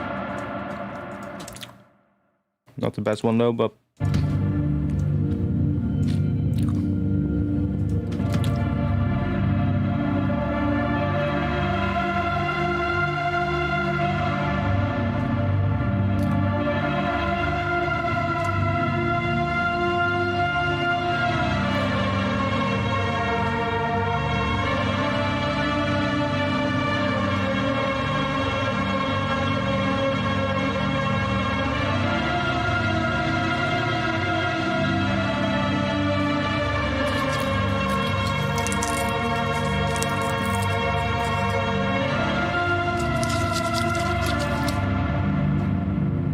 A lot of the same stuff here.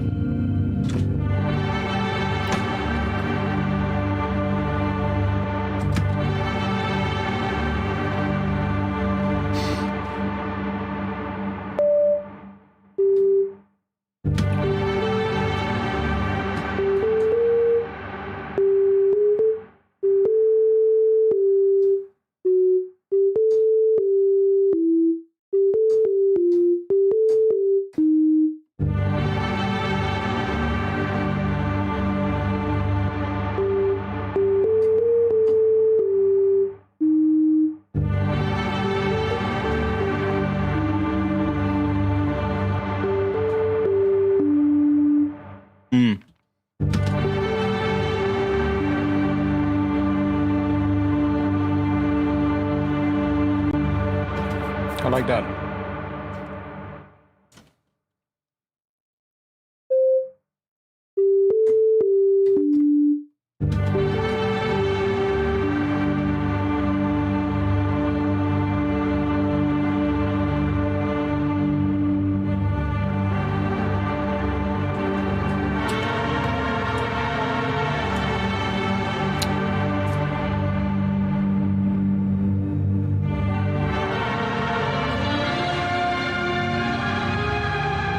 Ooh.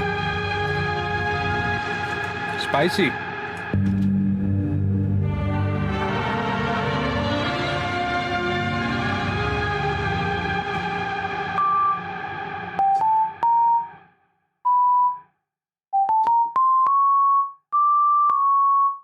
Ah.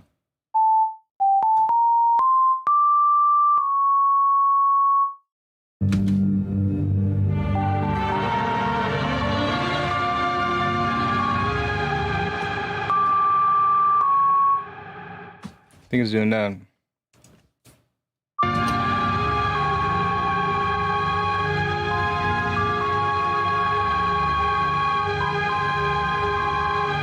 It's in between C and C sharp. Right there.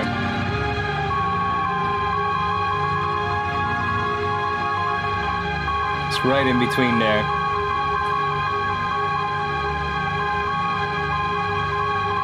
Play any one of the two and it sounds either flat or sharp, but play two of them together, alternating, and you can just hear it sitting in between there. Which makes sense because it's from some Middle Eastern dude playing a quarter tone trumpet, which obviously has quarter tones. So it makes sense that we get stuff like that. But honestly, I would probably maybe even use a section like that, where it's right in between two notes, because I think that's where the beauty of this whole thing also comes from. I think it's going to be good to have a section like that in there, where it just does that ever so slightly for a moment, so that people that are listening to it, that just going to go like, ooh, what's that? You do have to be careful with it, though, because it's very easy for people to start thinking like, oh, it's out of tune. But if done right, I think we can make it work. And if done right, I think it's really gonna make the track better. Like, we can also take it and tune it, of course. We can tune it so that it's either the note below it or the note above it, but I think we would want to keep this, you know, sort of like microtonal sound that we have there.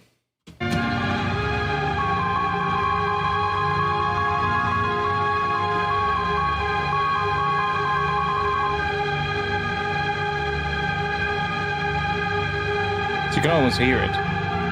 But it's like, it almost feels like it's a vibrato going on between C and C sharp.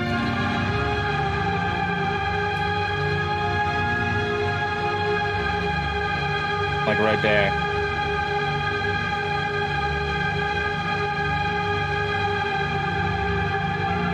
And then it goes back a little, almost to C, but... And then some more stuff comes in, but... That's a really good section where we know it goes microtonal. I don't think we've had a section where I really could hear a long sustained section where it was microtonal. Most of the sections were pretty short, so I'm gonna keep this and color it a different color, one that we haven't used yet. Let's make it blue. So that's a bit shitty blue. Let's do dark blue. Dark blue is the microtonal stuff that I found that it might be nice to use, but we don't want to use it that often. We just want to use that once or something, so that, you know, it's not too much.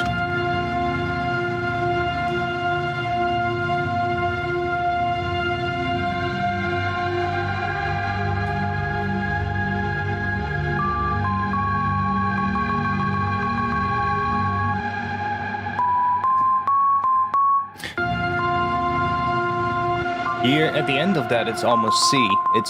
Like at the start of it, you hear kind of both of them. Then it kind of goes more to that C, and then it goes all the way back up to C sharp. So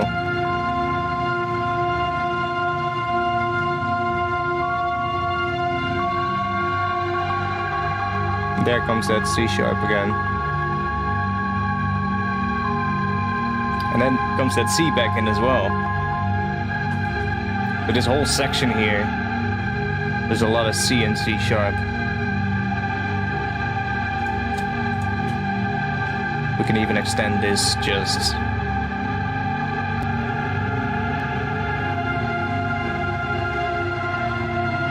to about there.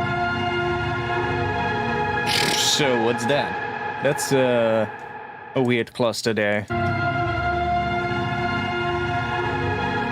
That. Should we try to figure that out? What the hell is that?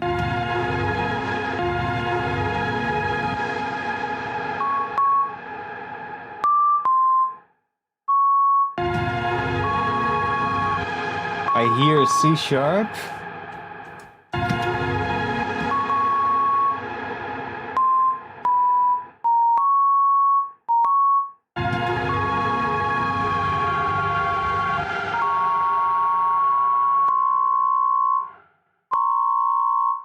That is a cluster right there. That is a good one to try to figure out. If you want to get better at music theory. This section.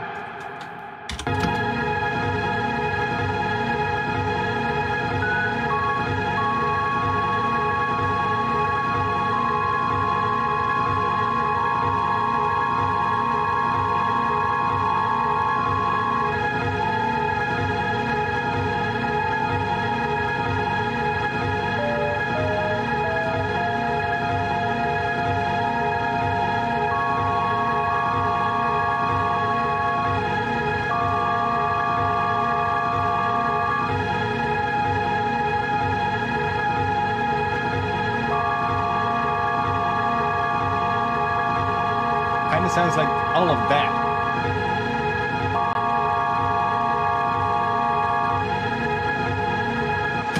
Which is F, G sharp, A sharp, C sharp, and D that I was playing. Something like that. It's like a real big cluster thing. Well, not a cluster thing. It's, what is that? Not sure what it is, but does something weird like that. Not exactly though, it's something different, but it's cool to hear those things and try to figure out what it is. Let's just make that one that as well.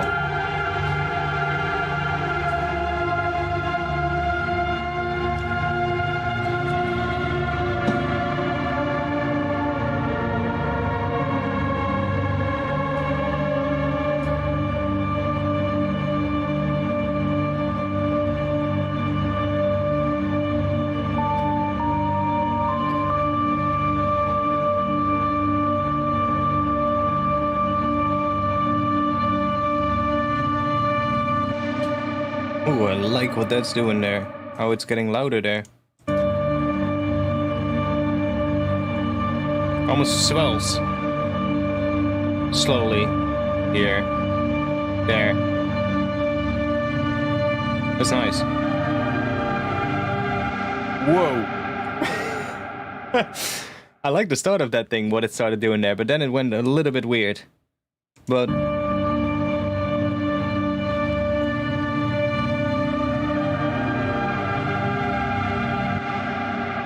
the first part was good though.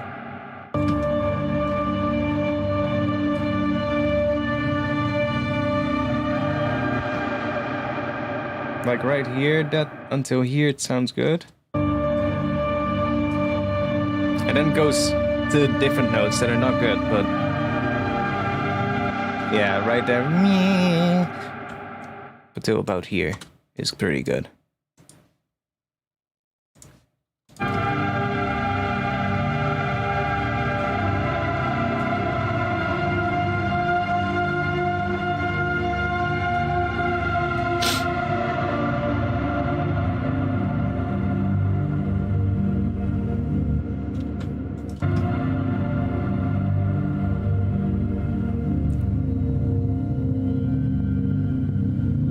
We hear that. We hear that high medley string kind of sound almost at the end. Like first a little tune. Like that's a piano string that you're hearing. It's just been resampled like crazy, but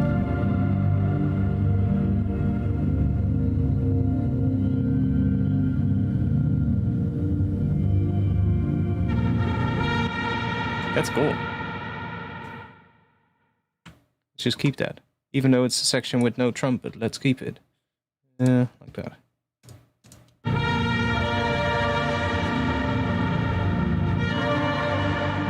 It's like a cool game, figuring out the overtones. Yeah.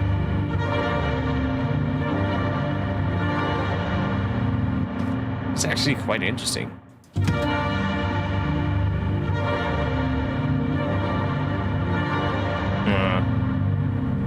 Elephant is back, yeah.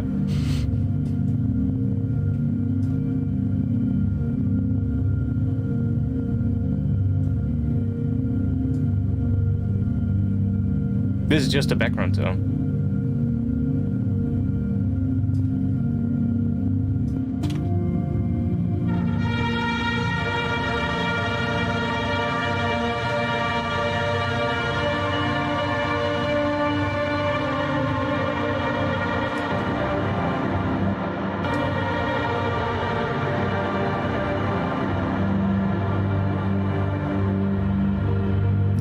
But I do like that end. It almost changes very subtly to a major. There at the end. Then it just fades out. Like it's almost as if it's gonna try changing full on to a different major chord, but then that just fades out again. It's almost as if as if there's like one extra note coming in that makes it major, but it almost comes in and starts fading out right away.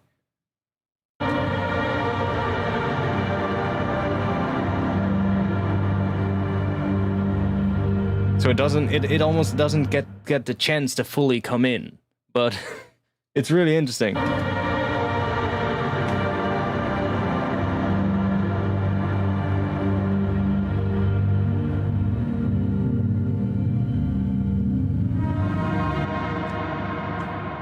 That was pretty good though.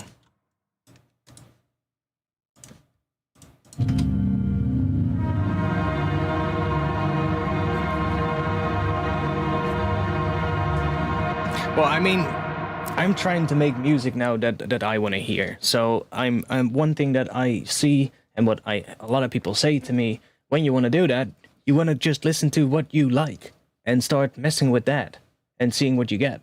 So I figured when I heard this thing yesterday evening and I liked it, first thing that went to my brain was like, ooh, what if I granulized that? And then when I started granulizing it, I was like, dude, this is a fucking vibe.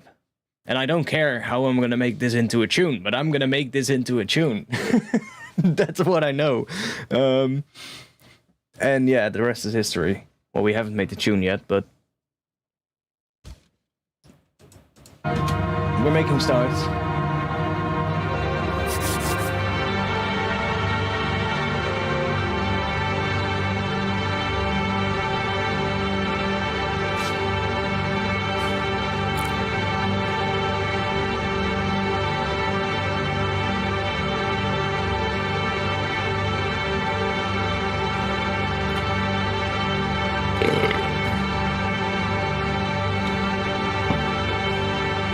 Long note?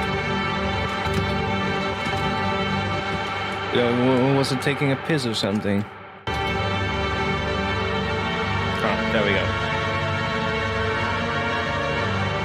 Another weird plastic thing there, but doesn't really sound too good, so... Like, this one is dissonant as fuck.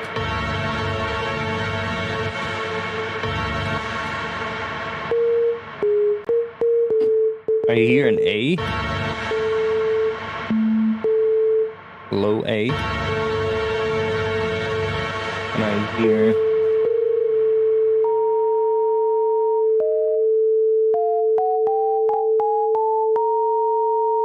So I hear an A and an A sharp.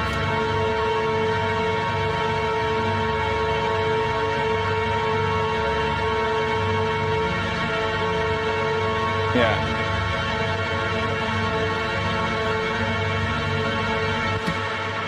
A sharp, but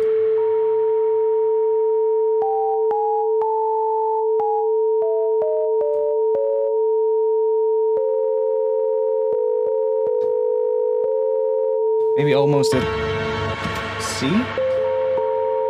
in it or something, a little bit of C or something.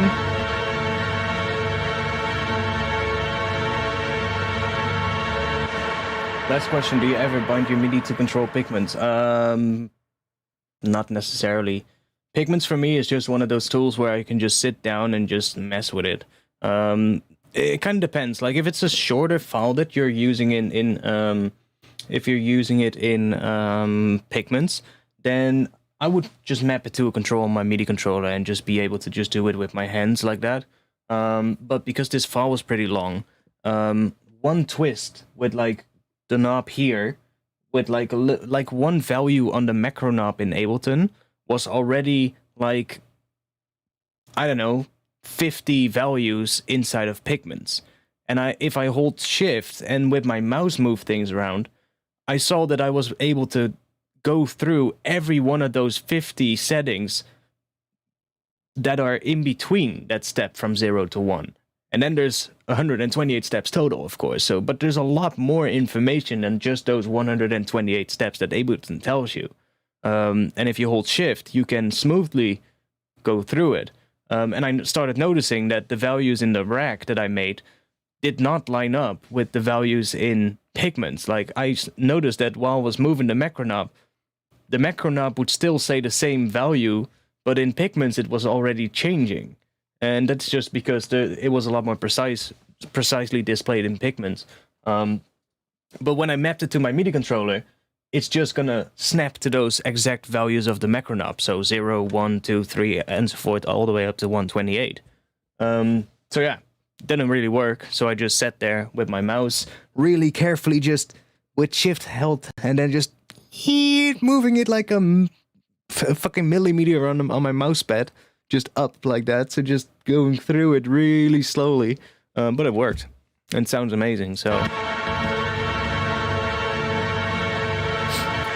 I'm actually working on a pigments tutorial about the granular stuff. I'm working on two videos at the moment. One about granular stuff in pigments, and what was the other one? Oh yeah, resampling breaks.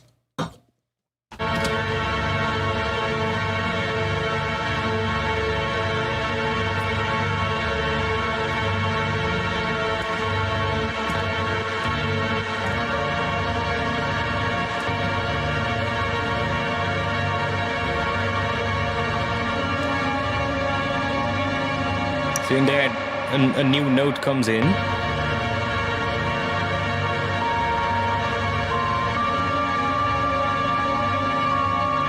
C sharp.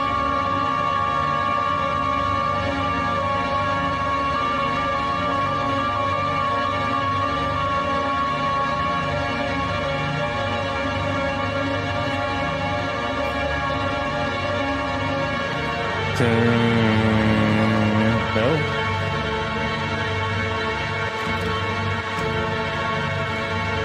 I'm not sure why I held this note for that long.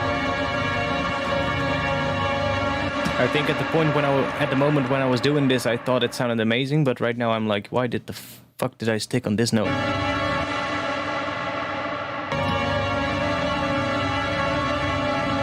There's the elephant tone again.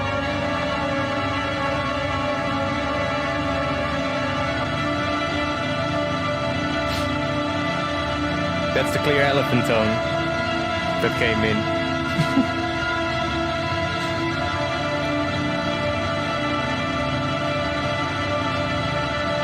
That high sustained tone.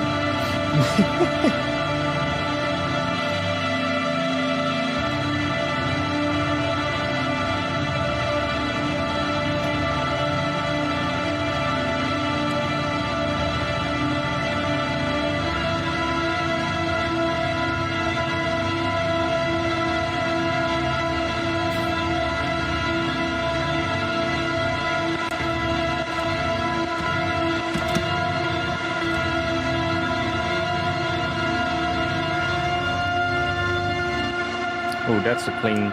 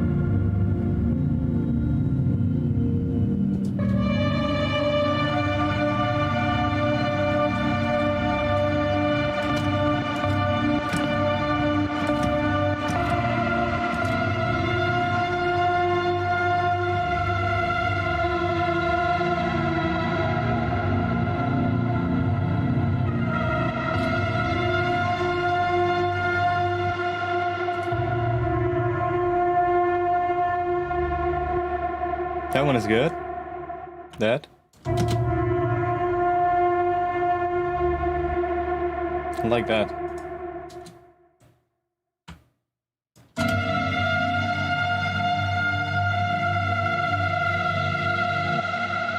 And in the high one, it's just sustained for much longer.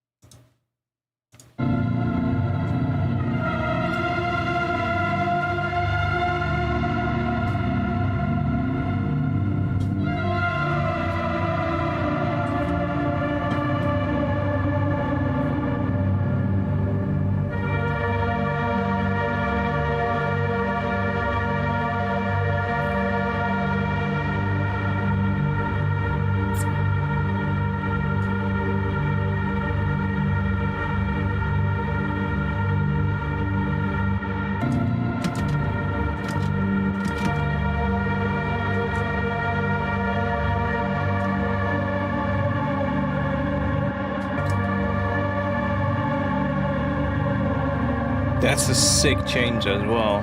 That.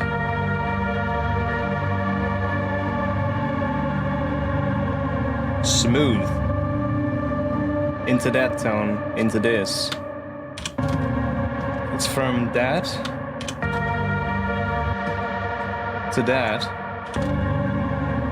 but really smooth. It's like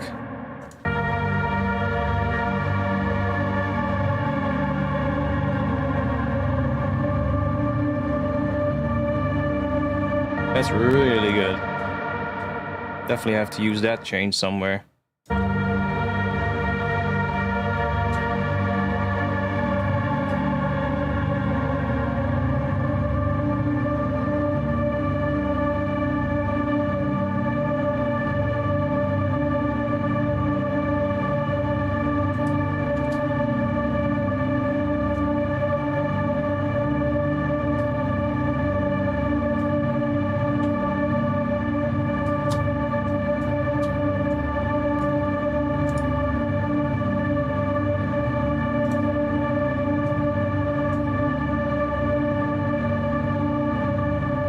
Yeah?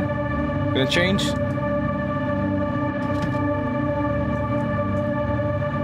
Looks like it's gonna do something here, but... yeah.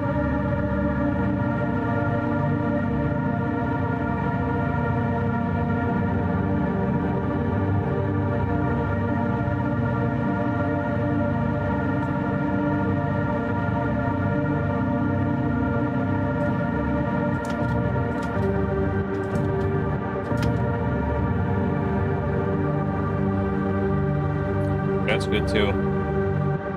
From this stone into this.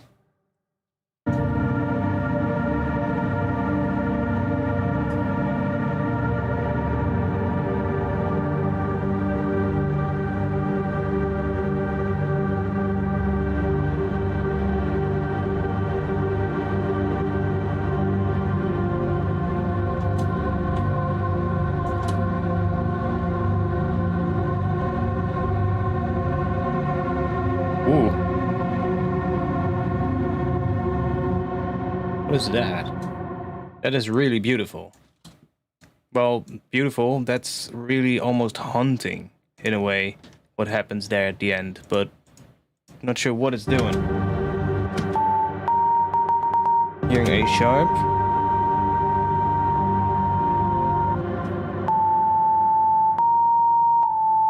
So it's doing A sharp to A.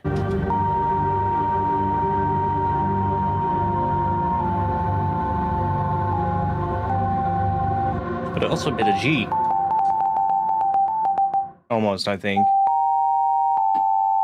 Is it just doing that?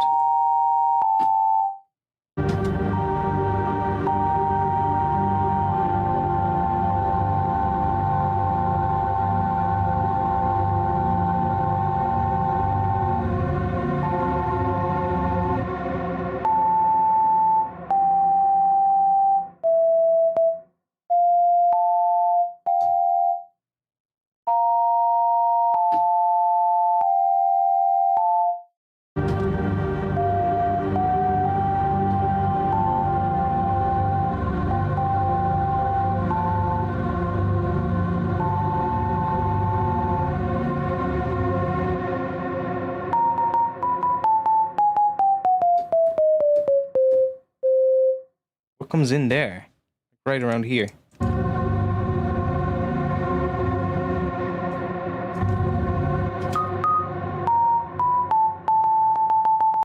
Hey.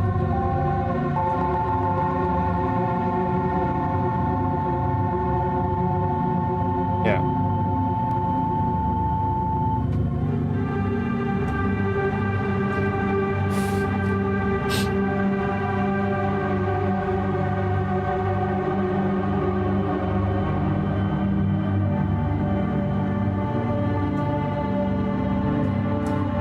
This is a really nice sound too, by the way.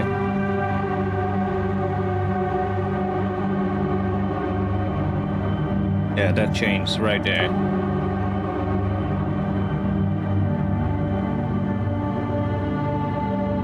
And then it hired. Beautiful.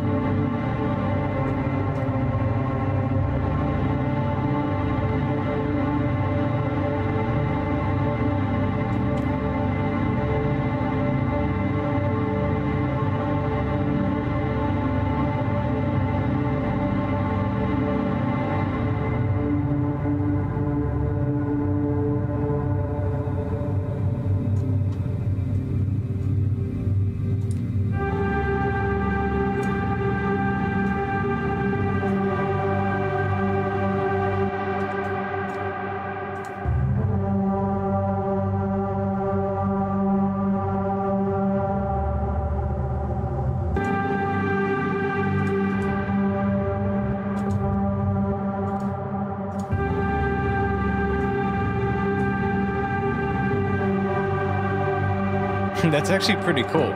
Just a high part already playing, and then suddenly that lower part coming in. It's kind of cool.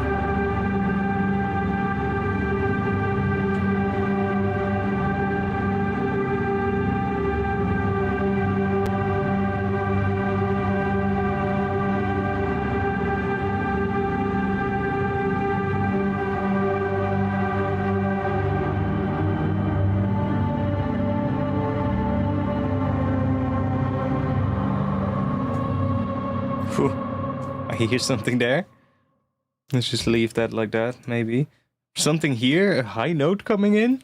I'm not sure what that is doing, but...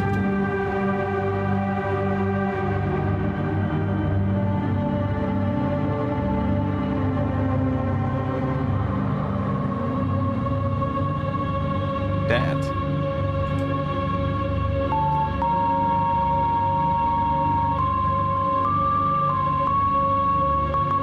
Ah, that's at A. That's C sharp again.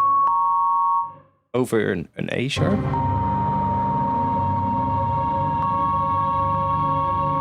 Yeah. That's an interesting interval. Sounds really cool, especially on over the lower thing.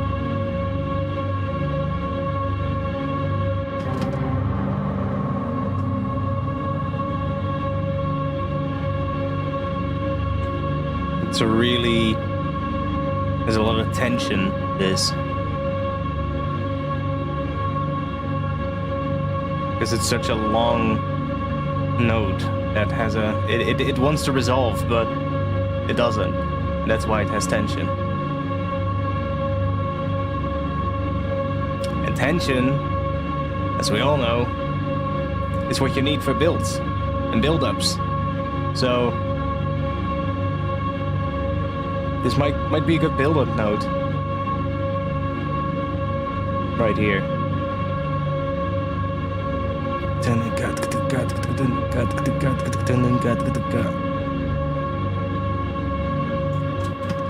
Yeah, that's fucking long enough, but okay.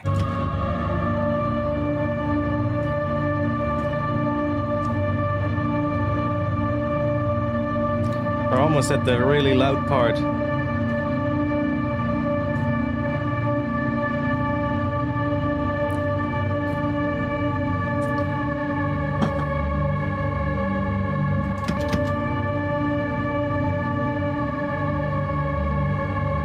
That's good.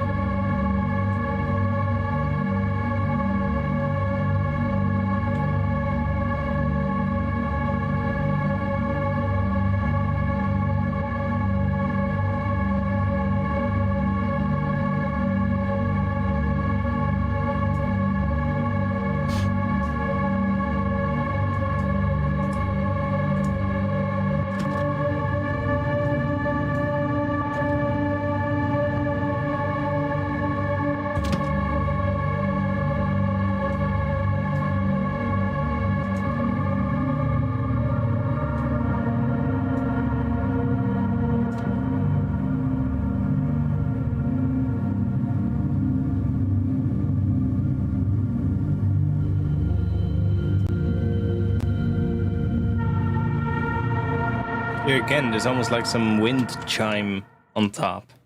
There's not, because there's no wind chime in the original track, but...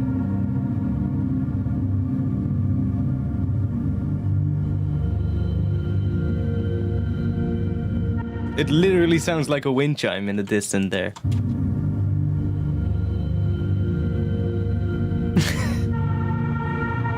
No clue what it was, but originally.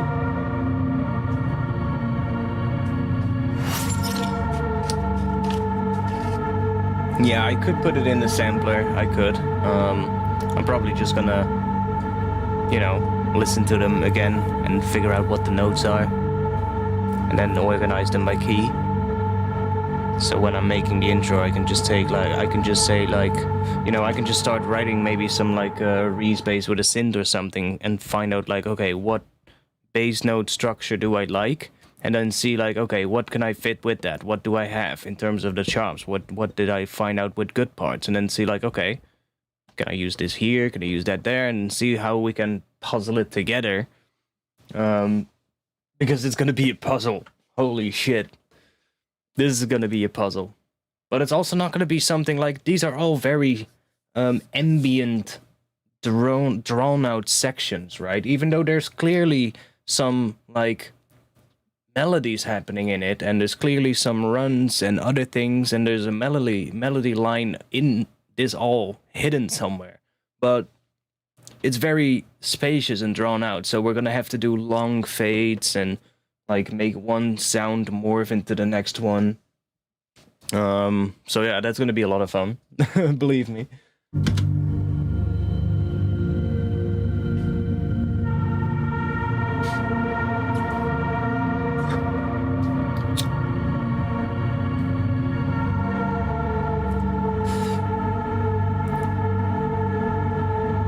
That was a good section. Like that change. How it sits on that high, really high. And goes, what is it? I can't even do that high.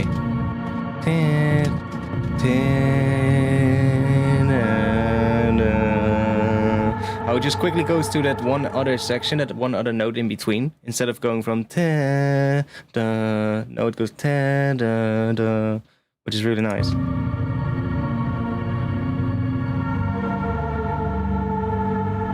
Makes it so much better.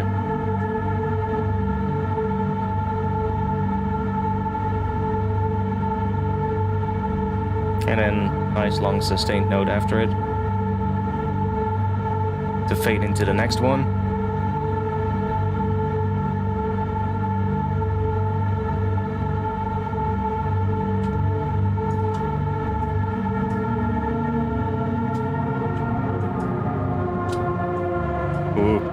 Ooh, that's a bit of a spicy section.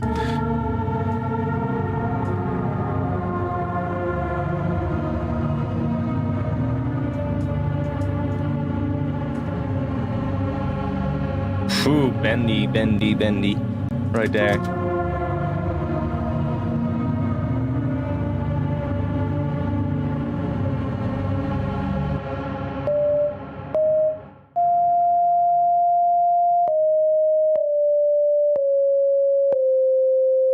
It's almost like it goes through that, so F, D sharp, C, C sharp, C.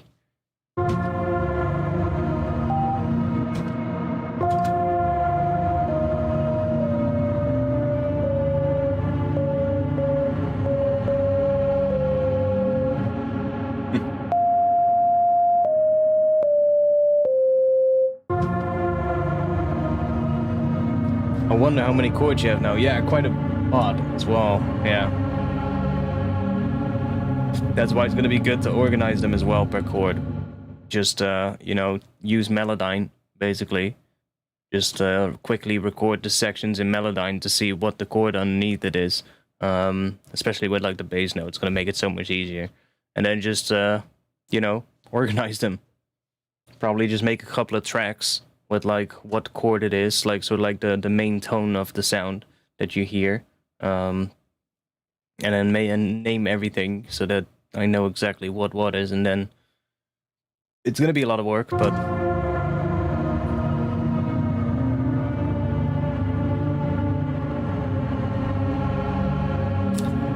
I guess this is what they mean when they say separate your sound design from your writing sessions.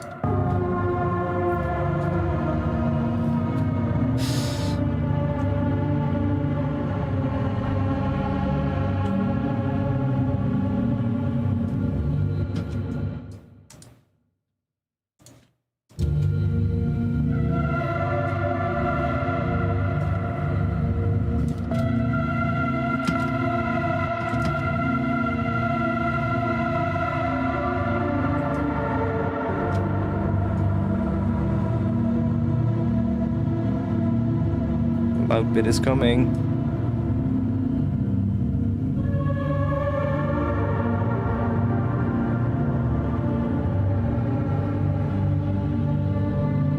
That's a good part as well. This.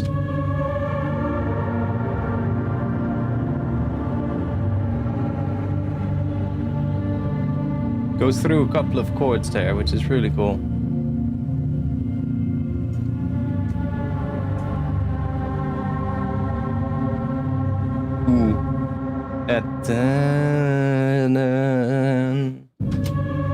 It's really nice there.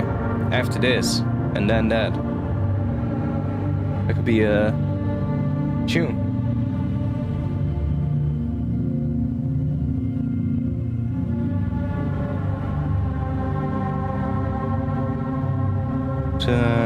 Come on, go down. Go down.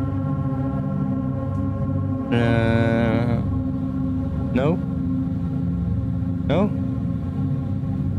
Damn. Damn. But that was... Ooh, that could be the tune.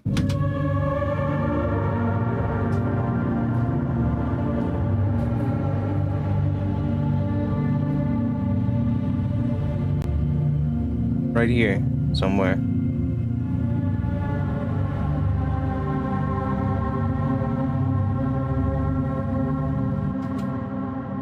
Combine this with that there. I think that could be the tune. So like the recurring theme kind of comes back every now and then. And makes you go, whoo. That was like sort of like a hook almost. Not really, but almost. We need to give this a really funky color so that we know what it is. White. No. Red. Absolutely.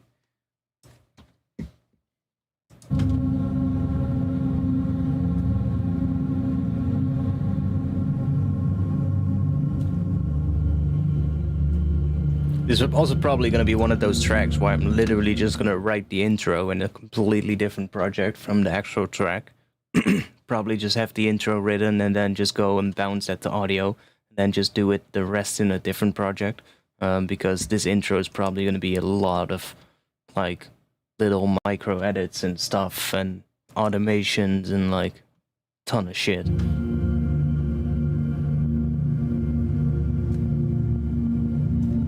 I think it stays mostly on the low thing here. Oh no, there's some stuff coming in very subtly.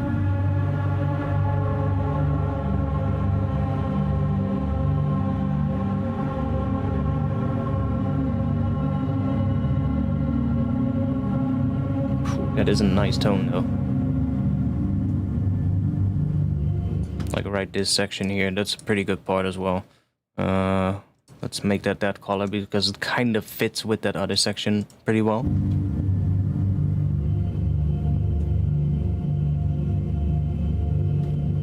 Like it obviously fits with the rest of all of this, but it's clearly a lot more subdued and a lot more, like I'm thinking this could be a very good section that can come in like right when the breakdown begins, for instance.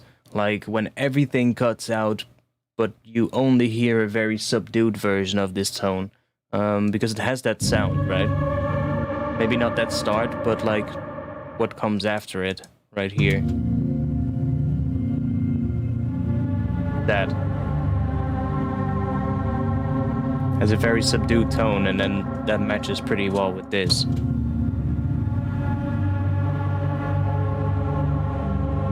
It's actually the same thing that it's doing. just with different timing.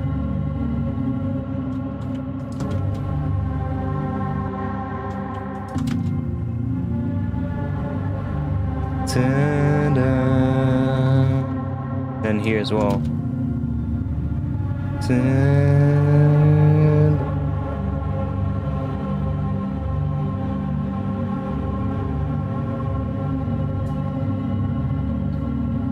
Indie 4 project file version number 120. Wouldn't surprise me if we get to at least 50 versions on this track. Probably 20 of those before we finish writing the intro.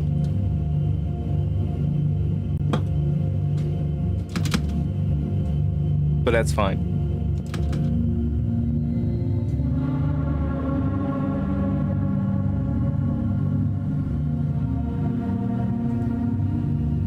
Ooh. Ta-da.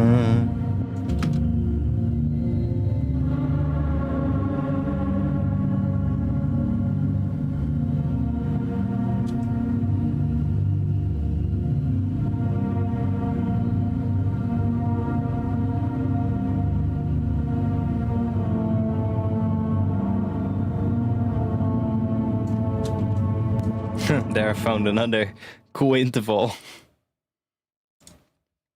Oh wait, maybe I should make it red so it's like the other one. Here I found another cool interval. I went like... Wow.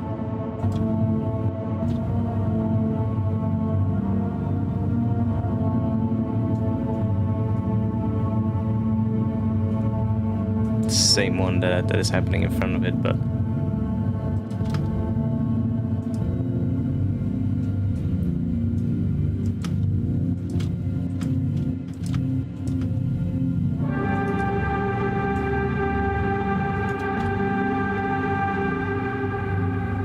trumpet, elephant sound, little.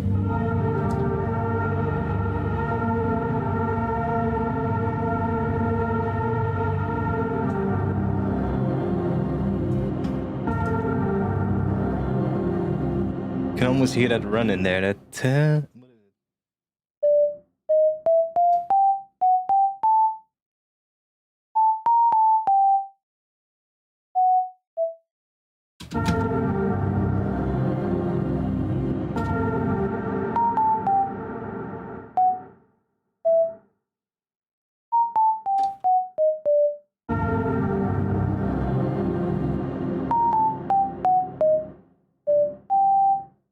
It almost does that.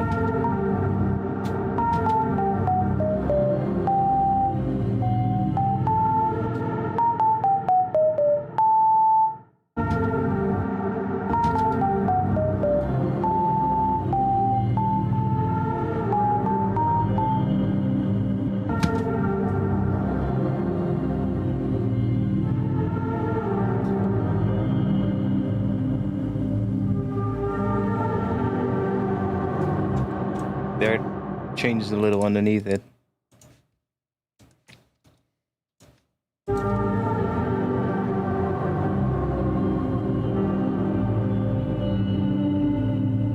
Ooh.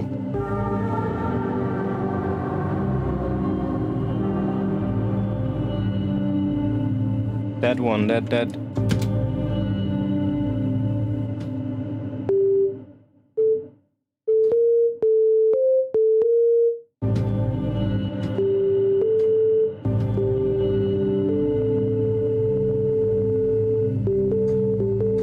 It's almost like it's doing G to A there. Sick.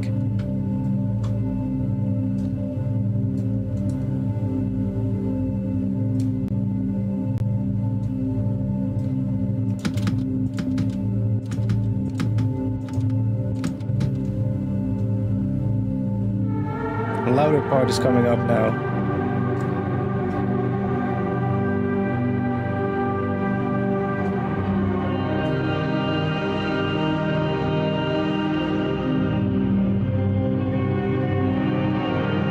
Ooh, did you hear that low thumpy thing there? It's almost like there's cymbal noise on top of here as well, which could be the case because I think in this section there's a drummer as well. So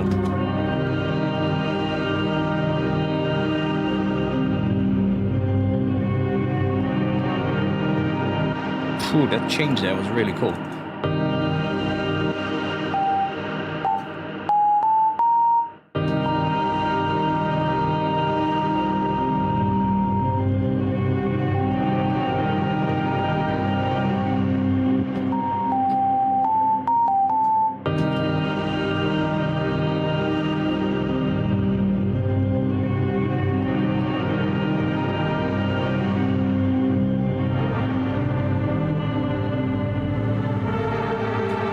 I'll do that entire section, save that.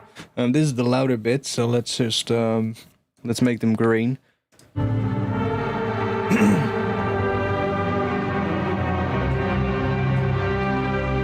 Like this could be the climax part of the intro where we're using these bits. The climax part of the intro where everything gets a little bit bigger at the end or something. Just fade one of these in so that it gets just gross, you know.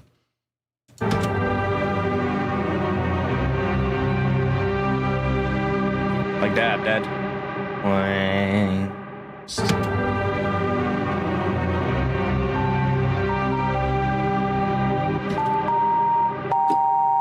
It's like it ends on G minor there as well.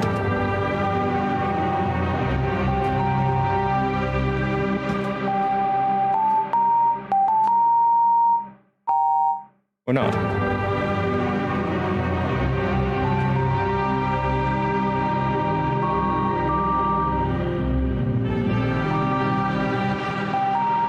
Please. That.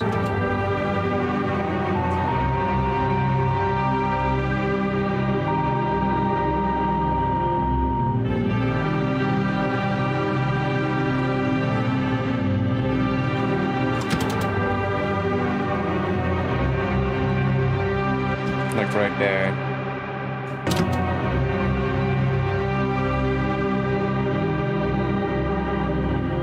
That's a really good hit right there.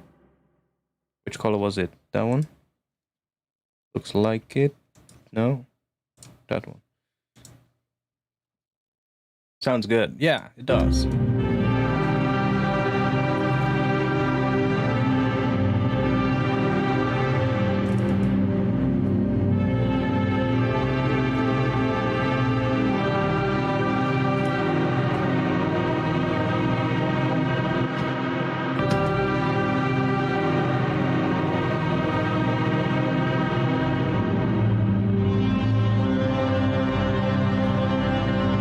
Do you hear that?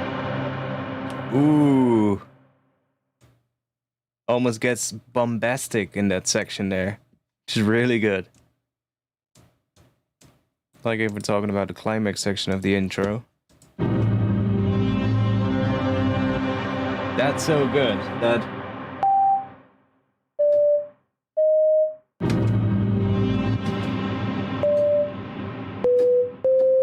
It's C.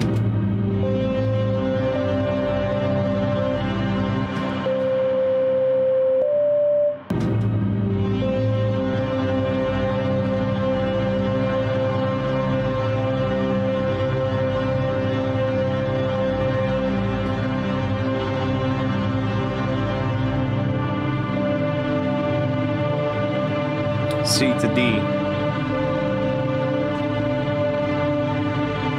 But a really good one. Phew, like right up until there is really good.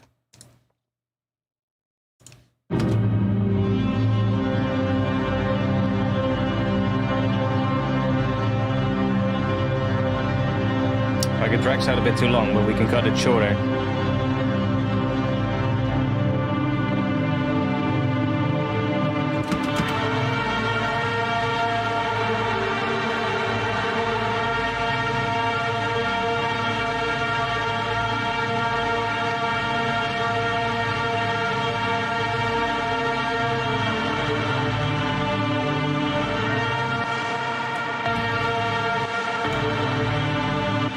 Like even that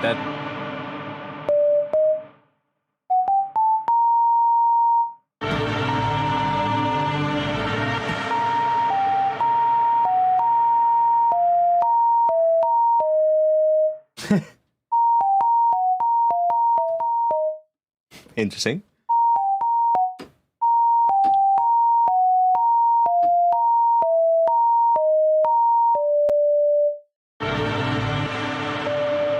Yeah, it does.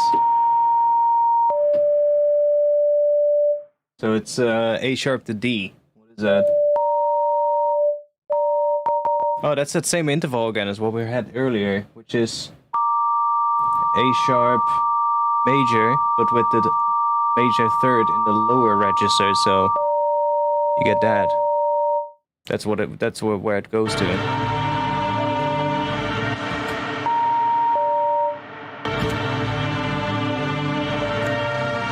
For a brief moment, that is what we need. And then it goes back up, but there's probably a good section in there somewhere that has that sustained.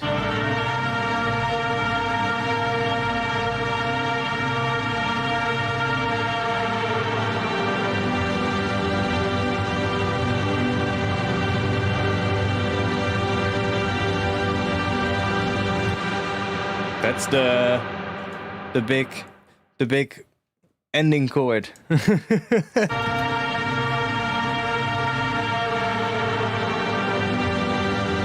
Major. What is that? C major? No.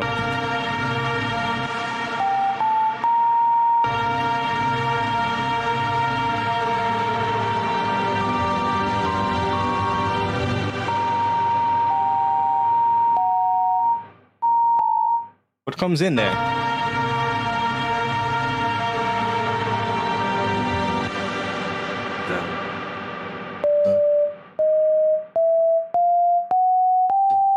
G.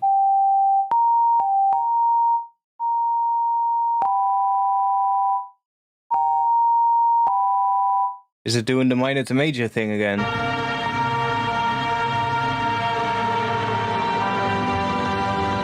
Yeah. That's the G minor to G major thing again.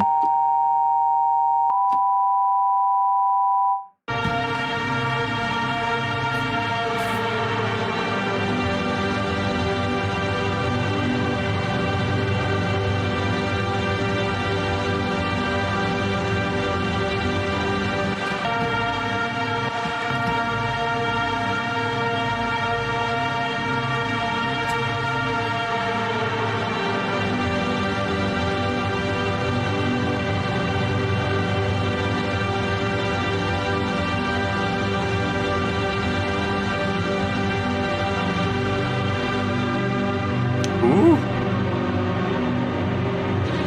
That little stutter was good. That's drums that's coming in, what you're hearing. That's creating those lower things that are happening. It's basically just the drums of the original track. Like this stuff right here.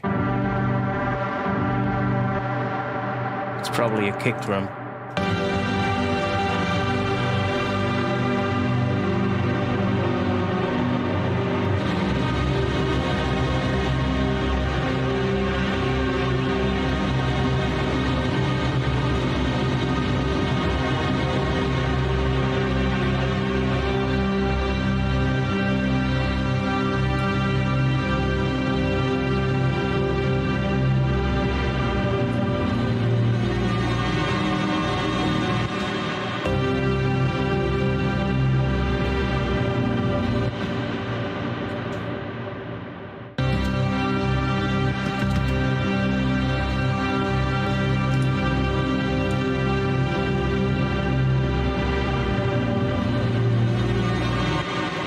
No, this is Pigments.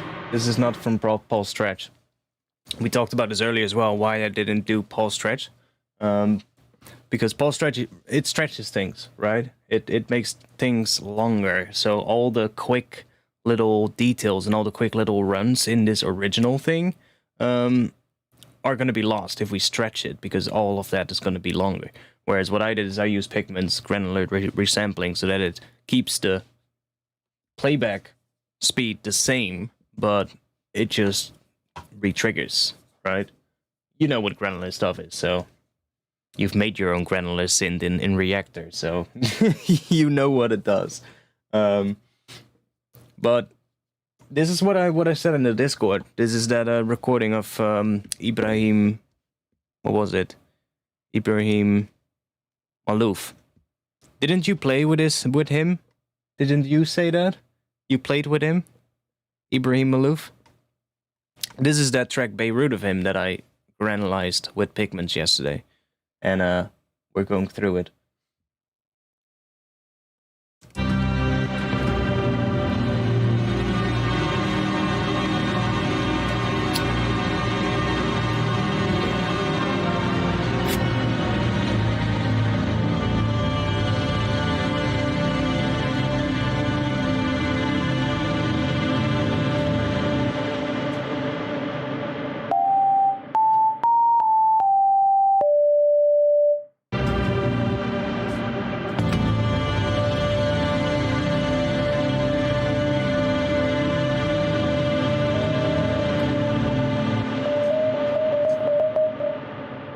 I think the original version of Paul Stretch could also make the sample shorter.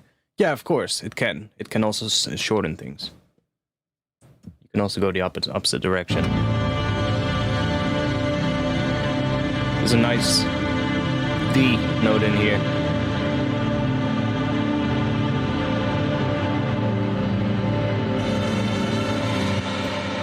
Like all the way up until there, maybe.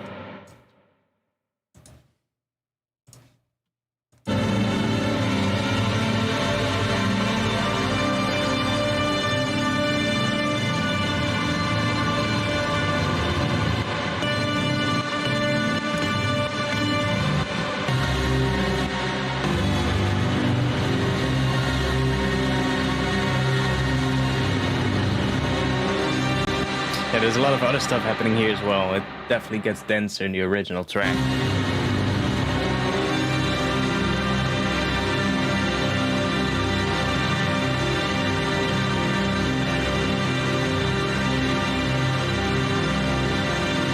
The plugin is free. Yeah, I think so. I think it is. Paul X Stretch is what it's called. I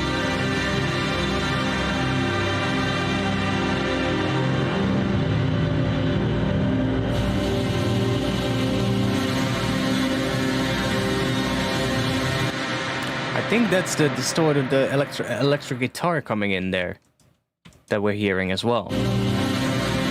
That.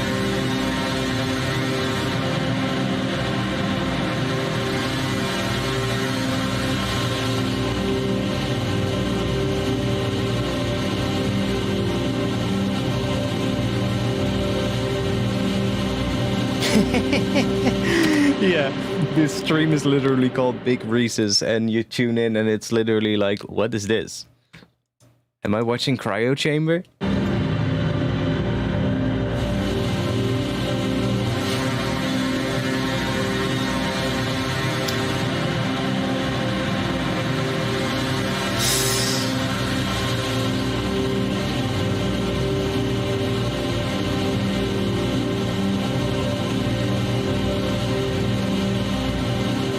I do like the tone in this with that raspy high end. So let me just do this and just put that there as well.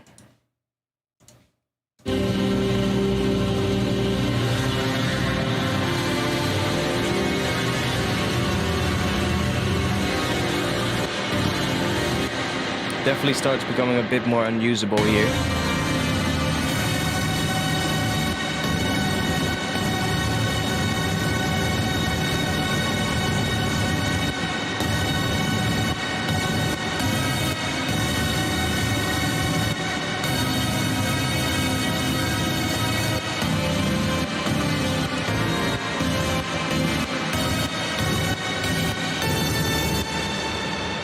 But that high note though.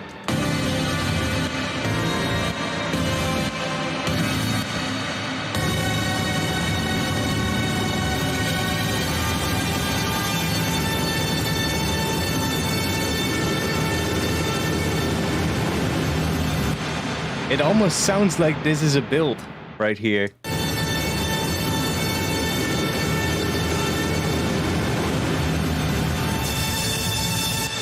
Symbol right there. Clearly.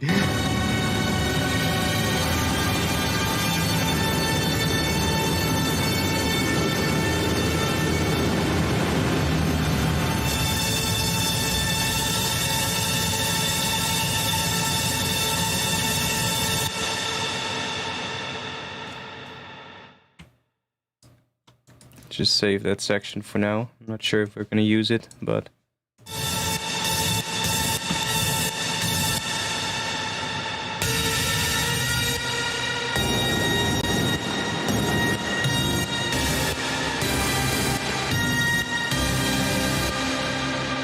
Yeah, like...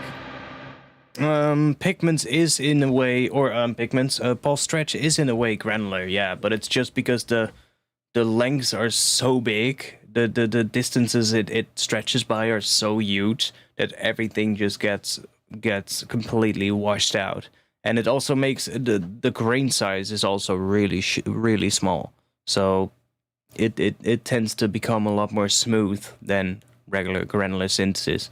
You could do the same thing with granular synthesis, or get very close by just making a very small grain size. But really quickly, that will start turning into like a very metallic-y kind of sound, because the grain size is so small. And the grain size also needs to kind of, I guess, if you do it with granular synthesis, you're going to have to automate the grain size so that it stays in tune with everything. Otherwise, it gets super metallic and it just doesn't work. Whereas with like Pulse Stretch, the grain size is so small that it just, for some reason, it just doesn't do that metallic sound that you get with like what you would normally get if you use granular synthesis. I guess it has to do with the randomization as well that it does, and the fact that in Pulse Stretch, the playhead is never still. It is always scrolling through the audio, right? It's always playing back, where it's never sort of like with granular synthesis, you can literally make the grains trigger from exactly the same position so that it just basically is just static. It just sticks to one position. Whereas with Pulse Stretch, it's always playing back. It's like always going forward or backwards, but it's always doing something. And that's why I feel like it doesn't get that metallic-y sound either. I'm not sure if you can completely freeze it. I guess you could, like, just make it to the longest section it can be. It's not technically frozen, but I remember I tried it one day. Just put like I think it was like a 2-second long audio clip in it, and did like the longest possible stretch version, and I think it became like, I don't know, thousands and thousands of years. I was like, or no, maybe even, didn't it become billions of years? Where I was like, dude, I can literally, if I would, it became something ridiculous where it was like, if I would want to hear the end of this audio file that I generated, it would have had to start playing back somewhere around the time of like, not the Big Bang, but not too far off either. It was like, it was so completely ridiculous. I was like, what? That's a long audio file. Imagine bouncing that to audio. I wouldn't want to know how big the file would be. Imagine bouncing it to audio, like 32-bit float at like 192 kilohertz or something like that. How big of an audio file would that be? Like an audio file of like 18 billion years. How would that... I don't even know where to begin. It's probably gonna be, I don't know, petabytes or something.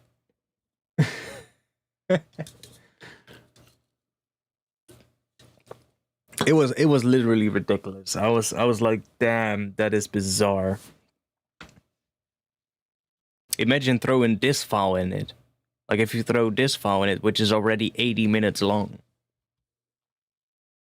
you would literally get something that's like older than the universe or something like that. Like you would get a file that is longer than, if you would want to hear the end, it would have to start before the Big Bang or something like that. You could literally make it. Like, as long as the file that you throw into Paul Stretch is long enough and your hard drive is big enough, you could make it.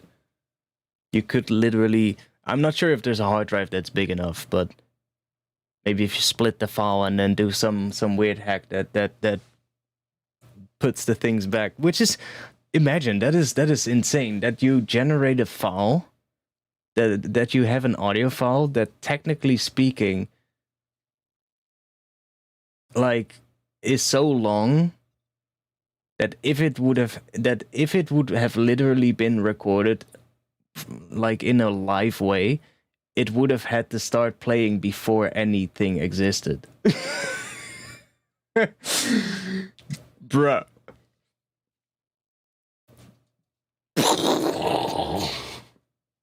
Insert old school modem sound right now.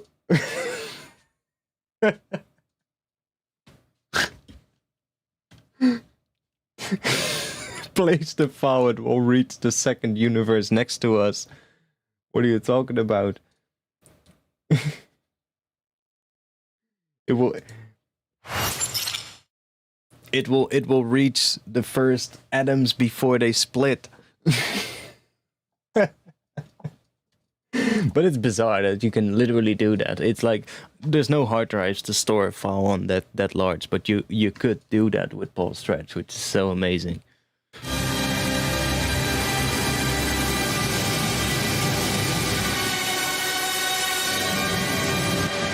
Just for that brief moment, it just gets cleaner.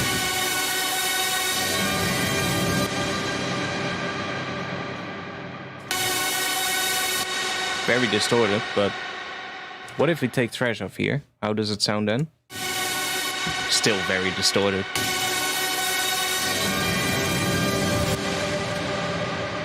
But I guess we could keep it, that clean, distorted sound there.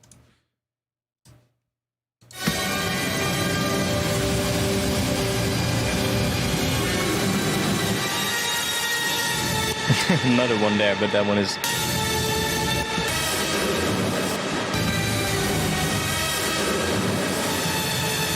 Yeah, here it starts getting unusable. I think we've done it, boys. I think we've done it.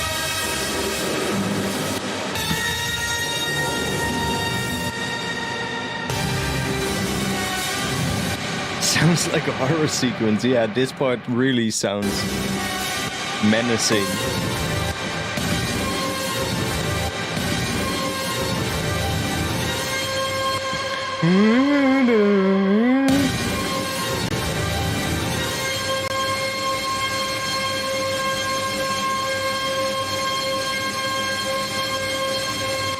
I definitely thought, oh, that's a nice tone. That's a good note.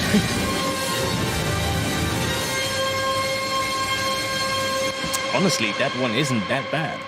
It's really distorted, but...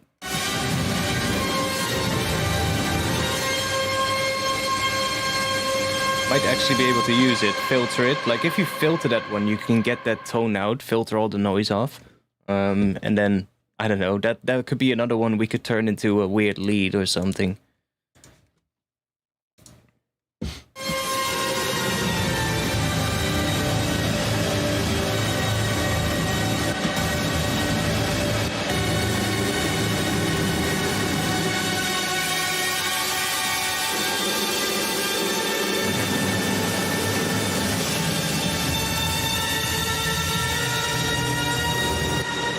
The drums, they're here.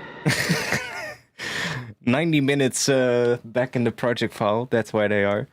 We're currently sitting at bar number 3905, but we almost finished going through the resample file from last night that I did last night.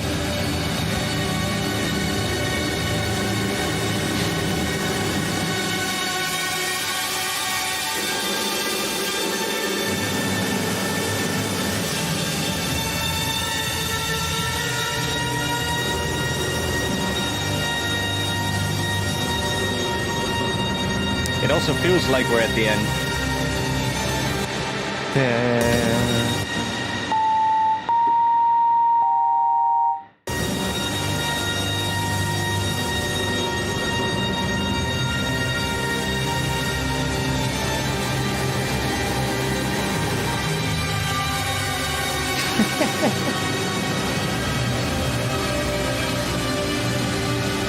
almost at bar 4,000, boys.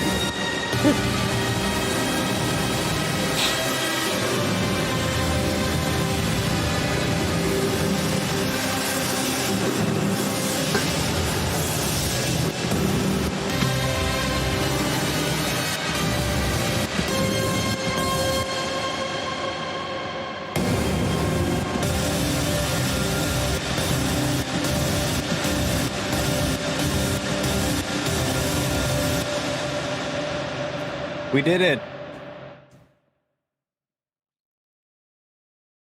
Moment of silence to appreciate. We did it. We went through the entire file.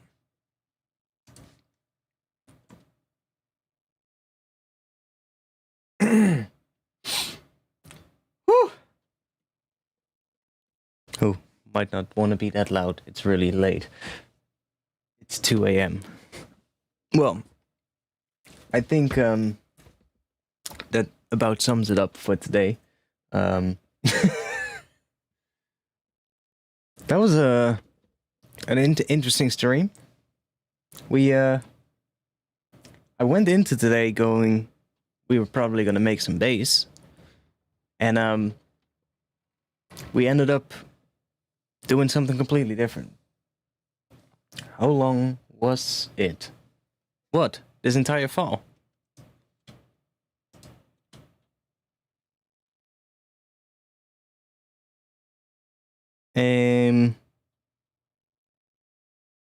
Yeah, I don't know.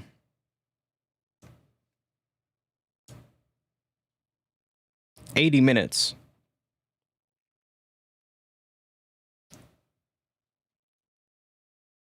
You literally joined as I finished.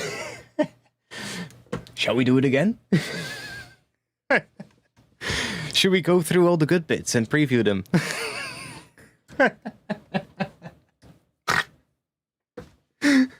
Huh? Should we go through all the good, all the colored bits? Should we remove all the light blue ones? I'll spare you guys. We can go through a couple.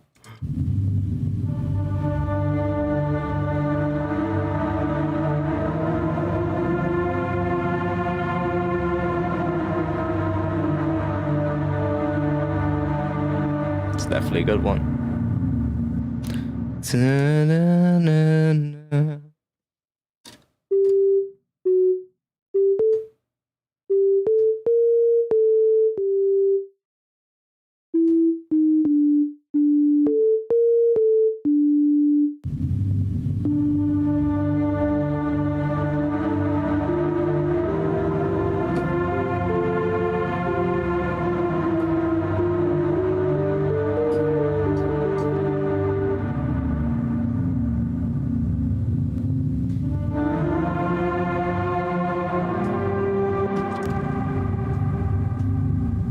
And then here we got some stuff that I started turning in different colors.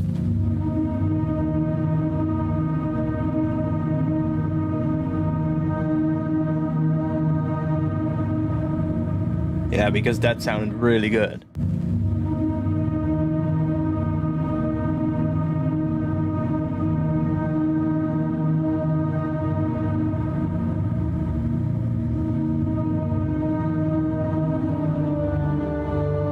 Yeah, that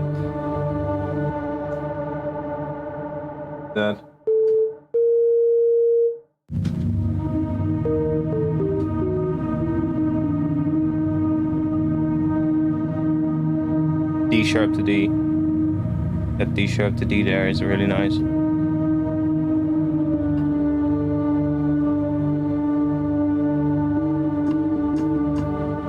So it's just like looking for sections now that are nice, and I'm just gonna go through it again.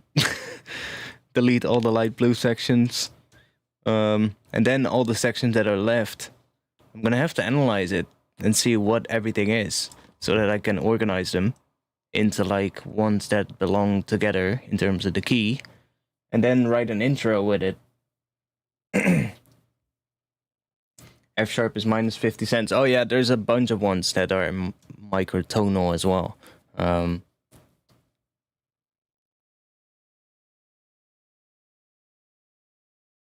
Wanted to say, what if you export the MIDI from Melodyne into your DAW? Yeah, that would work.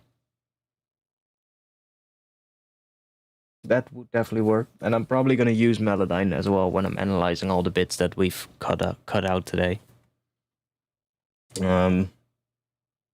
But we've got a lot of intro material here. And breakdown. And there's a bunch of sections that we, like I said, that I might be able to turn into a weird lead thingy. There was one somewhere that was really good. It's one of the colored sections. Was it this one? One of those. Not that one. Forgot where it is, but it's one of the colored sections. That made me go like, oh, whoa, that one is sick for like a lead thingy. Probably gave it a different color. Oh wait, wasn't it these ones?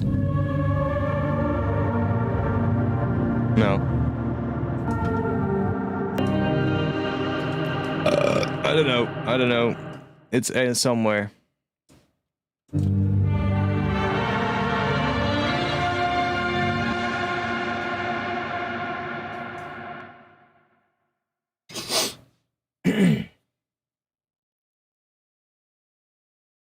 He just garib. Just garib. Let me actually open that up on the tab.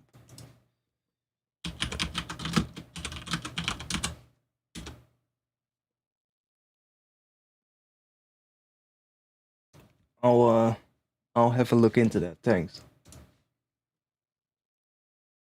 Do you use much Foley or field recordings in your productions?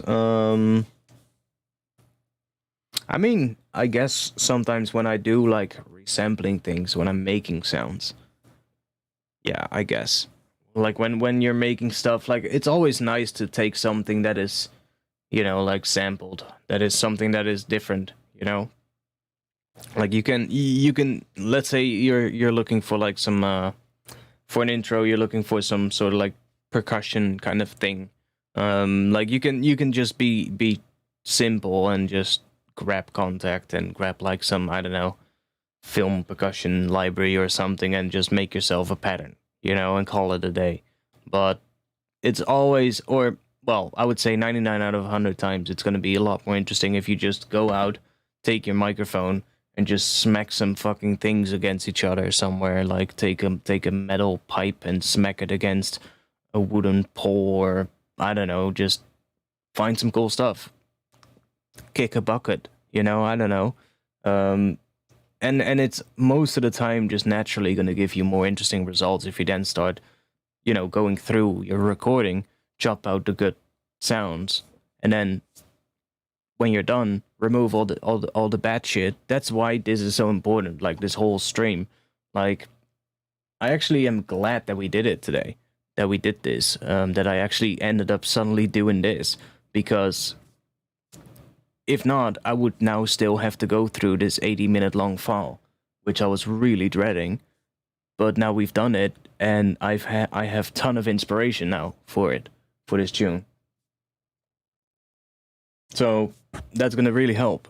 And if you do that with like percussion stuff that you record, like go out and record some stuff, smack some things, kick a bucket, like I say, and record it, take out the good bits, remove all the bad shit, and then listen to the good bits, right? Just maybe organize them from, I don't know, low to high. If you have like percussive sounds, you can, it's probably good to take like all the low bits and the mid frequency stuff and then the higher frequency stuff, and then just make your own sample pack. And then just when you have all of the good bits together, it's a lot more inspiring when you listen to it as well. And it's easier to make sense of it as opposed to when you have like this really long file. And I honestly have a ton of these files with like for bass as well, which I've never gone through, which I just made like years back. And they're just sitting on a hard drive because I never went through them.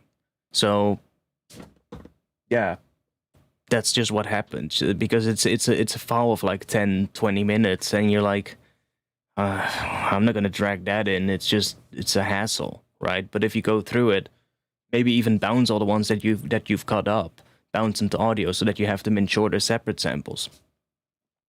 and then just it's a lot easier to work with.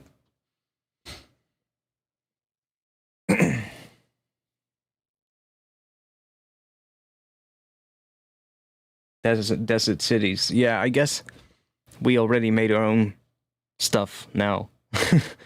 This, if we need that kind of sound, then we have it here. So yeah. Anyways, I might stream again tomorrow or Sunday. I have enough stuff now to work with, so we got plenty of intro that we can start writing. I need a break though. I need some rest. I need to do some other stuff. So, thanks for being here. I'll play part of this while we end because hey, why not? You guys don't mind, I think. So thanks for being here. I hope you liked it, and tune in for sure for the next one. I'll let you guys know in Discord. I'm not entirely sure when the next one is going to be, but I'll let you guys know. And no, I've never been to Bristol. Would love to, though. Would love to. If you want to join the Discord, the link is in the chat right now. And join, I'll let you guys know on there when I go live again. So, that was it. Thanks. And I'll see you guys again soon. Peace.